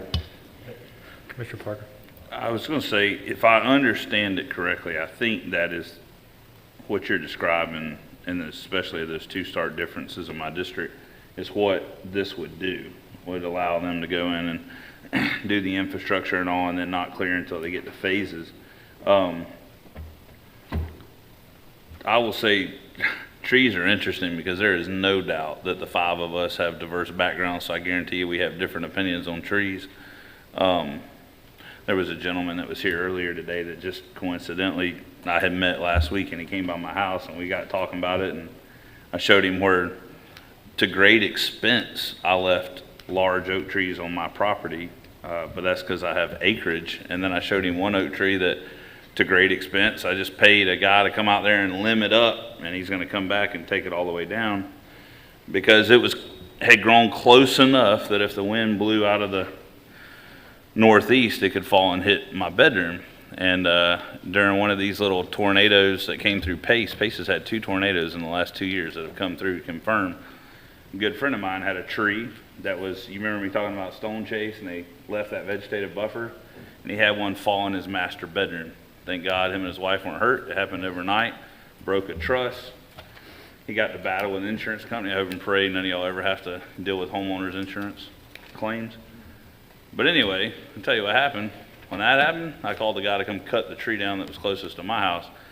And myself and over 30 members, I know even Sarah back there was part of a group of us that went down to Washington County and Jackson County after Hurricane Michael came through. And I remember I came back and I told my wife, I'm just sharing with y'all, this is another perspective.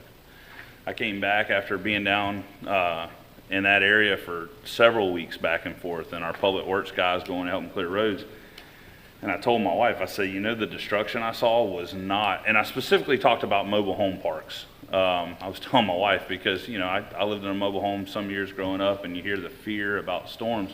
It wasn't tornadoes blasting mobile home parks away that I saw. But what I saw were mobile home parks that were demolished by trees falling on top of mobile homes. And so actually, we invested over $10,000 of our money last year to go and take trees out around some of our rental properties. And so that may hurt some people's feelings that we were cutting trees down, but it was that or deal with trees falling on the house if you have a storm come through. So there's challenges to that. Everything Commissioner Wright said, I understand. You know, you heard me talking about beautiful subdivision when I talk about Woodbine Springs.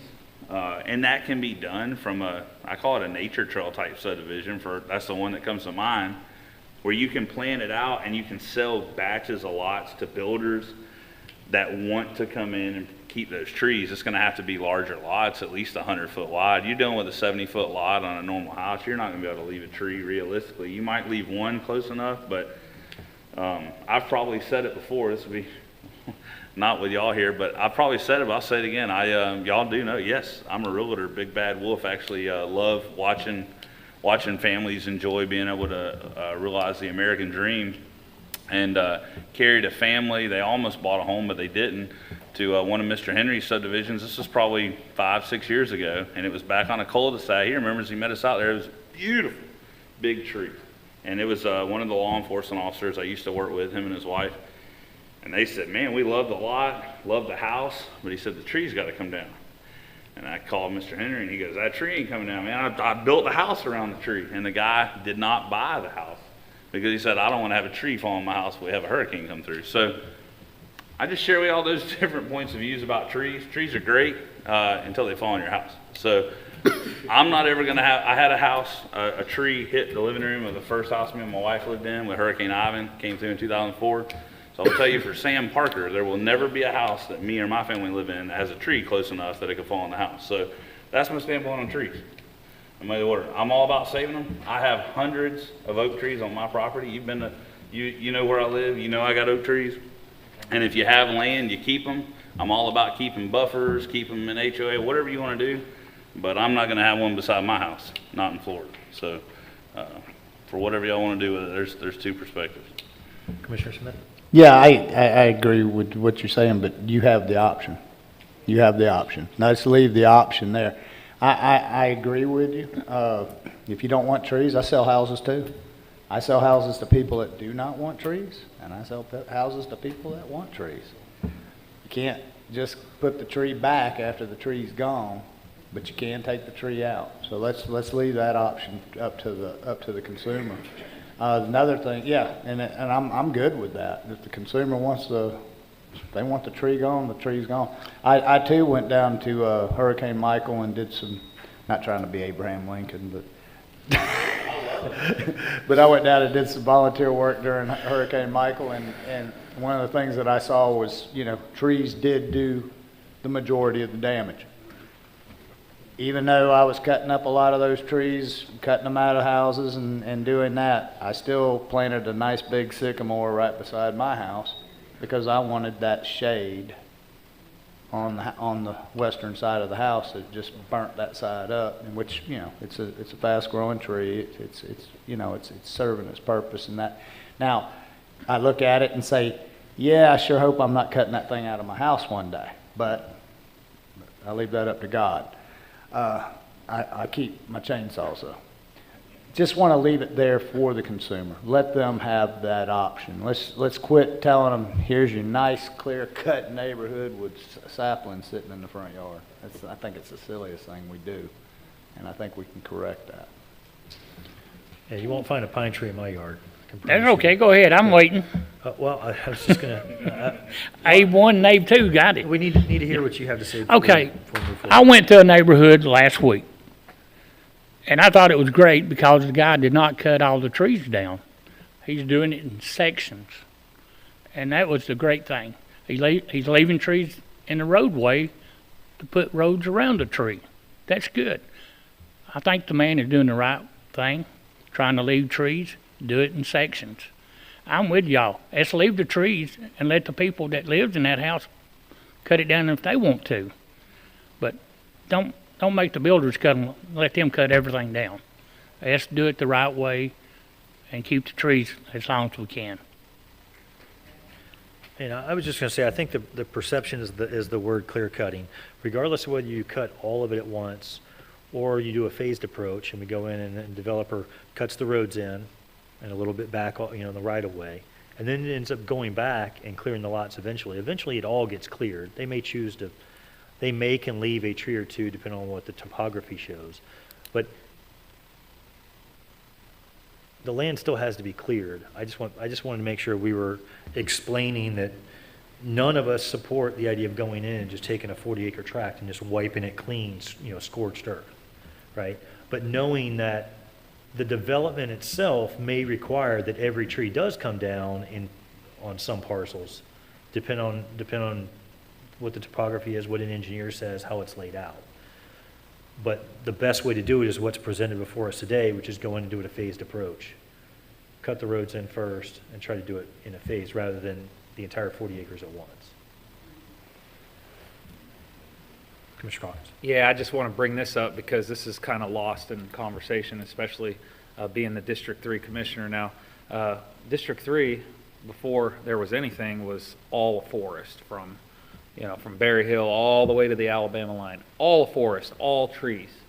In order to produce food, they had to cut down that forest to generate food. And so a lot of our farmland had to do clear cutting in order to produce food. So I think there's enough of that right now. I think that we have, we got to protect our farmland by, I think most folks are concerned more about the farming land turning into housing developments versus the food generation. But we got to make sure what we do doesn't have a effect on our farming also. So I just want to bring that up as a point. Mr. Chairman, last idea behind it, and it's really coming from a guy that's owned some property and done a little bit of stuff. It's going to sound funny, but again, I'm not going to rehash what I said before, and I think obviously projecting your intentions and public sentiment, anything we do up here is lost without the support of the people. But quite frankly, I hear this and I say, as we could work towards, like I told Brad, maybe in the future, work towards in a whole lot better of a communication standpoint in the future. Everything when I hear about saving trees and leaving it to the consumer actually lends towards whatever you want to call it, but a concept like the alternative subdivision.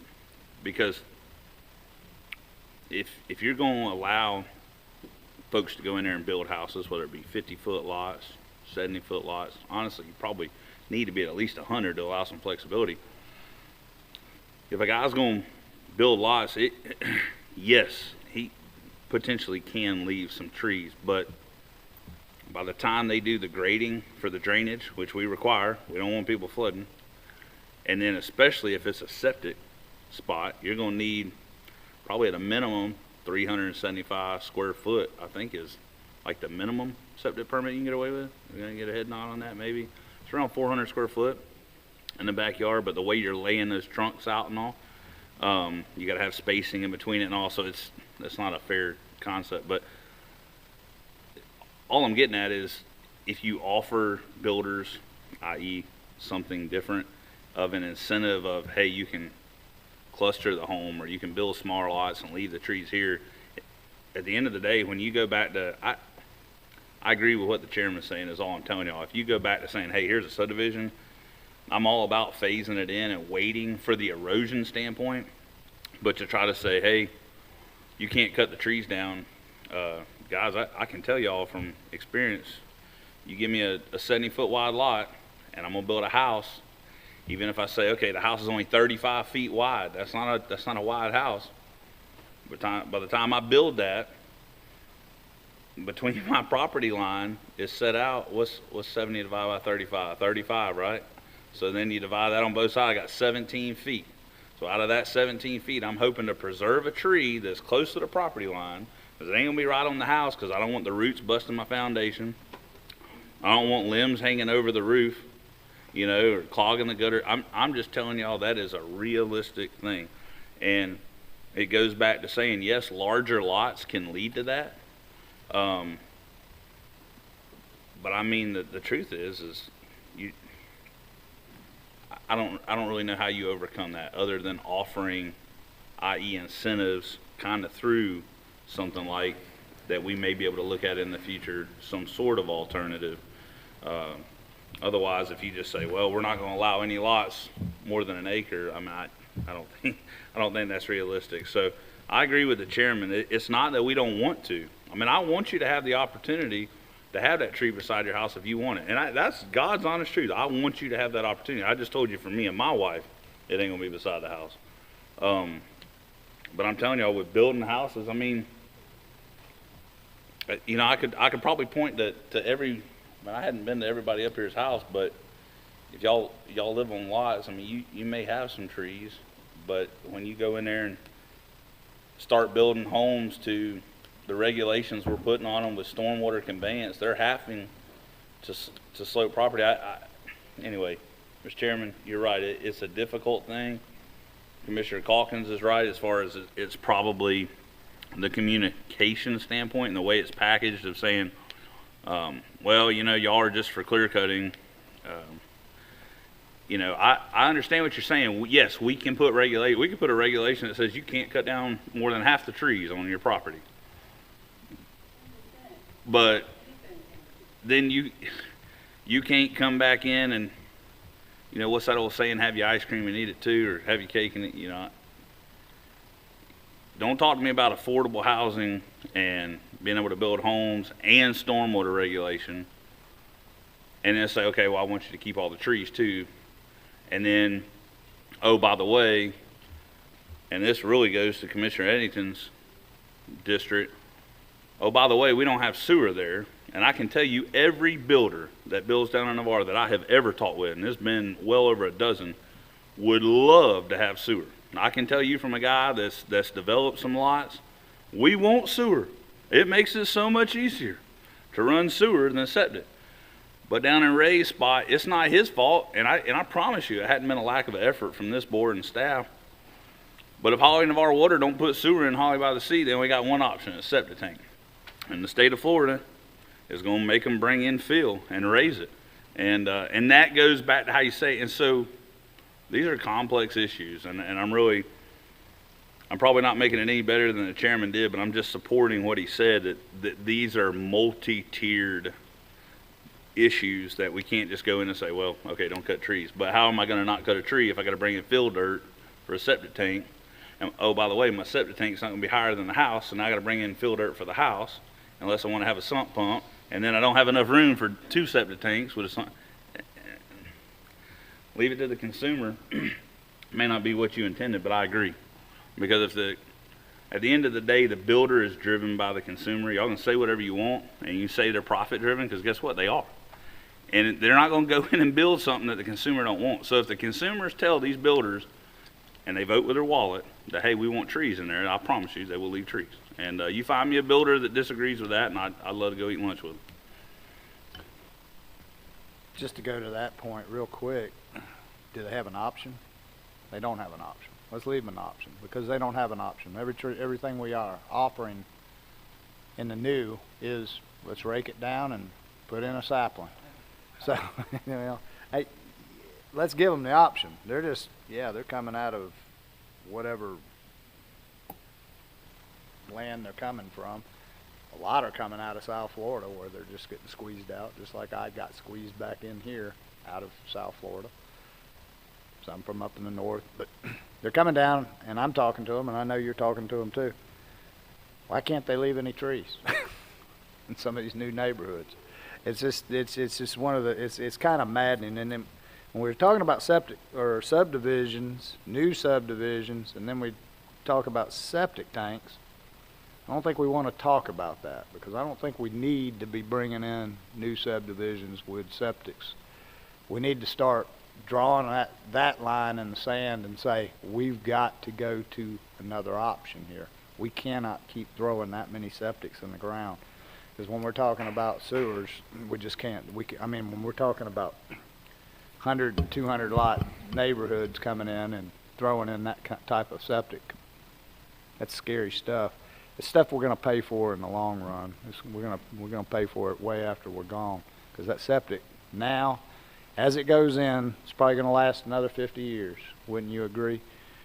I mean, I've got a 10-year-old system that the minute I get capacity running down my street, I'm going to bulldoze that big old 4,000 square foot wart off of my property, because it is a raised septic system. It's the bane of my existence when I mow. So I but if it's not me and it's somebody else, they're going to look at it. Just like the people that built their house across the canal from me in 1982 that have a bottomless system. a bottomless septic. You can't put those in now. What's that feeding into? Right into that canal, right out into the bay, and it's giving us issues. So that's an example of something that's going to give us problems. That was 40 years ago that house was built, 41 years ago. Septic's still sitting there. People are begging for sewer to come down the road. So these are the things we can alleviate now by fixing that, but you know, we don't need to. I got off into septics. Sorry about that. I know, just wound up. But Mr. Chair. this is our, I hate to do that, Dar. It's our turn. We got to do this discussion. We allow you, we're going to allow the whole room. And I'm sorry, Chairman, I took over for you. I didn't mean to. I just had the floor, and that's why I grabbed that. Go ahead. Commissioner Calkins? Thank you, Mr. Chairman. If it's okay, if I can let business representative come up, Mr. Henry, on this specific issue. Do you have a specific question for him? This is something that relates to business in our community, so absolutely, yeah. So I like that. Mr. Chairman, Dara's held her hand up for a few minutes. May I let her speak before me, if that's okay with you guys? She can speak for everybody on the tree, then I'll speak on this side. I don't have a problem for it with that. We're not going to get back into a public forum situation where we have Understand. person after person coming to the microphone. I understand, but I think the main intent was to ask a question, but if you. I'll be glad to answer any questions. Kerry referred to me earlier. I want to address some of his comments, but I'll invite Dara up, okay? if you can let her speak, then I'll speak. Yeah, Mr. Chair, I just want a point of clarification. Just for the audience is aware that the chairman gave us the ability to ask folks to come up, and I fully respect, Mr. Smith, Commissioner Smith, to invite who he wants up, and I was expecting that also. And I think we need to hear on this particular issue. This is an issue that everybody cares about, and so we do need to hear all sides. So that's all I want to say. I have a question, and it may be a question that Mr. Henry could answer. And that is, when we say that we would like a percentage of trees left, we're not talking about a percentage of trees on every lot. We are asking more like a percentage of trees left in a large development that could also be a park for children to play in, so they don't have to sit in front of screens all day and they have a place to go. I know that it is more desirable for families with children that are buying homes to have a neighborhood with a park. So what I'm asking is, can there be a percentage left on a development track that, by whatever formula you guys want to decide is fair, so that there could be a patch of trees? Not to fall on a house or... If I can speak, because I led us down the path, and I'm gonna tell you, I never expected it coming into the meeting, because actually, if you go back, you'll hear a lot of positive things I talked about with the alternative subdivision, and I specifically talked about having sports fields for kids to play and nature trails.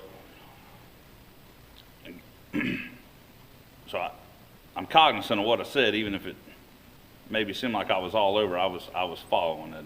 I wasn't the guy that didn't know what state I was in that day, and I didn't freeze up and look at you neither. Really, that was alternative subdivision. That's what the board had. I think we can address down the road coming back in a way that we better address those concerns, and we better communicate that to the public. Again, what I told y'all was not that the alternative subdivision was bad. I spoke for a favor in a lot of ways. But I told you right now, we've got a true public sentiment, and I don't think anybody's going to disagree with that, especially for the number of calls and emails and office visits Sean and Cameron have had to have. Right now, there is a large portion of our community that is against the alternative subdivision provision. And that's why this board voted 4-1 to remove that. I think that's important to say, because what you just asked for is, can we do something to have that? And one of the biggest conversations you heard gathered around that even the chairman said he had heard, was, well, how do you protect that from not being built in the future? And that was what led down that road of, we had Tom Danheiser weighing in on this and other things. So that's what we were discussing. We heard more citizens than anything else come up today, more emails than anything else, and they were all opposed to that. They were opposed to the alternative subdivision. So Mr. Smith made a motion and we removed it. And so I'm just reminding you that, yes, we could do it. That's what we were trying to do. And I'm not in any way trying to be disrespectful to that, but what you're asking for is essentially what we had. Well, is can we restrict the percentage and still build on the other? Well, then it goes back to that is the heart of the conversation we were having, is how do you protect that percentage from being built in the future, I got you. I'm just sharing with you, the majority of this crowd of mine and your fellow citizens were opposed to it. No, I don't agree with that. I fully And disagree with that. You that's just what took I out said. wetland. I think we can You come just back took and out look wetland at it in the future. buffers. Okay? But I think that's how it's resolved. I guess to answer your question, I think is in the future, this board looks at that, but it's not going to be through the current subdivision provision as far as setting aside a percentage. I don't see how that's possible. So you gonna bring it back? Okay. No, but I would allow you to champion that. And I want to support it, but like I said, the rollout to that, I don't want to do anything, and what I used the term was pushing a rock uphill. I don't want to do something that I'm saying, well, I think it's best, even though the majority of citizens I'm hearing from says it's not. I mean, at some point you got to look for me, I got to look in the mirror and say, well, my God, if most of the citizens I talk to, and I use the term most, that I talk to, are against something, then why in the world am I trying to put it on? It tells me that we just got to obviously either don't do it or communicate it better, and that's where I think we probably, on both of those, could do better. Commissioner Calkins, you had some questions for Mr. Henry? Yeah, I just want to see how what we got here is affecting the business community on the tree issues here. Well, currently the way it's written, clearing in stages is really the best management practices, is what's recommended by Water Management District, what recommended by best forestry practices, and all has been for years. I've been doing subdivisions in the county since 1977, before the 10-year storm, before there was even a stormwater requirement. We had 1.5 acre, 2-acre lots, real common. We built, 1,200, 1,300 square foot homes on them. You didn't have to worry about leaving trees. There was no sewer, there was no septic, there was no retention ponds. Well, there were septic, obviously. Mostly wells, no potable water. Not much infrastructure in the ground. Now we've evolved to where we have sanitary sewer. We ought to applaud ourselves. That's one of the biggest achievements in Santa Rosa County, going from no sanitary sewer in 1980 to 90%, over 90% of our homes now being on sanitary sewer. Environmental achievement, if there ever was one, in Santa Rosa County. But that requires pipes in the ground. Requires sewer pipes, sewer easements, sewer laterals run to houses. Underground power has gone underground, not overhead. Why? So we don't have to lose power as much, or you get power restored more quickly to your home. So much of the infrastructure has gone underground, and the lots have gotten smaller. Kerry, I can leave trees on 1-acre lots real easy. When I built houses at $30,000 a piece on a 1-acre and a 2-acre lot, now the building, but just the lumber for the house on a 50 by 120 foot lot, trying to keep it as affordable as I can, using every valuable piece of land that I can. The lumber costs more. We're at $350,000 a house. I'm less expensive than Horton, and most folks, that's what I focused on all my life. So there's practically no way to save trees on a completed house. Now, I understand what people's upset about is the mass clearing all up front. When it likes a woodbine. If this ordinance was in place, the way it is right now, they would have not have been able to mass clear it up front. They would have had to clear it in stages. And quite frankly, that's the way I've always done it. It's easier for me to control erosion on a site if I clear it in stages. So I think the way the ordinance is written, it accomplishes it doesn't give everybody everything they want, but you get rid of the clearing up front. If the project goes defunct, like in the case of Lakes of Woodbine, it's not sitting there mass cleared. You do have to clear the lots in a block type fashion. I mean, if you're going to comply with the lot grading plan that the county has, the drainage plan, the water flows still from uphill to downhill. So if you're between two lots and it drops 5 feet, I've got to grade that lot so the water drains in an organized fashion across other lots, building the houses up enough so the water flows around and it gets to the streets, to the conveyance systems, and to the retention pond. So it has changed over the years. I think the way the ordinance is written does the best it can do. Builders should be encouraged to leave trees in the back of lots where they can. I try to leave them everywhere I can until I'm to the point where I've got to clear a block of 20 or 30 lots. And I'll have to clear them within that drainage basin. Rebecca, you know what I'm talking about, between block. I've got to clear that whole block. I can't just clear the lots on this side of the block, because then I'm kind of ignoring what I've got to do on lot grading on the other side of the block where those lots are adjacent to each other. So, and the ordinance allows me to do that. Building has gone from the point of, we had 700 builders in this county 15 years ago. We've got 80 builders in this county now. Majority of the permits are pulled by 5 builders in the entire county, over 80%. You don't have the small custom builder anymore able to compete with these big guys. We can't buy the land cheap enough to build houses on big lots, and people, quite frankly, can afford it. When you're paying $40,000 and $50,000 an acre for raw land, then add all the infrastructure. So, if you want homes built in the county, it's going to be like you drive down Soundside. They may have 90% of the trees cleared on those lots originally with 10% left, and the 10% left looks really good. Those are larger lots. When you drive down most subdivision, when you got 50-foot lots, 120-foot, you're going to have 1% of the trees left. And in pockets, you can leave them in pockets. On the backs of lots, I try to leave trees on the backs of lots. Between houses, you can't leave trees. In the front of the yard, I have to put so much infrastructure on the right-of-way and off the right-of-way. Between the house, can hardly leave a tree. I mean, I plant trees on every house in the front of every yard. I'm not required to, but about 50% of the people pull them up because they're that person like Sam is that doesn't want it. I give them the option, Carrie. I'll plant a tree. That in 10 or 15 years, I can go back and show you trees I planted in 1980 that are really nice big oak trees now. Started out as a sapling. So, I mean, trees grow. They're a renewable resource. The fact that we take out trees don't mean we're getting rid of trees. I mean, we can plant trees. And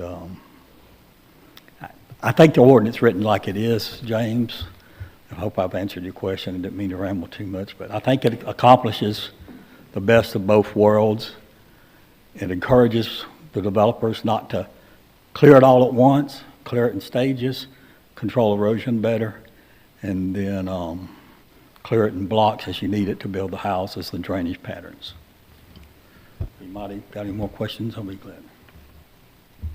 Well, addressing what you were talking about with the sewer coming in, with us bringing in sewage, and were you saying that we needed to clear the lot for that stub? Yes, sir. But that's what they're not doing that on that example that I gave over there off of Bee Ridge Connector. They got the stubs sitting out already. So they have it tied to the house. There's nothing there. The stubs are out, they cleared out the front part. When the of house lot. is built, the stubs will go through there and tie to the house. Yeah, that's what I'm saying. But right now, you don't have nothing's going on the lot. You got the stubs sticking up in the first 15 feet of the property line. Right. And if you're not gonna build the house yet, and they're selling the lots individually, that's fine. But you're gonna connect the sewer, the sanitary sewer stub out to the house, gonna clear a 15, 20-foot right of way. You're gonna connect the power to the house. Underground power is required now on every lot. It's not overhead to houses anymore, it's all underground. Another 15, 20 foot to the house. You're gonna clear out on the side of the house to access for the AC condensing unit. Right. You're gonna clear out for the driveway. You're gonna clear out for water service connections. And then those tree roots, if they're left too close to all of this stuff underground, tears it up. A tree falls over, pulls water lines out. During Hurricane Ivan, I drove around, I saw water spurting down the ground all over the place because the roots tore up the potable water lines. It's gonna come out when the houses are built. Yeah, I get it, when they go to build a house. And then he's got So the what do option you of they're eventually doing. end up with? What do you eventually end up with? No, I'm just saying, You end up eventually with 95, 98% of the lot cleared. got the option. And this is where Rebecca has her issues and what's happened in the county in the past and where you guys have the problem. We clear one lot here.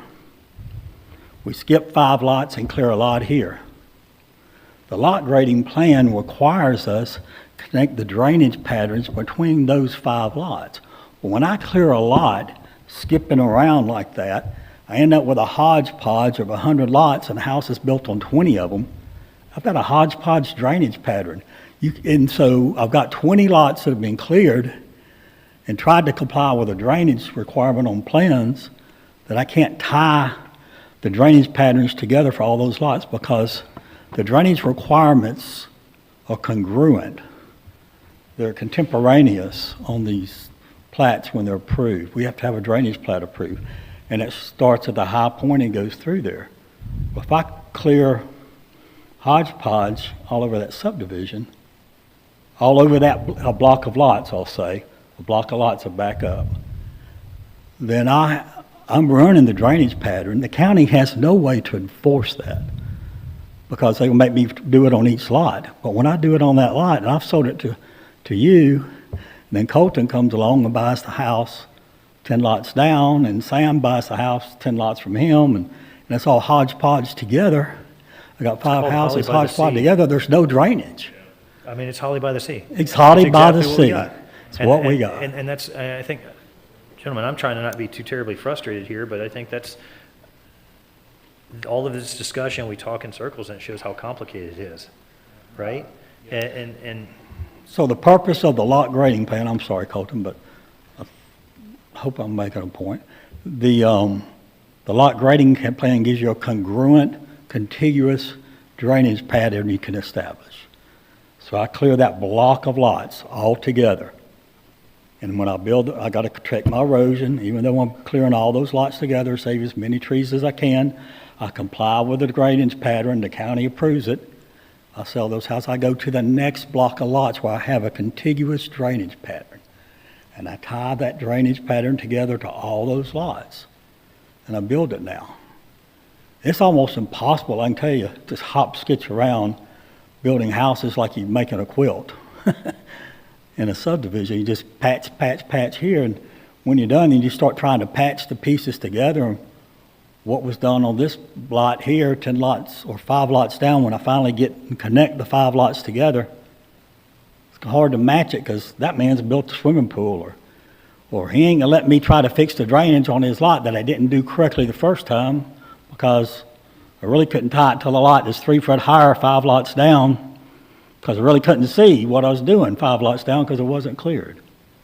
I mean, I hope I'm not over describing the point. Rebecca, correct me if I'm wrong, not to step over you, Mr. Henry, but you effectively could have pipes that end up coming down to a point where you have a point where water could just collect in a series of stormwater pipes because it wasn't done in a swelled subdivision for sure. Yeah. So curb and gutter, it takes away a lot of those issues, but you still end up with a quilted type patchwork, Rebecca, am I right? Am I describing it correctly?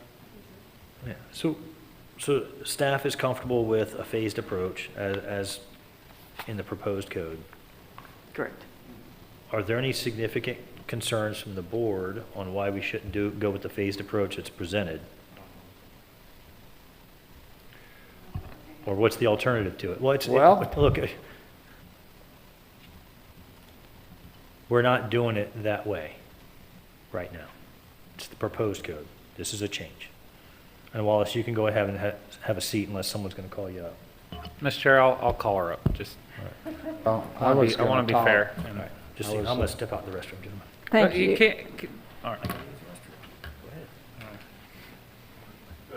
Should I go? Thank you. I just want to mention something that I haven't heard brought up yet that involves stormwater. And major issues caused by clear cutting is the red clay is not contained on the builder's property. And this, I think, is exactly what happened at Mr. Henry's subdivision. You have a citizen saying the builder came and removed the blockage from the drains. But further on down that road, I think it was a different builder, and that red clay was flowing freely. So Public Works had to go out and clean the drains. And I'm thinking that's what blocked the drains. A big issue is keeping that red clay on the property that's being developed, because I think maybe that's what happened there. But it is leaving a lot of other build sites. I'll complain about builders, not only one, but if I see something wrong, I'll come up here and say it. But that red clay is a real nuisance. And the county, if a water management district dictates something, FDEP dictates something on how things are to be done, and that red clay is not contained, it is your responsibility to listen to the citizens if they put in a complaint. I did put in a complaint about that builder that was further on down the road, and I think FDEP went out there, or someone from the county went out there. So that was something I was not hearing. So I'd ask you to keep that in mind. You need to enforce red clay coming off properties. Thank you. Thank you. I'll just say, too, to end that, and then, no, I'm not, I won't even address the red clay issue. That's one for another day. Do we have a consensus then with those that are here about moving forward with the, as proposed by Rebecca on the phasing for the trees? What's wrong with clustering and putting some type of area to where we don't? Because this is something that was proposed in the last land development that we pushed out. We had it to 15%. Got it up to 25. Is there something that's already there where 25% is conserved? I think the only issue, As Dara is proposing, because I think, do we already have that in place with 25%? That's No. what I'm trying to figure out. No, I think the only issue, if you talk about why is there an issue of why it didn't happen, why I couldn't support it, goes to cost. If you take a $400,000 house and then you take 25% of that available land and put it in conservation, I know this may not be exact apples to apples, but if you tell me 25% is unavailable, pushes the cost up another 25, it just goes from $400,000 to $500,000 house because available. I'm going to tell you, you can say all, and I know you've probably heard me joke and staff has, you can say all you want about big bad evil developers.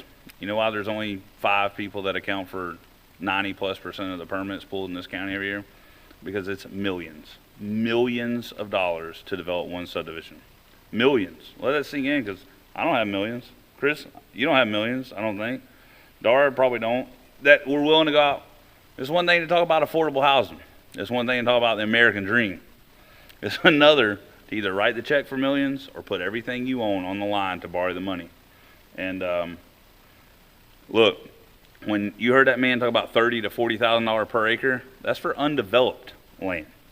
By the time they develop a lot, by the time they spend, an asphalt has tripled in the past 3 years. The product of the roads. Piping has went up significantly for water pipe, for sewer pipe. Tap fees have went up. By the time you get one lot in Pace right now is nearly $90,000 for one vacant buildable lot in a subdivision. It's more in y'all's end. It's over $100,000 a lot.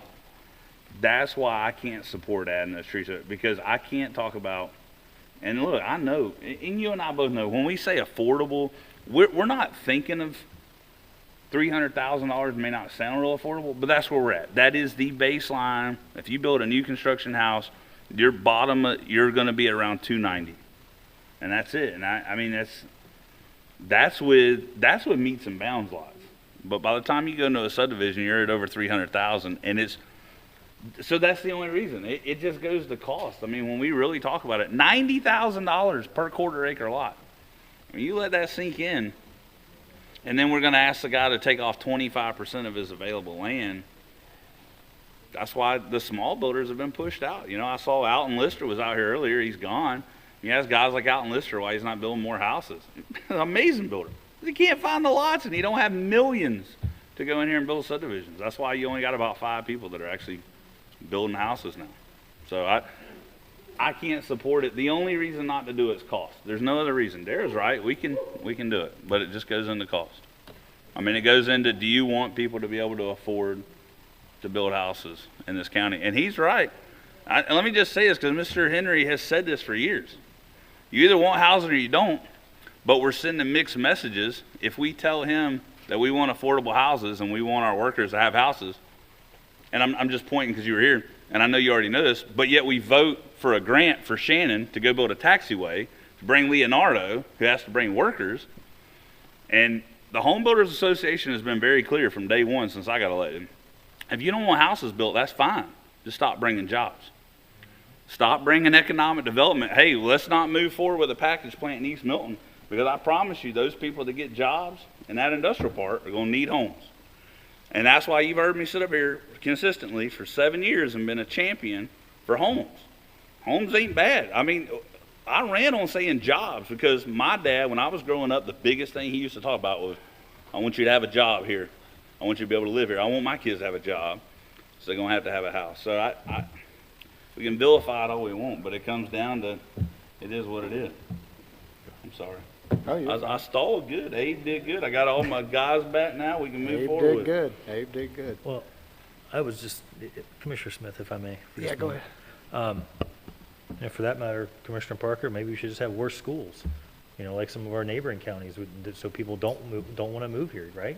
I mean, that's the frustrating thing, is we have a good school system. It's one of the #1 economic drivers in our county, so people want to move here because of that. They'll want to work in Pensacola, but they want to live in Gulf Breeze, or they want to live in Pace, right? Or we have airmen and women that work at Herbert, and they want to live in Navarre, right? They don't want to live in Fort Walton. They don't want to live in Pensacola. They can't afford to live in East Hill anymore. And it's house upon house upon house. Heck, they're bulldozing houses to put 3 houses where there was 1, right? Look, I feel like we've kind of talked in circles here, and I think everyone had something to say, but at some point we've got to make a decision here. And Commissioner Smith, I'll let you finish up, because I wasn't trying to talk over you, but I do feel like we need to make a decision on, are we going to take the code as presented to us with the updates and the changes to that, or if there's something additional we want to add, or we want to go backwards. But I'm glad you brought up the alternative subdivision again.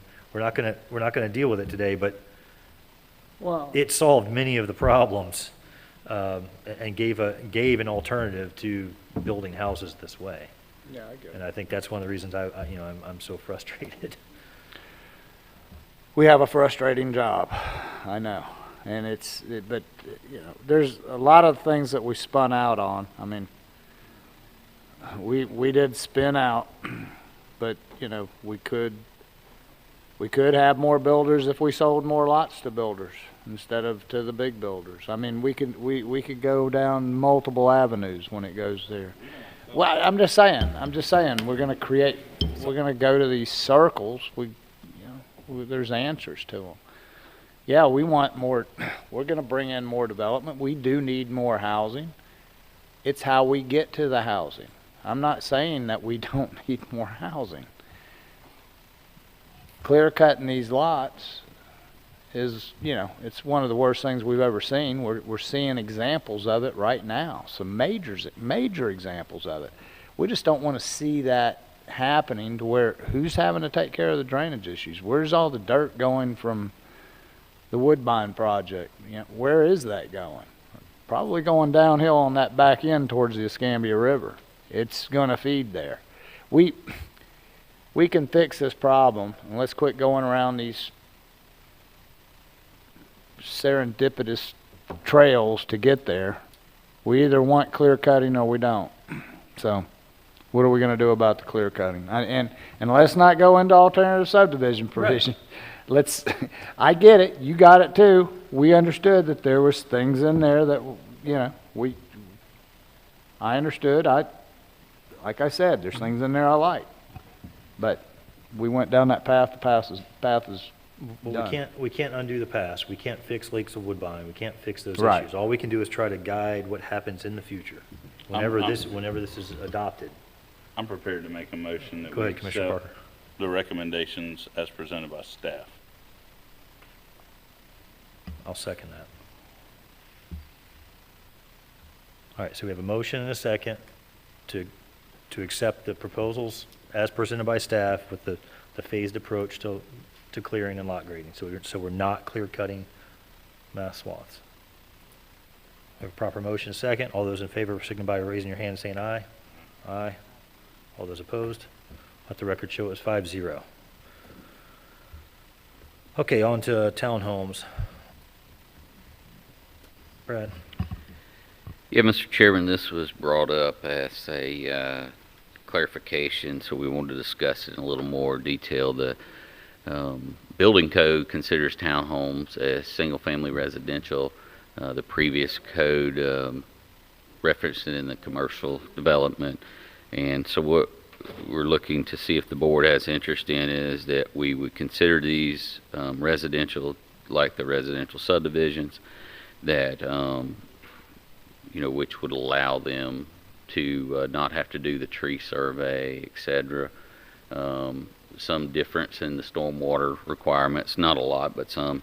Some of the recommendations we have is that when they build the townhomes or any R2, that we could have 2 trees per lot, and we would have 2 dedicated off-street parking along with the landscaping. And that was some of the information that we had for y'all, and just wanted to see what the interest of the board would be, and then we'll craft that wording. Are there any concerns from the board? And as you talk about whether it's affordable or obtainable housing, meeting with the developers, over the past several months, that they feel like that is the new direction of Santa Rosa County, that the new home buyer, that, that young couple that has just got married, their greatest chance of getting into a house for under, say, $290,000 is a townhome, which would allow them, of course, if townhomes are allowed to be sold where apartments are not, that will allow them to build some equity, and then as they grow their family and look for a house, they'll be able to sell that and get a return that they can put toward, a true single-family house.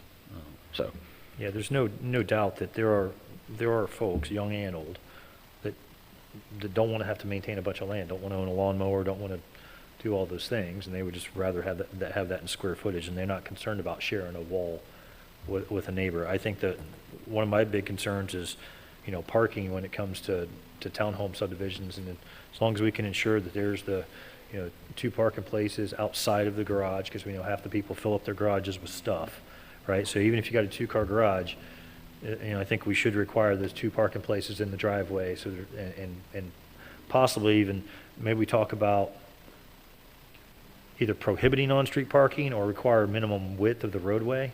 if we're going to allow on-street parking, so that we don't run into a situation of fire trucks and school buses not being able to get up and down the road. That's the only major problem I've seen in townhomes around the county. Commissioner Smith? Yeah, sorry. I just know I'm closer or I'm further away. But with the parking situation, I lived in townhomes. I had a townhome in South Florida. The garage was counted as parking. It was a one-car garage. And then most units had one parking space outside. But they did have a common, because it was done on a planned unit development. That one was. It had a common parking area. Here we're looking to do this on roads, and that was exactly the proposal I was willing to make as far as the road width. The road width, because that's and only allowing for the cars to park on that side, one side, because there's nothing that peeves me off more than trying to get through a neighborhood where you have two-sided parking, and God forbid somebody's house is on fire or townhouse is on fire in there, and you've got some kind of situation where people can't get through. So road width, but that's a big expense. I think I'd almost want the tree expense before I'd want the road width expense, because that's where I want to make sure when we're developing, if townhomes are being developed, and if we're going to do it in the vein of affordable housing, which it can fall right out of affordable housing very quickly, it's slippery. Everything's slippery, of course, that we're dealing with. Everything is slippery. But yeah, if we're going to do that, wider roads, mandatory too, outside of the garage. Rebecca, Michael, can you help us with, if you were to do on-street parking, what's the minimum road width that we would really need to be able to have parking on one side of the road and still get vehicle traffic up and down easily, from a life safety standpoint? Sorry to put you on the spot, just trying to get an idea. 25 feet of asphalt. 25 feet of asphalt? Yeah, it gives you about 9 divided by 3, somewhere in that area. Just gives you a place to park and 2 lanes of traffic. So we still be able to get fire trucks down, still be able to get buses. It's not going to be ideal, but yeah, it's going to be tight. But so a minimum 25-foot asphalt. Yeah. Plus you got curbing, you can gain a little bit there. That gives you 1 lane for parking, 9 feet, 1 lane for emergency vehicles, 16 feet, which is a state requirement. So you'd have to limit it to parking on one side of the street in order to make it work. Yeah, if you wanted to do both sides, then we need to get up to closer to 32, 34 feet of asphalt. Thank you. Commissioner Parker? I'm gonna throw out the red herring here. I was actually gonna say before, the positive to townhomes is they're gonna have sewer. That is a positive. If you're gonna have a townhome, you're gonna have sewer. It's not gonna be a septic system. From the standpoint of, all right, now, I feel like we're getting into very tricky territory when we talk about regulating parking on the road and life safety, because I wish there was a more eloquent way I could say this, but I'm just going to say it like it is. There ain't no enforcement on parking on the streets. I mean, that is, you could take that fantasy away. You've been down Summerdale and Winterdale over there by Clear Title, and it's, like that. That's the one I hate. But guess what? The reality is if you think you're going to have our sheriff's department out there enforcing parking on the street issues, like, that just ain't going to happen. Let's just be honest there. It ain't going to happen in other counties either. Like, that's not a knock on our sheriff's office. It's just, so I don't know. Well, I mean, regardless of the code or order, I'm just telling you that's the reality of it. Well, then let's look at 2 things. So I'm just pointing that out. So we cannot depend on, no parking on the road. That was my only point, guys, because if you think you are like I get emails from citizens saying they call the sheriff's office about speeding and they told them to call us, they need more resources. Could you imagine if they were calling about street parking? You know what I mean? I'm just pointing that out. Even in Escambia County, when I was over there, people calling in about that. It's a political slippery slope for a sheriff to get involved in too. Well, look, and I don't know if there's other options from a life safety standpoint and granting certain authorities to fire departments on, I mean, I know they can walk in my business unannounced, inspect my business and say, you've got an extension cord in the wrong place, or that outlet's not right, and tell me improve it or fine me if I don't fix the problem. I don't know, maybe parking, obstructing the roadway could be a major life safety issue. So, I mean, the other option, we could just make the road wide enough to allow parking on both sides of the street, and then it's not an issue whether they park on the street or not. Now, granted, there's an added expense to that, but ultimately, we know there's an issue of people parking in the roads, too many cars for one house. If you figure, if you got a 3-bedroom townhome, one has to assume there'll be 3 tenants there, particularly if it's, if it's not a family, right? And somebody's renting or buys a 3-bedroom townhome. Rarely is it going to be one single male with a 3-bedroom, 2-bath townhome, right? It's typically going to be a guy and 2 of his buddies. So you have 3 people there, 3 vehicles, right? Or girls, whatever. So, I think at a minimum, if you're going to have a 3-bedroom townhome, you have two-car garage and a minimum of two places in the driveway to be able to park. And then if we're concerned about on-street parking, we have to figure out how we want to deal with that. But we know it's a problem, and I know we don't necessarily have all the answers, but I think we should at least make some effort to try to address it. Yeah, I may have said it wrong. I'm just saying we can't depend on saying no parking, and that's enforceable. I think that's... You can at least put the signs up. Some people will listen, some may not, and then at that point... Right. And in some subdivisions, like if there's a holding pond on that side of the road, it's easier than others. And we could create the policy and ordinance that allows code enforcement to address some of that as well. I went through that one down in Midway, that's catty corner from the zoo. Which one of y'all's district is that? Do you know the one I'm talking about? Townhome. I went through there and it's actually really nice. I was taking some pictures of it, and there may have been parking in the road. I didn't notice if there was. I just remembered I was there to look at how it was built out, but I think they had 2-car garages, and they've so got the more driveways driveway were space wider. as well. Yeah, I'm a fan of that versus widening the road, because widening the road, it ain't just the asphalt cost. It's now you're losing land as well, and a lot of those are particular. The other thing I was going to point out is somehow I don't have the answer to this, guys. I'm just, maybe we tie it in with number of bedrooms, because a lot of these townhomes are going to be 2-bedroom unit packages, and that way, especially for like our elderly that are going to get those, and so they literally may only have 1 car. I think when you jump to 3-bedroom, it's a whole different product and consumer. So I just want us to be cognizant of that. You're not going to see a 1-bedroom townhome, but you'll probably see a lot of 2-bedroom townhomes, and I would think 2 parking spots would be plenty for that. Rebecca, you had something to add?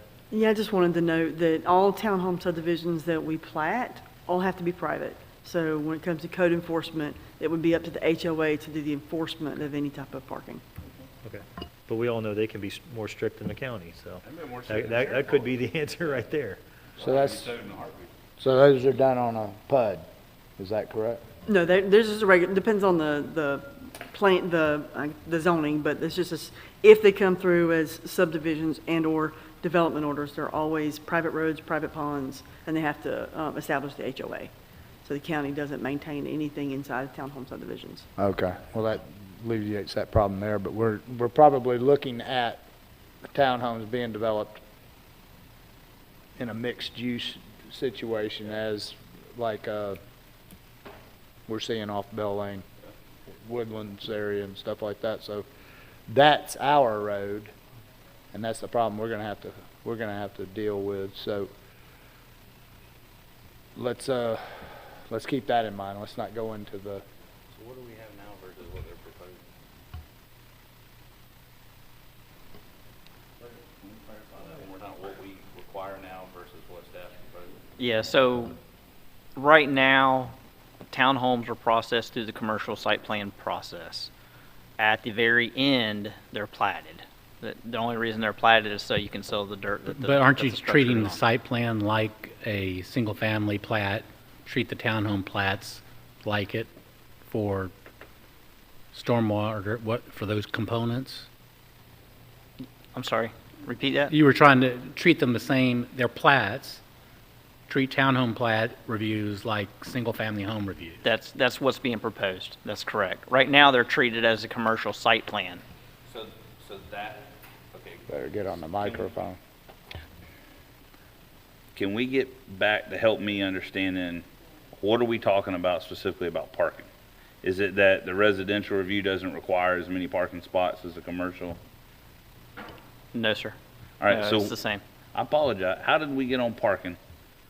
And what is staff proposing about parking? Or is it just that y'all are proposing it be reviewed residential instead of commercial? That is the proposal, that they're reviewed residentially versus commercial. All right. And I'm sorry, how did we get on the parking? That was me. Yeah. We met and All right, tell me what you discussed want to it. do with parking. We want two, for a 3-bedroom home, we want 2 dedicated off-street parking spots besides the garage. Okay, and what are we going to classify as how much of a spot? Like if I got a 12-foot wide concrete driveway, like we got to have dimensions. Are we going 18, 8 by 18? What are we considering a parking spot in a driveway? I'll defer to Rebecca on A this. standard parking stall is 9 feet by 18. Okay, so they would either need to have realistically a 20-foot wide concrete driveway. Because, I mean, I'm thin, but I ain't getting in and out with a 0 lot line car parking. They would either need to have a minimum of like a 20 by 20 or a 10 or 12 by 36 is what you're recommending. Okay. I'm And staff. Not to include a staff- sidewalk. And staff is recommended that the garage is not considered as a part of that parking space, because we had a situation down off of East Bay where that happened. Yeah, and my thought would be that space, that size, 20 by 20, would not impede on the sidewalk as well. Because otherwise, I mean, you got somebody parking right in the, yeah, then you got, Might not then need you're a back to the sidewalk. situation, well, if they put a sidewalk in.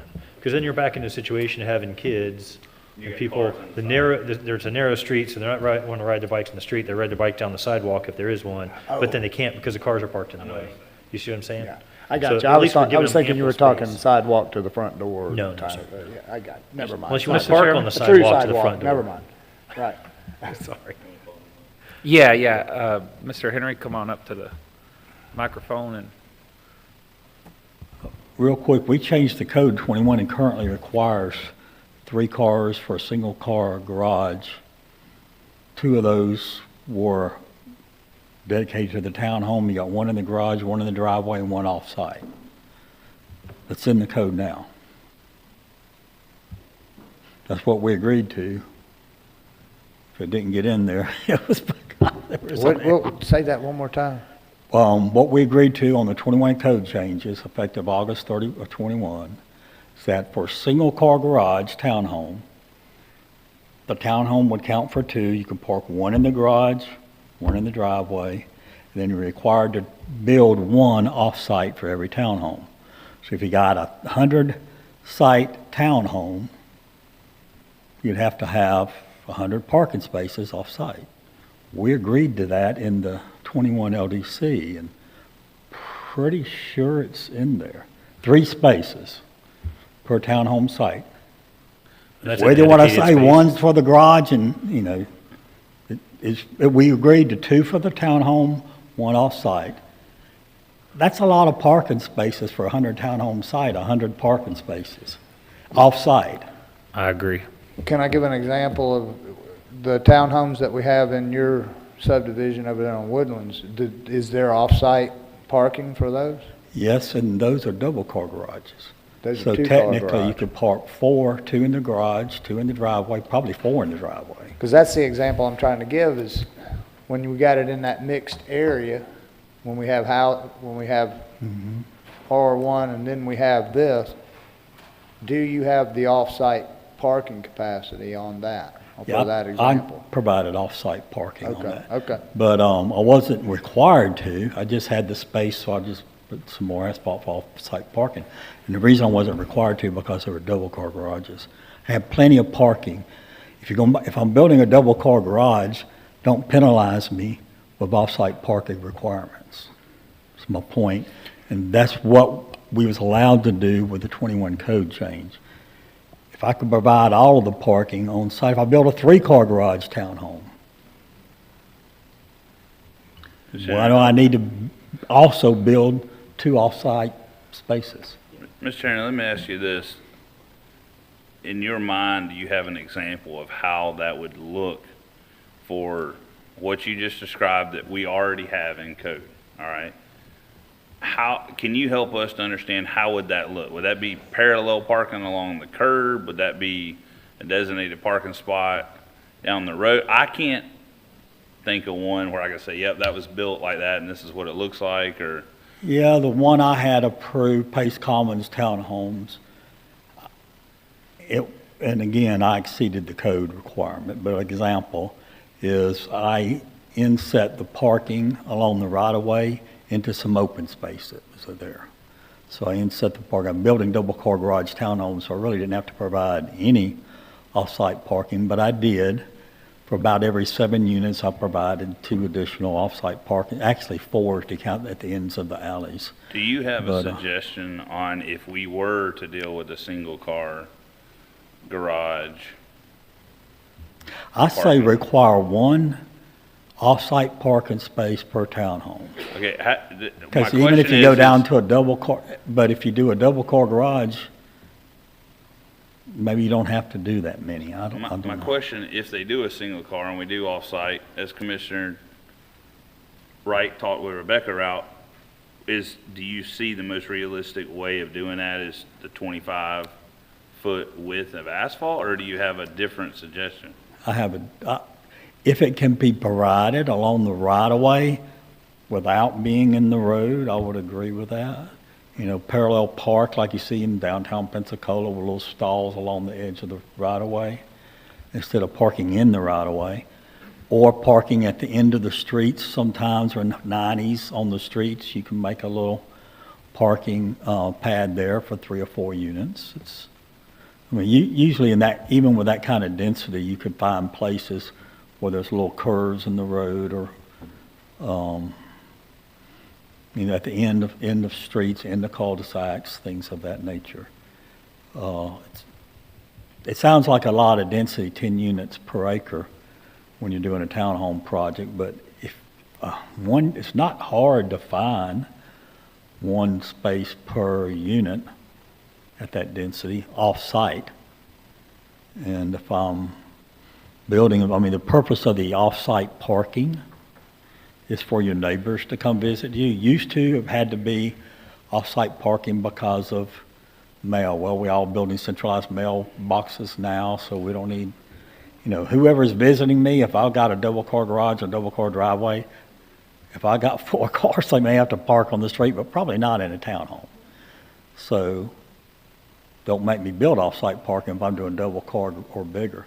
Just for your single-car garage, 1 space off-site. I say off-site within the plat, not on the property. Yeah, my main concern was the resident themselves. If you've got a 2-car garage, make sure there's enough room in the driveway for 2 cars, right, for the residents themselves. Off-site, I think, is a good idea for visitors and that kind of thing. I just don't know that it's something you would want to require that every single unit have a 3rd off-site space. That would, I hadn't thought about that. I think that's what's in the code now. I may be wrong, Sean, am I incorrect? For being able to find Well, it? I'm hoping Sean can clarify for us and see if there's something we've missed. Yeah, so the land development code, and I'm looking through the minutes, Mr. Henry, we're not familiar with anything regarding the off-site parking spaces that you're referencing. Staff right now in the land development code, it does talk about, it's basically 1 parking spot for a single-family residential structure. Staff has changed that to 2. That is our proposal, and not to include garages, because we know the issues involving garages. It does state that a 2 or more bedroom duplex or apartment requires 2 parking spaces per unit, and that's it. Again, that's because we are considering that as a multifamily development project. So there would probably be, a group of parking spaces, not per each individual unit in that sense. So that is all that is in there right now. So I'm sorry, read that one more time on the 2 parking places per unit. That's correct. Single-family home says 2 parking spaces per unit, does not include garages.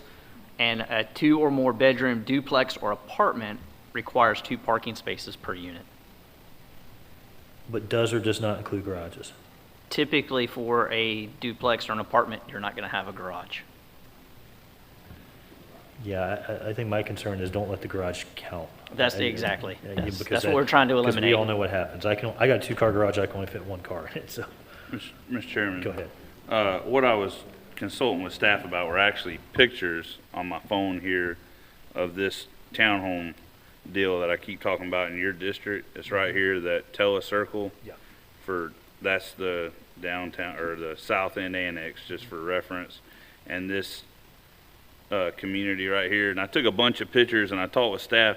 And so it sounds like under that, we're requiring the 2 outside of the garage. And you'll see, they basically did these kickouts where they widen the driveway. Yeah. If we can stick with that, it helps me because I spent a lot of time in here looking at the architecture and the design and the layout of this community, and it really worked. And even through looking through all these pictures, I mean, I may have just missed it, but I didn't see any car parking in the road. It was just well designed. It's private, the whole thing. I'm trying to see. I don't see where I've got a picture of a single car in the road. They're all in the parking spots. I mean, there's a shot of the whole road. If we can stick with that, then I fully support that. It versus the off-site. They had some by the pool, but I don't want to get into where now, man, that's just a lot of extra cost. I agree, and I think that is a good example of one.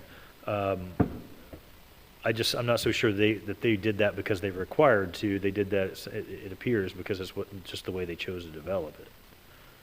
Because they've got single car garages. Yes, sir. And So they if put there enough is concrete in if for there is like a 3 community cars. pool or something of that nature, staff would require some parking with those accessory uses, because typically, as Mr. Henry said, you're going to have people over on the weekends, you're going to have pool parties and things like that.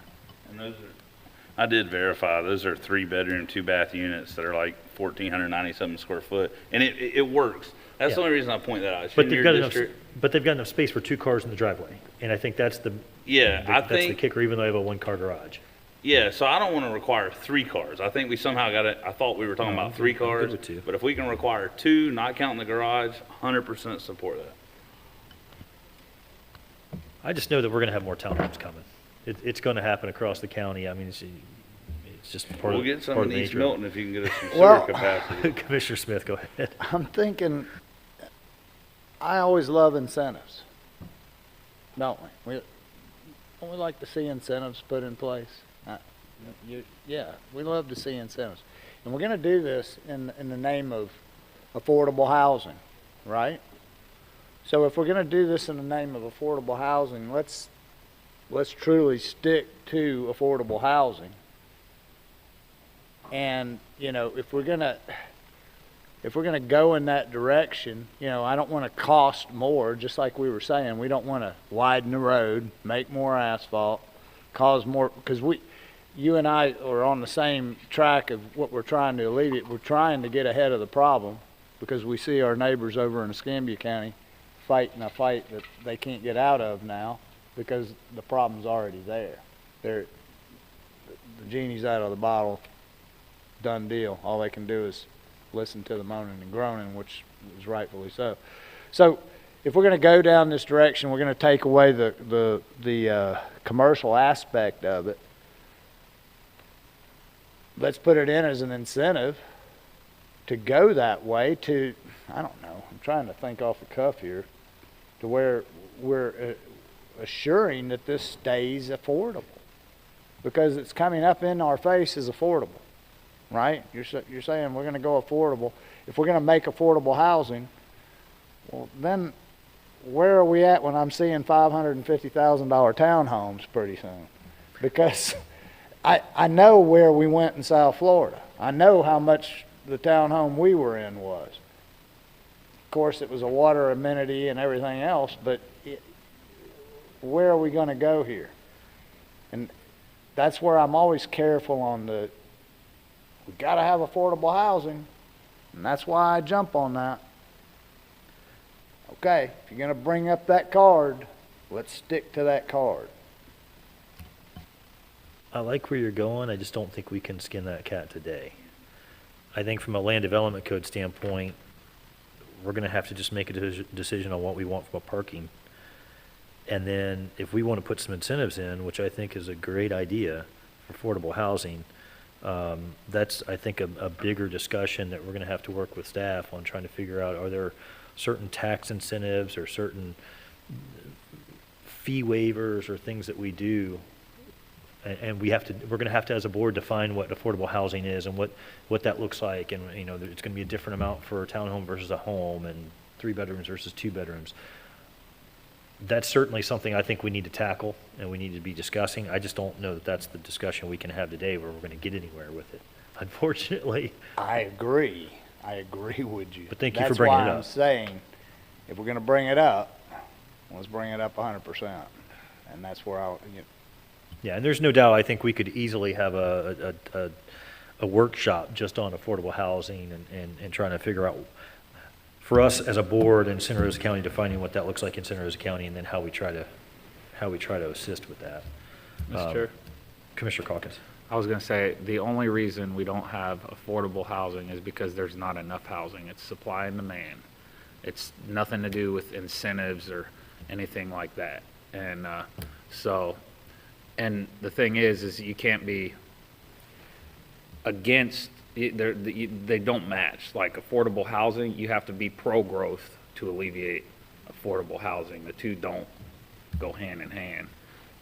And as far as, but Commissioner Smith, I see where he's going with the, with the townhomes and the parking and all that. And I see, I think we just need Sam made some good points. I'm basically waiting on a motion from.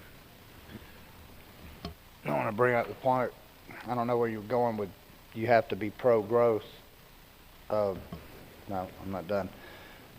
I just, I know that there was a big push to paint me as an anti-growth person, so there's nothing true about that. I'm not anti-growth. I never will be. It doesn't fit my paycheck to be anti-growth. I agree with you, we need more supply to drive down prices, but it's how we get there. So I'm just trying to say, if we're gonna go affordable housing, we're gonna use those terms. Let's be prepared to jump down that rabbit hole, is what I'm trying to say.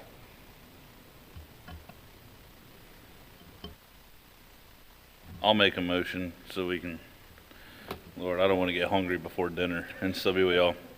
Motion that we do the change, that it be reviewed as residential instead of commercial, as staff proposed, and that we require 2 parking spots, not including the garage. I second that. All right. So before we get off the townhome development, what about the landscaping or tree requirements and setbacks? What are you proposing change?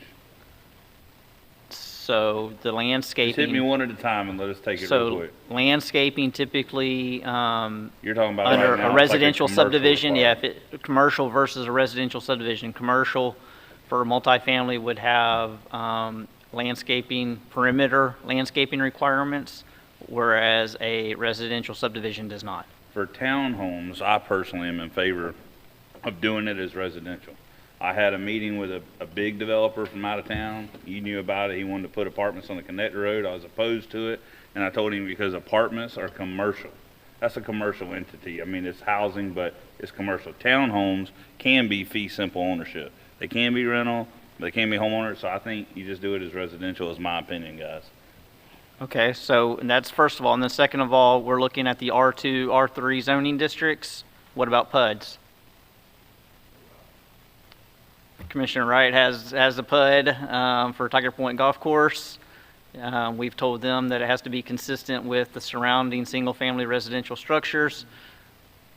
The board's direction right now is to allow townhomes adjacent to single-family residential structures and treat them as a residential plat. No, Yeah, we wouldn't. they be- weren't talking about We wouldn't be going retroactive on. PUDs. They didn't say, that's a different issue. We just thought about the site review. Okay. Yeah. I just want to make sure we're, Yeah, to be perfectly clear. Yes. I have no desire. I mean, it's a different taking- zoning district for Yeah. townhouses, so they're not the exact same as single family. There's other differences. The only thing that's gonna be the same is, I like, even if you want more clarification and it could keep us out of something unintended, that we say for R2. R2 townhome is gonna be like what you would think about when you think about people owning townhomes. When you go to R3, that's not even a townhome, really. I mean, that's 18 units per acre. That goes into, in my mind, that is apartment. Apartments are commercial. You know, you got a property manager, landscaper, surveyor. It's not ownership. So I think if you say R2, that's residential. no, And if you want to it just doesn't keep- matter with zoning, it's what's built.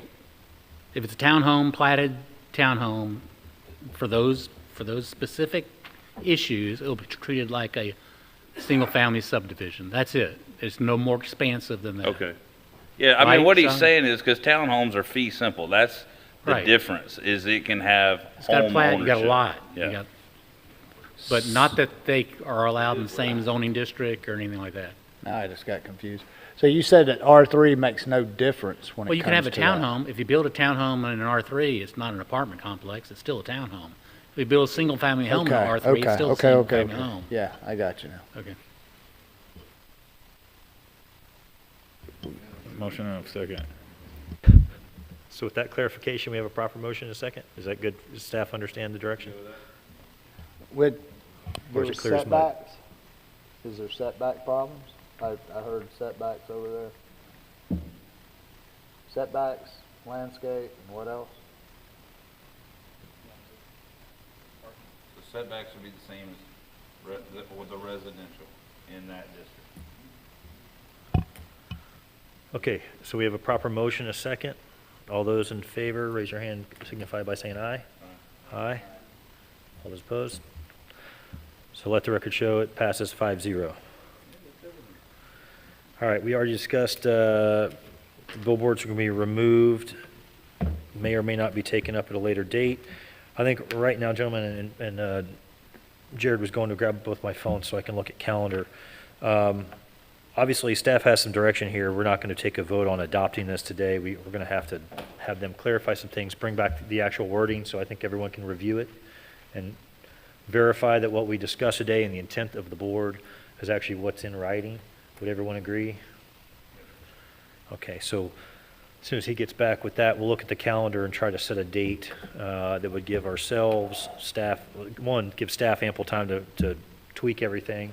Will that be a regular meeting date? Just add it on to a And then we could add it on a regular meeting date, but I just want to look at a calendar and just make sure of something real quick. Mr. Chairman, for staff, I think the earliest would be the 12th. That will give us time to go through and, correct everything, get a final draft with all the strike-throughs gone.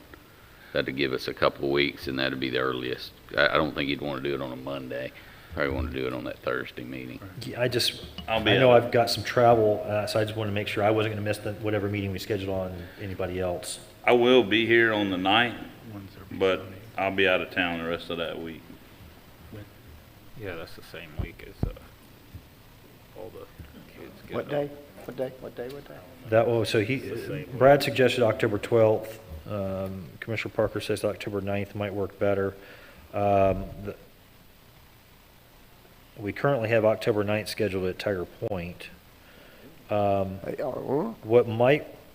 just going to suggest possibly October 26th. I'm scheduled to travel that afternoon, but I'd be happy to stay if need be. Just travel that night if we want to do the 26th and add it to that morning meeting. It's a Thursday meeting, so chances are that it'll be relatively short with a lot of things on the consent agenda. Mr. Chair? Yeah, We would. that's a zoning night. This, I think that I think we need to put it out there and then have another hearing kind of like we had today, so the public gets to give more input. Well, it No, it this would be, is- I mean- it would be a noticed public hearing. Right, and it's just exactly what you adopted, just showing you the words to implement only what the board has voted on today. Nothing new. With everything, well, would we be accepting the document as presented? Or would we be delving deeper into each individual item? throughout the entire- You've I think passed. we Because I need to feel go- like we've all reviewed it. You've I passed think it's got various. to go back to the zoning board. You've doesn't passed it? various, no. No. You've passed various motions to change things. This is to bring the exact wording, exactly how it's laid out, because it's a legal document, so you give the final approval there, not to expand it to any other issues, just for the staff to implement in writing and get it to y'all beforehand to show you in black and white the modifications you voted on today. And then you can wrap it up. So does there have to be a vote to move it forward? You would continue We the just public continue tonight. hearing to that date and time. Yeah, we're continuing today, this meeting, to October 26th. So you would need a vote today to continue the public hearing until whatever date and time that is. So is everyone comfortable with that date, if that's the way we go? Okay, I move that we continue this hearing to October 26th, directly, or as part of the Board of County Commissioners meeting that day, Which is at 9 o'clock. which is at 9 a.m. I'll do so without objection. I do not support this right now, as written. I think there's a lot of flaws in it, and I will not put my name on this. I think we need more public hearings on it. And so I'm glad that this is at least going to come up again. I think that's a good thing, and that it's not a done deal tonight. But as of now, I just want everybody to know I fully oppose the whole entire change right now. Okay, your objection is noted. I'll restate my motion. with no land development code, I will Of course. I like Houston, no zoning or land development code. I will second that if that's legally possible. You can. Zero land development. That 30 the years state, ago, you could. The state put all these All right. things, and you. So I'll make a motion that we continue today's hearing to October 26th at 9 a.m. as part of our regular county commission meeting, and I'll look for a second. I'll second it. We'll continue it, and Okay, all those in favor of continuing to the October 22nd signify by raising your hand saying aye. Aye. Aye. well, you gotta support more public All the- input. You don't want to All be those against that. opposed? Nay. All right, let the record show it's 4-1 with Commissioner Calkins in dissent. Got one more. We covered the DCIP grant. Doesn't matter. We're good to go. One more thing. For that neighbor endorsement. One more thing. Commissioner Smith? I want to hear what Mr. Cooey has to say for us. Okay. Just a quick second. Jerry Cooey, Milton, Florida. I want to make sure that we all understand that we took a definitive vote today on alternative subdivision, and that's not something that's going to be discussed on the 26th. Am I correct on that? The wording. It would be just, No, that's a strikeout. yeah, that's all But it the is. wording will come Yeah. back with that section gone. Okay. 100%, All right. it's over. And then Or just deleted. clarification on stormwater. What rainfall data set are we going to use? Because we didn't really talk about that earlier. We'll be using what's currently in the code, and that's the DOT Zone 1 Okay. data set. Which they said was changing. All right, anyway. thank you. Didn't you say they were changing anyway? All right, this hearing is continued to October 26th at 9 a.m.